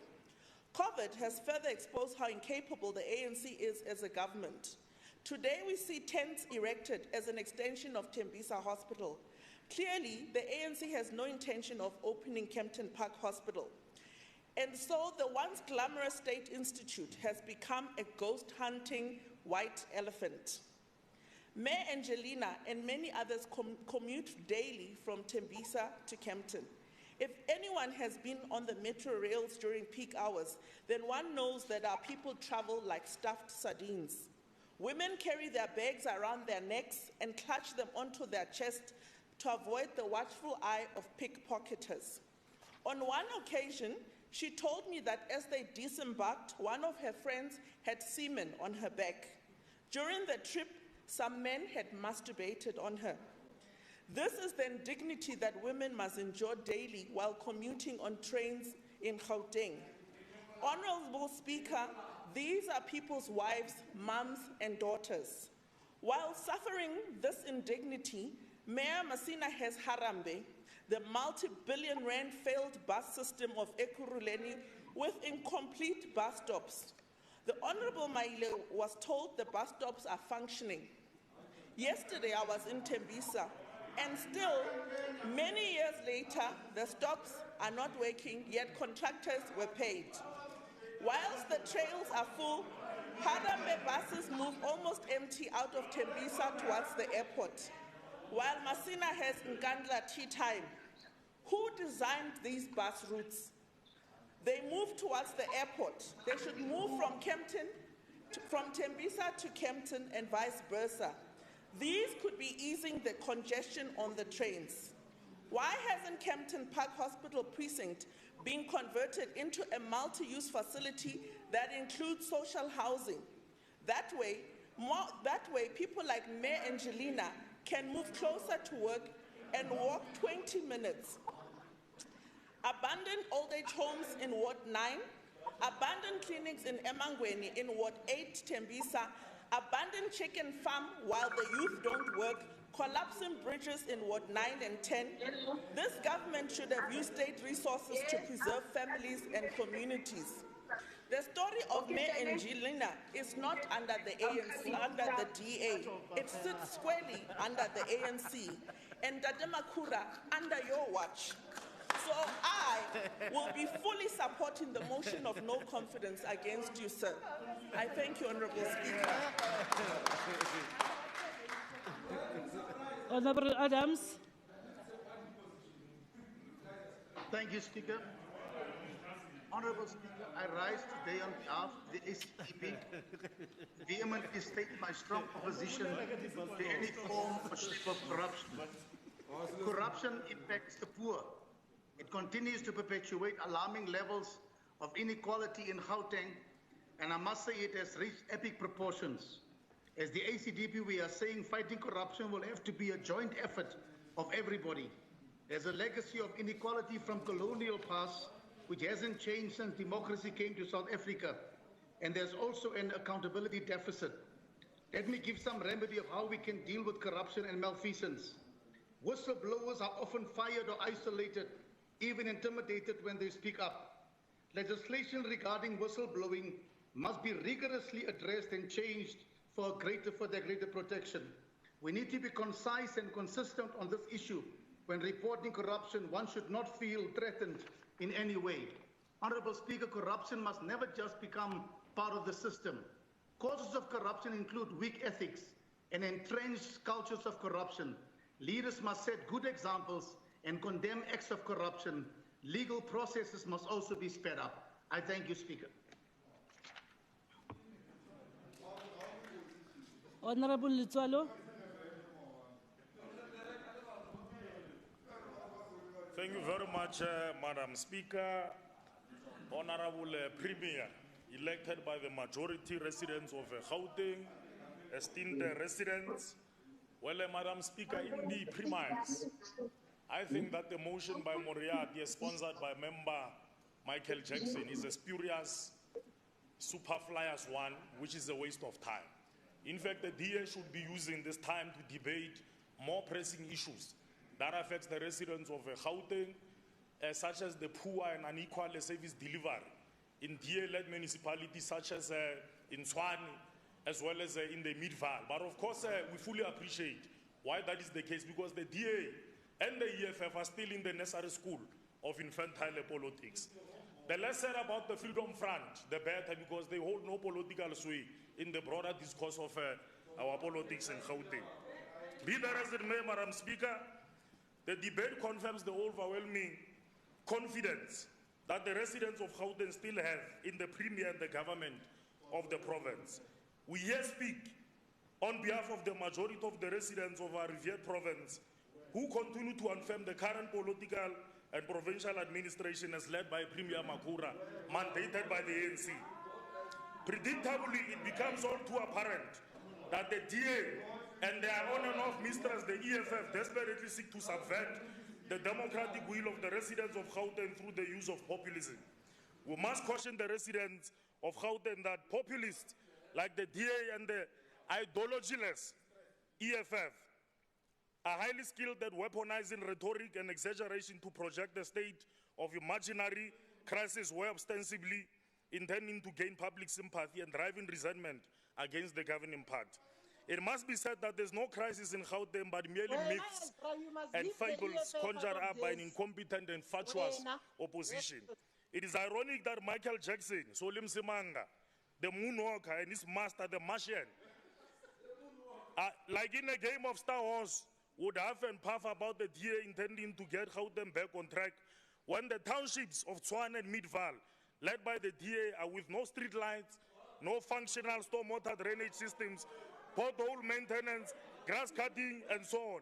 In their naivety, the DA thinks itself an alternate governing party, and yet... Thank you very much, Madam Speaker. Honorable Premier, elected by the majority residents of Gauteng, esteemed residents. Well, Madam Speaker, in the premise, I think that the motion by Moriarty, sponsored by member Michael Jackson, is a spurious, superfluous one, which is a waste of time. In fact, the DA should be using this time to debate more pressing issues that affects the residents of Gauteng, such as the poor and unequal service delivery in DA-led municipalities such as in Tshwane, as well as in the Midvaal. But of course, we fully appreciate why that is the case, because the DA and the EFF are still in the nursery school of infantile politics. The less said about the Freedom Front, the better, because they hold no political sway in the broader discourse of our politics in Gauteng. Be that as it may, Madam Speaker, the debate confirms the overwhelming confidence that the residents of Gauteng still have in the Premier and the government of the province. We here speak on behalf of the majority of the residents of our revered province who continue to affirm the current political and provincial administration as led by Premier Makhura, mandated by the ANC. Predictably, it becomes all too apparent that the DA and their on and off mistress, the EFF, desperately seek to subvert the democratic will of the residents of Gauteng through the use of populism.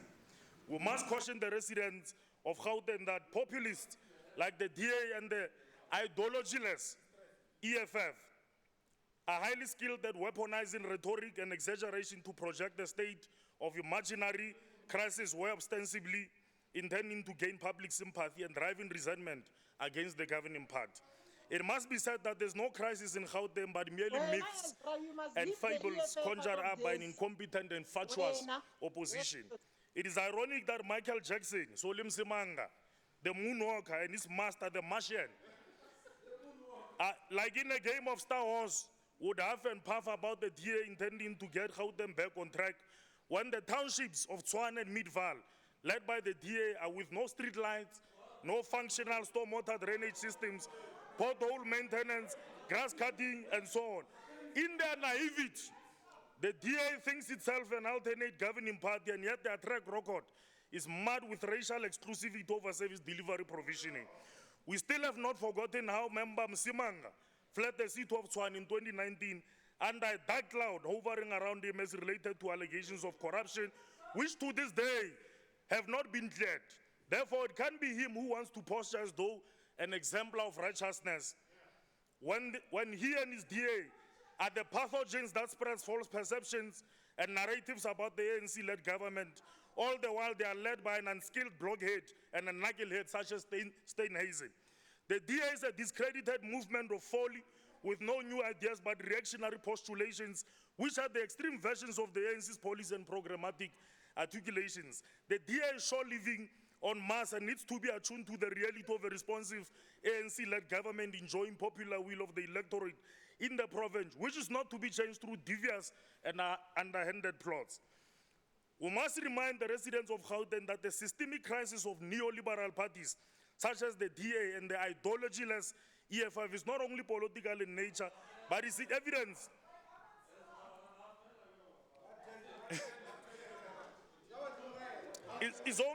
Is evidence in the ability to understand that the role as effective opposition parties who used rehash gimmicks such as this repeated motion to desperately validate their existence and relevance. With combined efforts of opportunism and witch hunting, both the DA and the EFF have countless attempts at the same failed motion and yet still believe that it will work today. It seems as if the DA is drinking from the same reddish cup as the one that the member Baden North is drinking. So if you speak about the insobriety, you then begin to get a sense of that. Madam Speaker, all things considered, the subject of political accountability is not one which requires prevarications and hyperboles, but rather systemic approaches underpinned by institutional mechanisms and legal precepts. We ought to avoid arbitrariness as espoused by the DA, lest we diminish the procedural safeguards of the rule of law. In fair consideration, the ANC-led government has done exceptionally well to set into place progressive legislative and regulatory frameworks in government that promotes and facilitates accountability at all levels and spheres. I must respond to the distortions by Member Ghana, where he states that Honorable Premier Makhura will have accepted liability on the basis of challenging the ruling by a court, erroneous ruling by the court. The office of the Premier, Honorable Ghana, is a juristic person. Member Makhura here is a natural person, is a legal subject of the juristic person. So therefore, you can't necessarily attribute the liabilities arising from some of the shortcomings on the part of the office to a natural person who in essence is a legal subject of a juristic person. In various publications, statements and resolutions, the ANC professes its acceptance that notwithstanding its commitment to clean governance, there are instances of impropriety that have to be confronted by the executive in collaboration with agencies and institutions such as the SIU. We have seen the referral of such matters to the SIU and other law enforcement agencies for investigation. The Premier has never concealed these difficulties and in fact in the state of the province addresses all of these matters. So, Time up, honorable member. No, thank you very much. We reject this motion.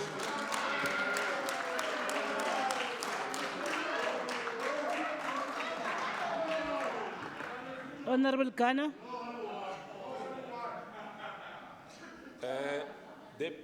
Madam Speaker, thanks very much, Kensengo. So this motion, Madam Speaker, we bring it based on what has happened around the COVID-19 corruption. So, Honorable Letsoalo stands up. He says the office of the Premier is an entity in its own, basically confirming something, Madam Speaker, that the Premier, not only is he not in charge of the government, but he's not even in charge of his own office. Because he goes to the court to say, my office is corrupt. Inside my office, there are people who are corrupt. So Honorable Letsoalo comes here to tell us that indeed the Premier has confirmed that my office is corrupt. So here's the second thing. Madam Speaker. So we know that Honorable Masuku was made to fall for the PPE corruption. You see, Chief Whip, this is what you said. You said we are in the midst of a pandemic, therefore we must not change the Premier. In the midst of a pandemic, Madam Speaker, the comrades were busy eating. In the midst of a pandemic, they did not care that people are dying. In the midst,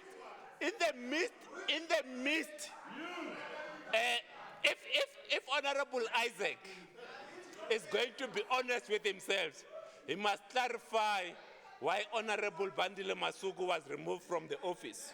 But in the midst of a pandemic, this government saw fit to steal from the masses. They did not care that people are in fact, when we were said to stay at home, when the president said stay at home, they said also these people will not see when we steal. That's what they did in the midst of a pandemic. And in the midst of a pandemic, MEC Shope, we paid 500,000 for a prayer. In the midst of a pandemic, we paid 500,000 to be prayed for. So we're supposed to be home in the midst of a pandemic, and then the Department of Arts and Culture goes there and says, "Hi, comrades, yes, 500,000. Pray for us.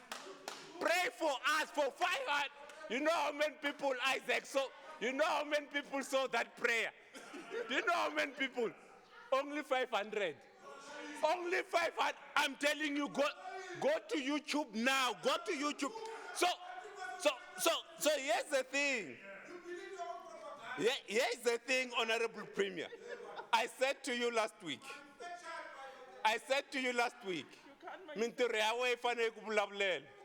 But you know what this government does in the midst of a pandemic? They go to Sunday Times, they buy the entire page to tell lies. In the midst of a pandemic, they buy the entire page in the Sunday Times to tell lies. You know what the former president said? You know, the problem with these guys is that they tell lies too much. They even buy an advert to tell more lies. And I must conclude by this, Premier. Like they did to Zuma, they might beg you here. And next weekend, when you go to the PC, they'll be calling for your head. I thank you, Madam Speaker.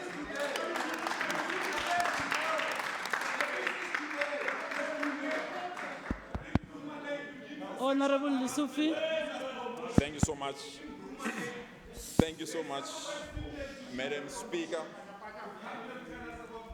Deputy Speaker and presiding officers, our Honorable Premier David Makhura, members of the executive, our Chief Whip, Member Mzi Khumalo, leaders of political parties, honorable members, fellow South Africans.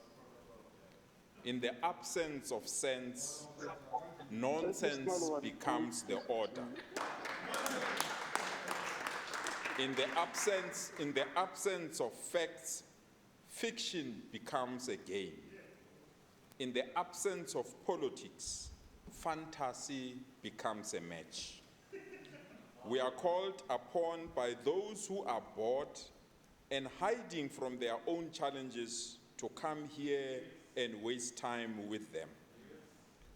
We are called upon by those who lost in their own politics, who doesn't know who they represent, how they represent them, and how will they gather their votes to come here and listen to them. We are called here this morning to waste time that our people so need us to service them. Let me say this to the opposition. When you see us and then rush here to think that the ANC is divided, you are wrong. When you see us lobby for ideas in the ANC and you misread this as abandoning the ANC, you are wrong.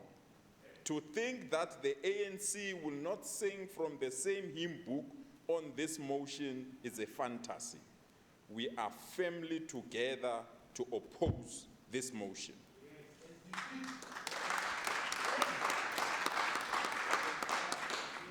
When you see us debating the motion of stepping aside, don't think we differ. We debate and resolve. And today, we can proudly report back to our people that our NEC and the ANC family has finally adopted guidelines about stepping aside and when a member can go to the Integrity Committee. To go to an Integrity Committee is to seek advice and guidance, is not an act of wrongdoing.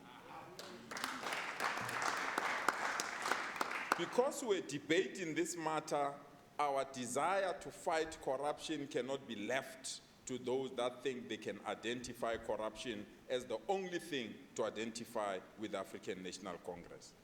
If this was the case, why is John H. Stayzen, willing to talk to the ANC and form government with the ANC. We have to put it clearly.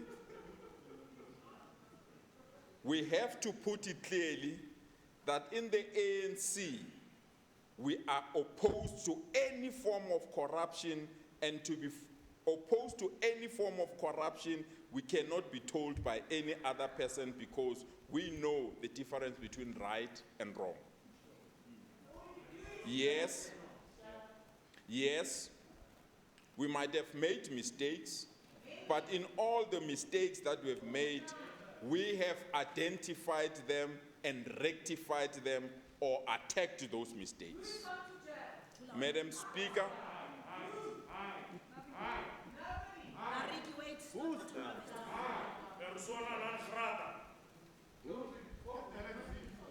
Madam Speaker, as I said, in the absence of sense, nonsense can be dangerous. In the absence of facts, fiction can be a game. It is quite clear the DA has called for a match that they know they will lose. Why play a match when you know the results already? Why request a game when the results are openly known? Why contest when you know the outcome?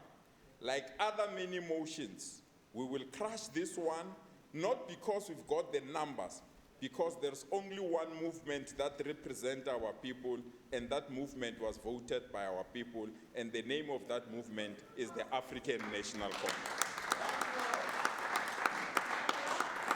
At least we know where the EFF stands. It stands for confusion. At least we know what Freedom Front stands for. It stands for a modernized apartheid system. With the DA, we don't know. The DA is a party for all citizens. The party that even chased a pastor away from its own members. Worse off, they even chased a hairdresser. Honorable Premier,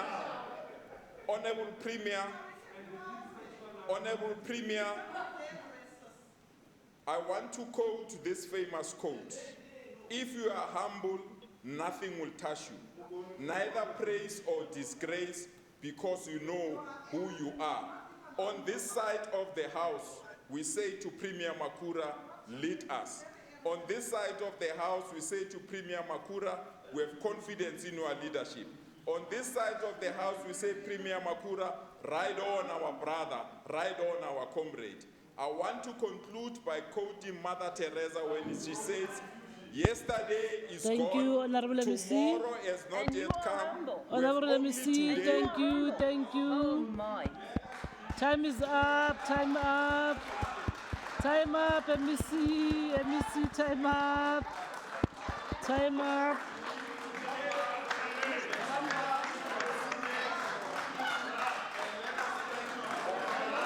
Time up.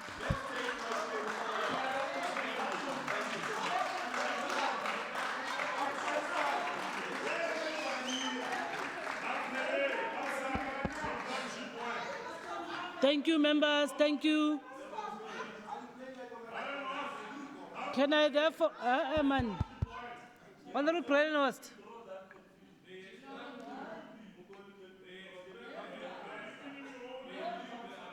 what's wrong with you today? Honorable members, can I request the proponent of the motion to respond to the motion, Honorable Msimang? Thank you very much, Madam Speaker. As we bid farewell to Bones,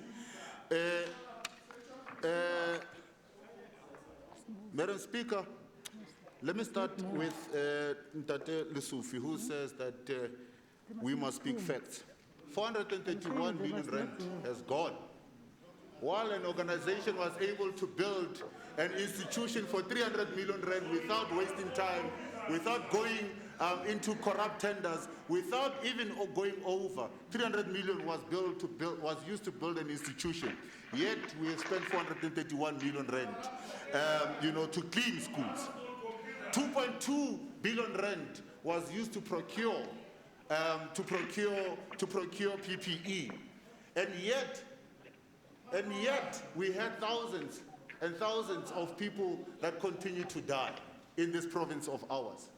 Premier, I'm asking you and I'm asking your colleagues today to vote to change at least the head of government for the life many victims, for the doctors and nurses that have lost their lives because of procured PPE that was faulty and of less quality, for the learners who are still sitting today not going to school because they cannot be placed in schools, for the 4 billion rand that was left as a whole in Tshwane, for the Infuleli residents that up to today, millions of rands continue to be poured in that municipality, but there's nothing to be shown for it. For the Mogale city that is beginning to fall to pieces. For the ambulance services that has now been centralized, and now the people are having to wait longer and longer for them to be able to get services.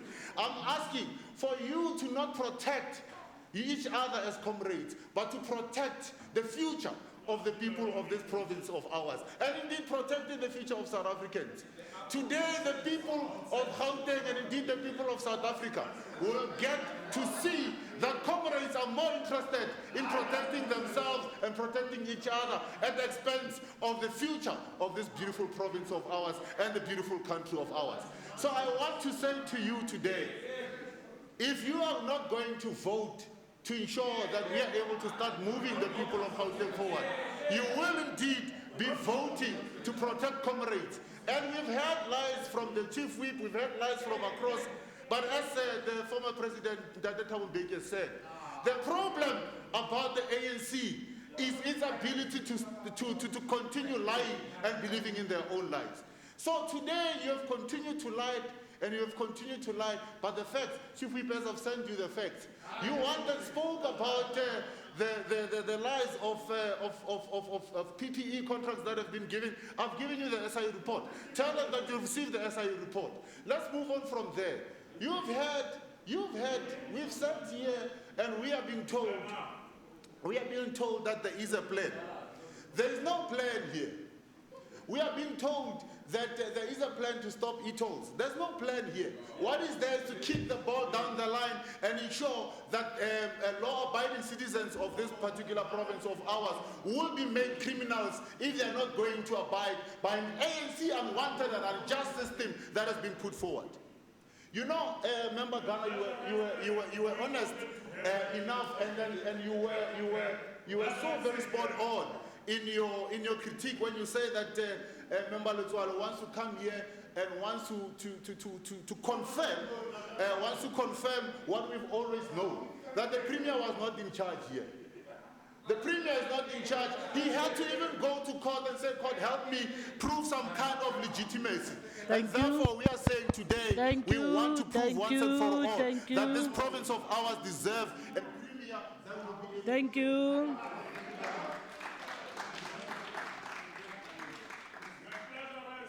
Colleagues, this motion was for a debate and voting, and we have received a request that we should have the voting process through a ballot. Unfortunately, our rules don't allow that. We're going to have a roll call, but before we have a roll call, I'm going to request that we ring the bell and lower the mace for 2 minutes.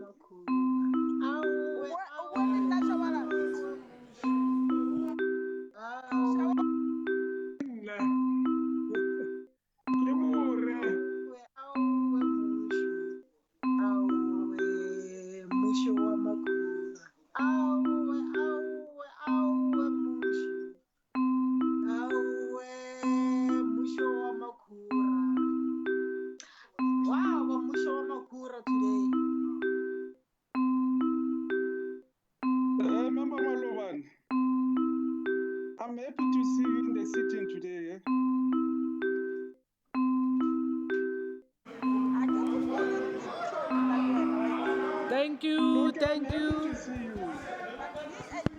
I am Salapas. Salapas.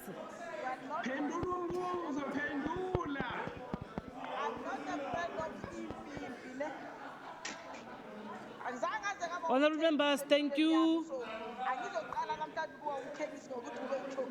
Honorable Maile, Honorable Shitangano, can you sit down? Ngiyajabula nje ukubona ngijabula ukubona. Honorable Maile, I don't know why you are so excited when you see Honorable Badenos. I must investigate that.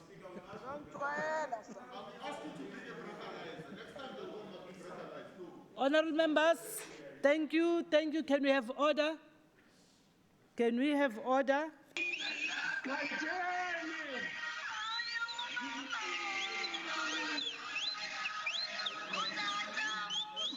Honorable members, we can see who is doing that. We'll have an issue with you because that is not allowed. Thank you very much. We are going to,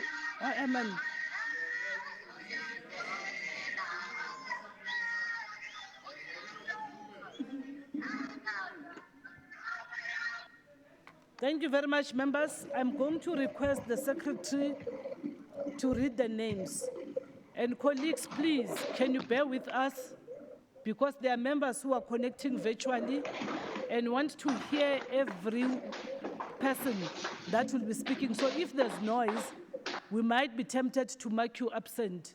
So please, can we be orderly? Thank you very much. Secretary?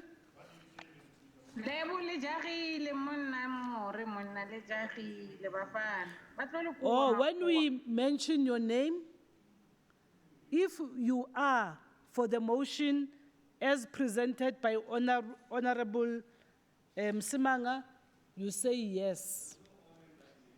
And if you are not for that motion, you say no. Yes, Speaker, you're not audible. Let's start with the names. Secretary, can you read the names? Thank you, Honorable Speaker. MD Makhura? No. A. Lesufi? No. ME Kumalo? No. NE Mukheti? NE Mukheti? No. N. Nkomara Loku? L.I. Maile? Agiraf, no. P.J. Mamavolo?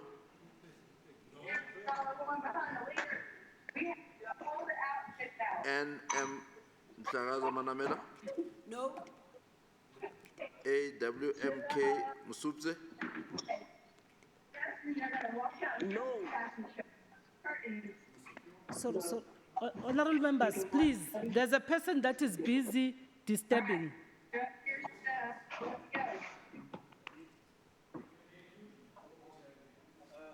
Can you repeat that? A.W.M.K. Musubze? No. M.D. Hlope? Dr. B.E.W. Masugu? N.F. Mazibugo? No. T. Mutara? T. Mutara? No. E.S. Malwane? No. M.J. Kanyane? No. T.E. Magagula? No. B.P. Mngube?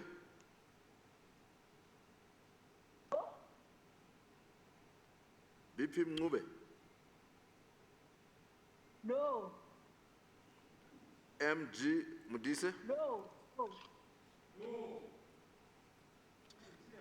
G.D. Skinman? W.M. Macheke? J. Mpisi, No. MPF Tau, No. MK Chilwane, RJ Kekana, BP Mabunda, No. KP Diale, No. DP Malema, No.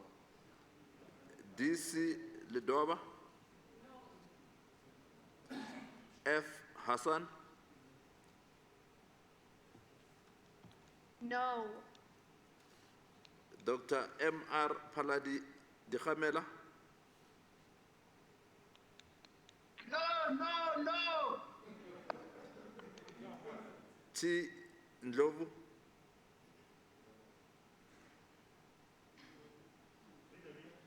T. Ndlovu,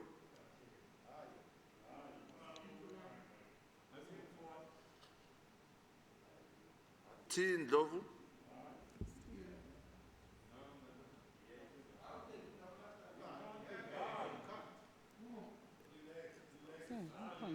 B.E. Letswalo,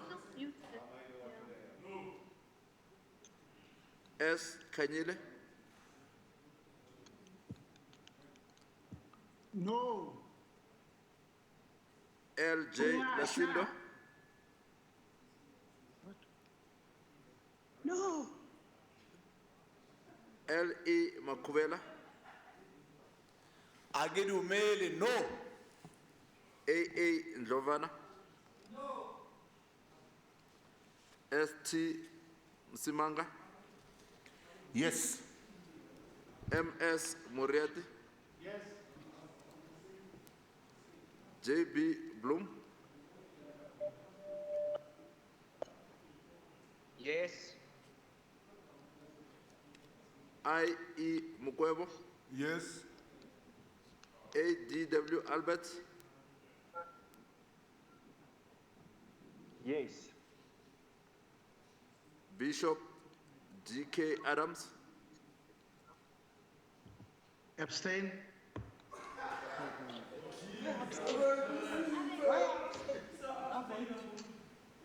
B.W. Dlamini,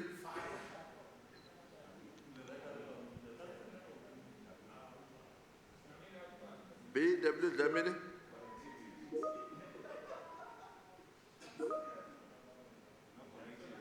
Yes. No.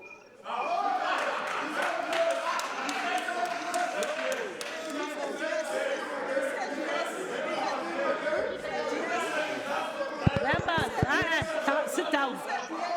When I'm taking the call. Colleagues, we can't even.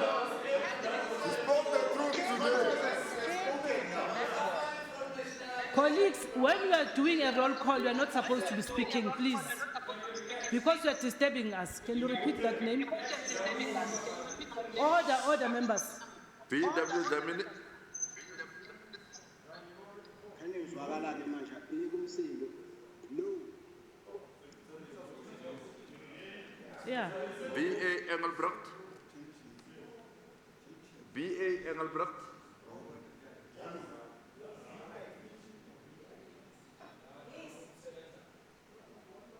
F.J. Fuchs, Yes. R. Ntseke, L.L. More, Yes. N. Ramdifu, Yes.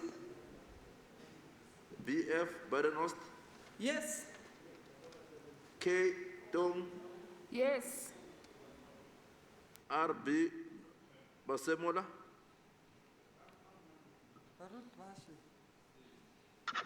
Arbinisi. Yes. Lord Mastemon. M.F. Ledova, Yes. C.W. Mabala, Yes. W.D. Peach, Yes. AM Randall, Yes. AM Randall, Yes. Yes. SM Ghana, Yes. J Engelbrecht, AW Silius, Yes. FP Nell, Yes.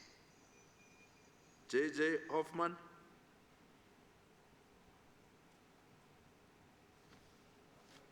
JJ Hoffman, JJ Hoffman,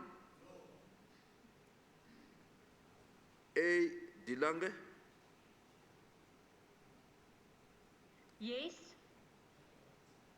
Casey Mazui, Yes. MR Mofoma, AG Chitangano, ND Khadebe, ND Khadebe, Yes. MS Koma, Yes. Welcome the yes from Honorable Dlamini. MH Serota, MH Serota,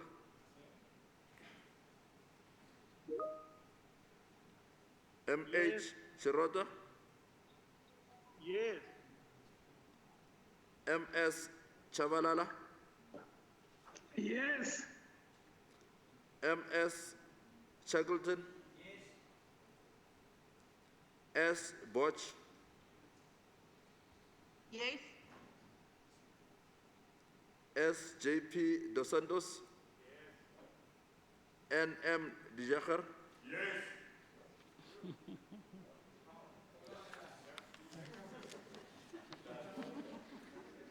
Someone, yeah, the no. Speaker, someone, yeah, the no. And no, it's a no. It's the God that. No.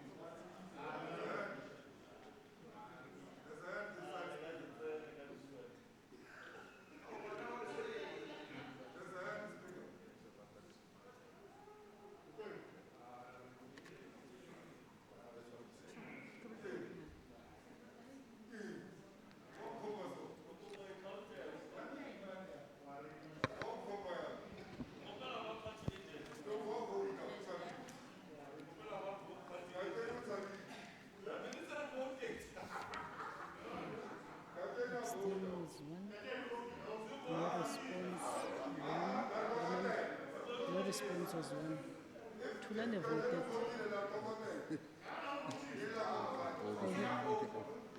Yeah. Then the not voted, it's me only.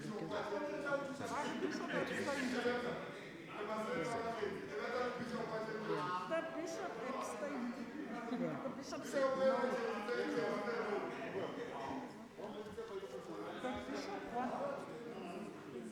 Yeah. Abstained, yeah. No, you can't say absent. I'm here, but I didn't vote.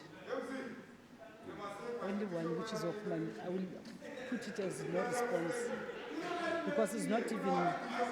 He has not even logged. Yeah. So this is not voted. It's me. Absent is Hoffman, who did not respond. No response is, or then abstain is Adams. then they, yeah.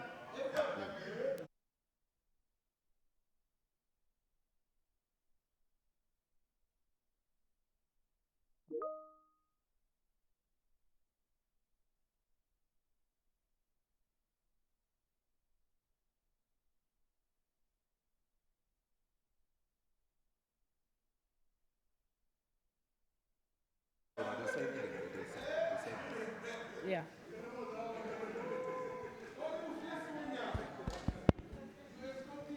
Thank you, honorable members. The results are as follows. Present, not voted, 1. What the team put as absent, but I take as no response. But when we check, the member is not even logged in, 1. Abstaining, 1. Yes, 33. No, 37.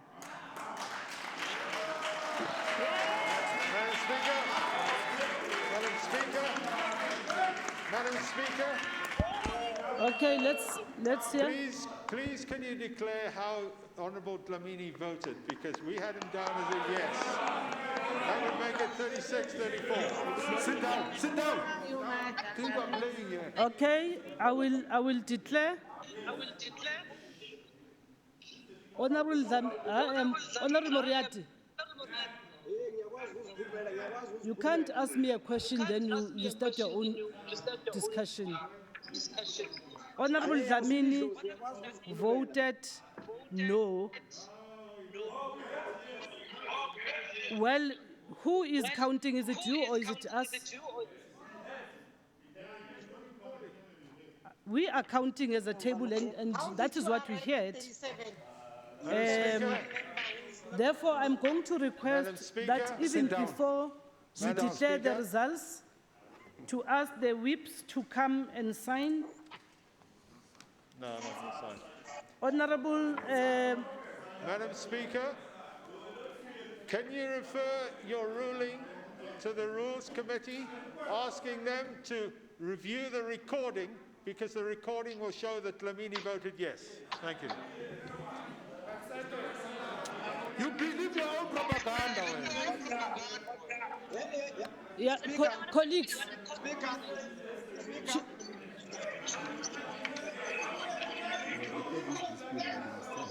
Yeah. Colleagues, Honourable Koma. Honourable members, if Honourable Moriarty wants to declare a dispute, Honourable Moriarty, if you want to declare a dispute, go sign there and declare your own dispute there. Madam Speaker, can I write there that I disagree with the result? And then You I will write sign? there, yes. That's Okay. what I said you must do. Just write anything stupid there. Just write anything stupid.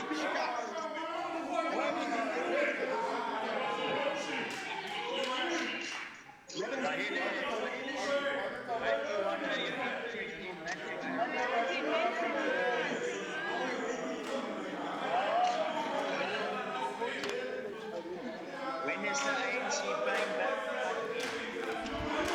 Very cautious members of the ANC. Money back. The ANC has not stolen any money.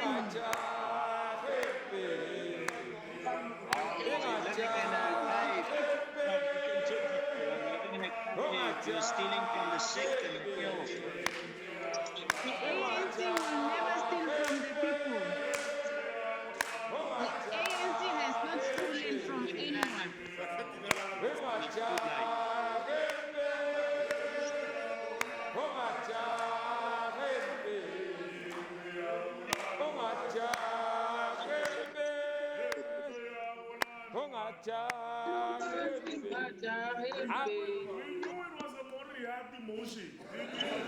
Members, honourable members, the meeting is not over until we declare that the meeting is over. Please, I know that you've been staying at home for quite a long time. We are no longer used to these sessions. Thank you very much. I think the results were announced. That concludes the business for the day. And I wish to announce that the next sitting will be on Thursday, the 11th of March 2021 at 10 hours. The House is now officially adjourned. Thank you.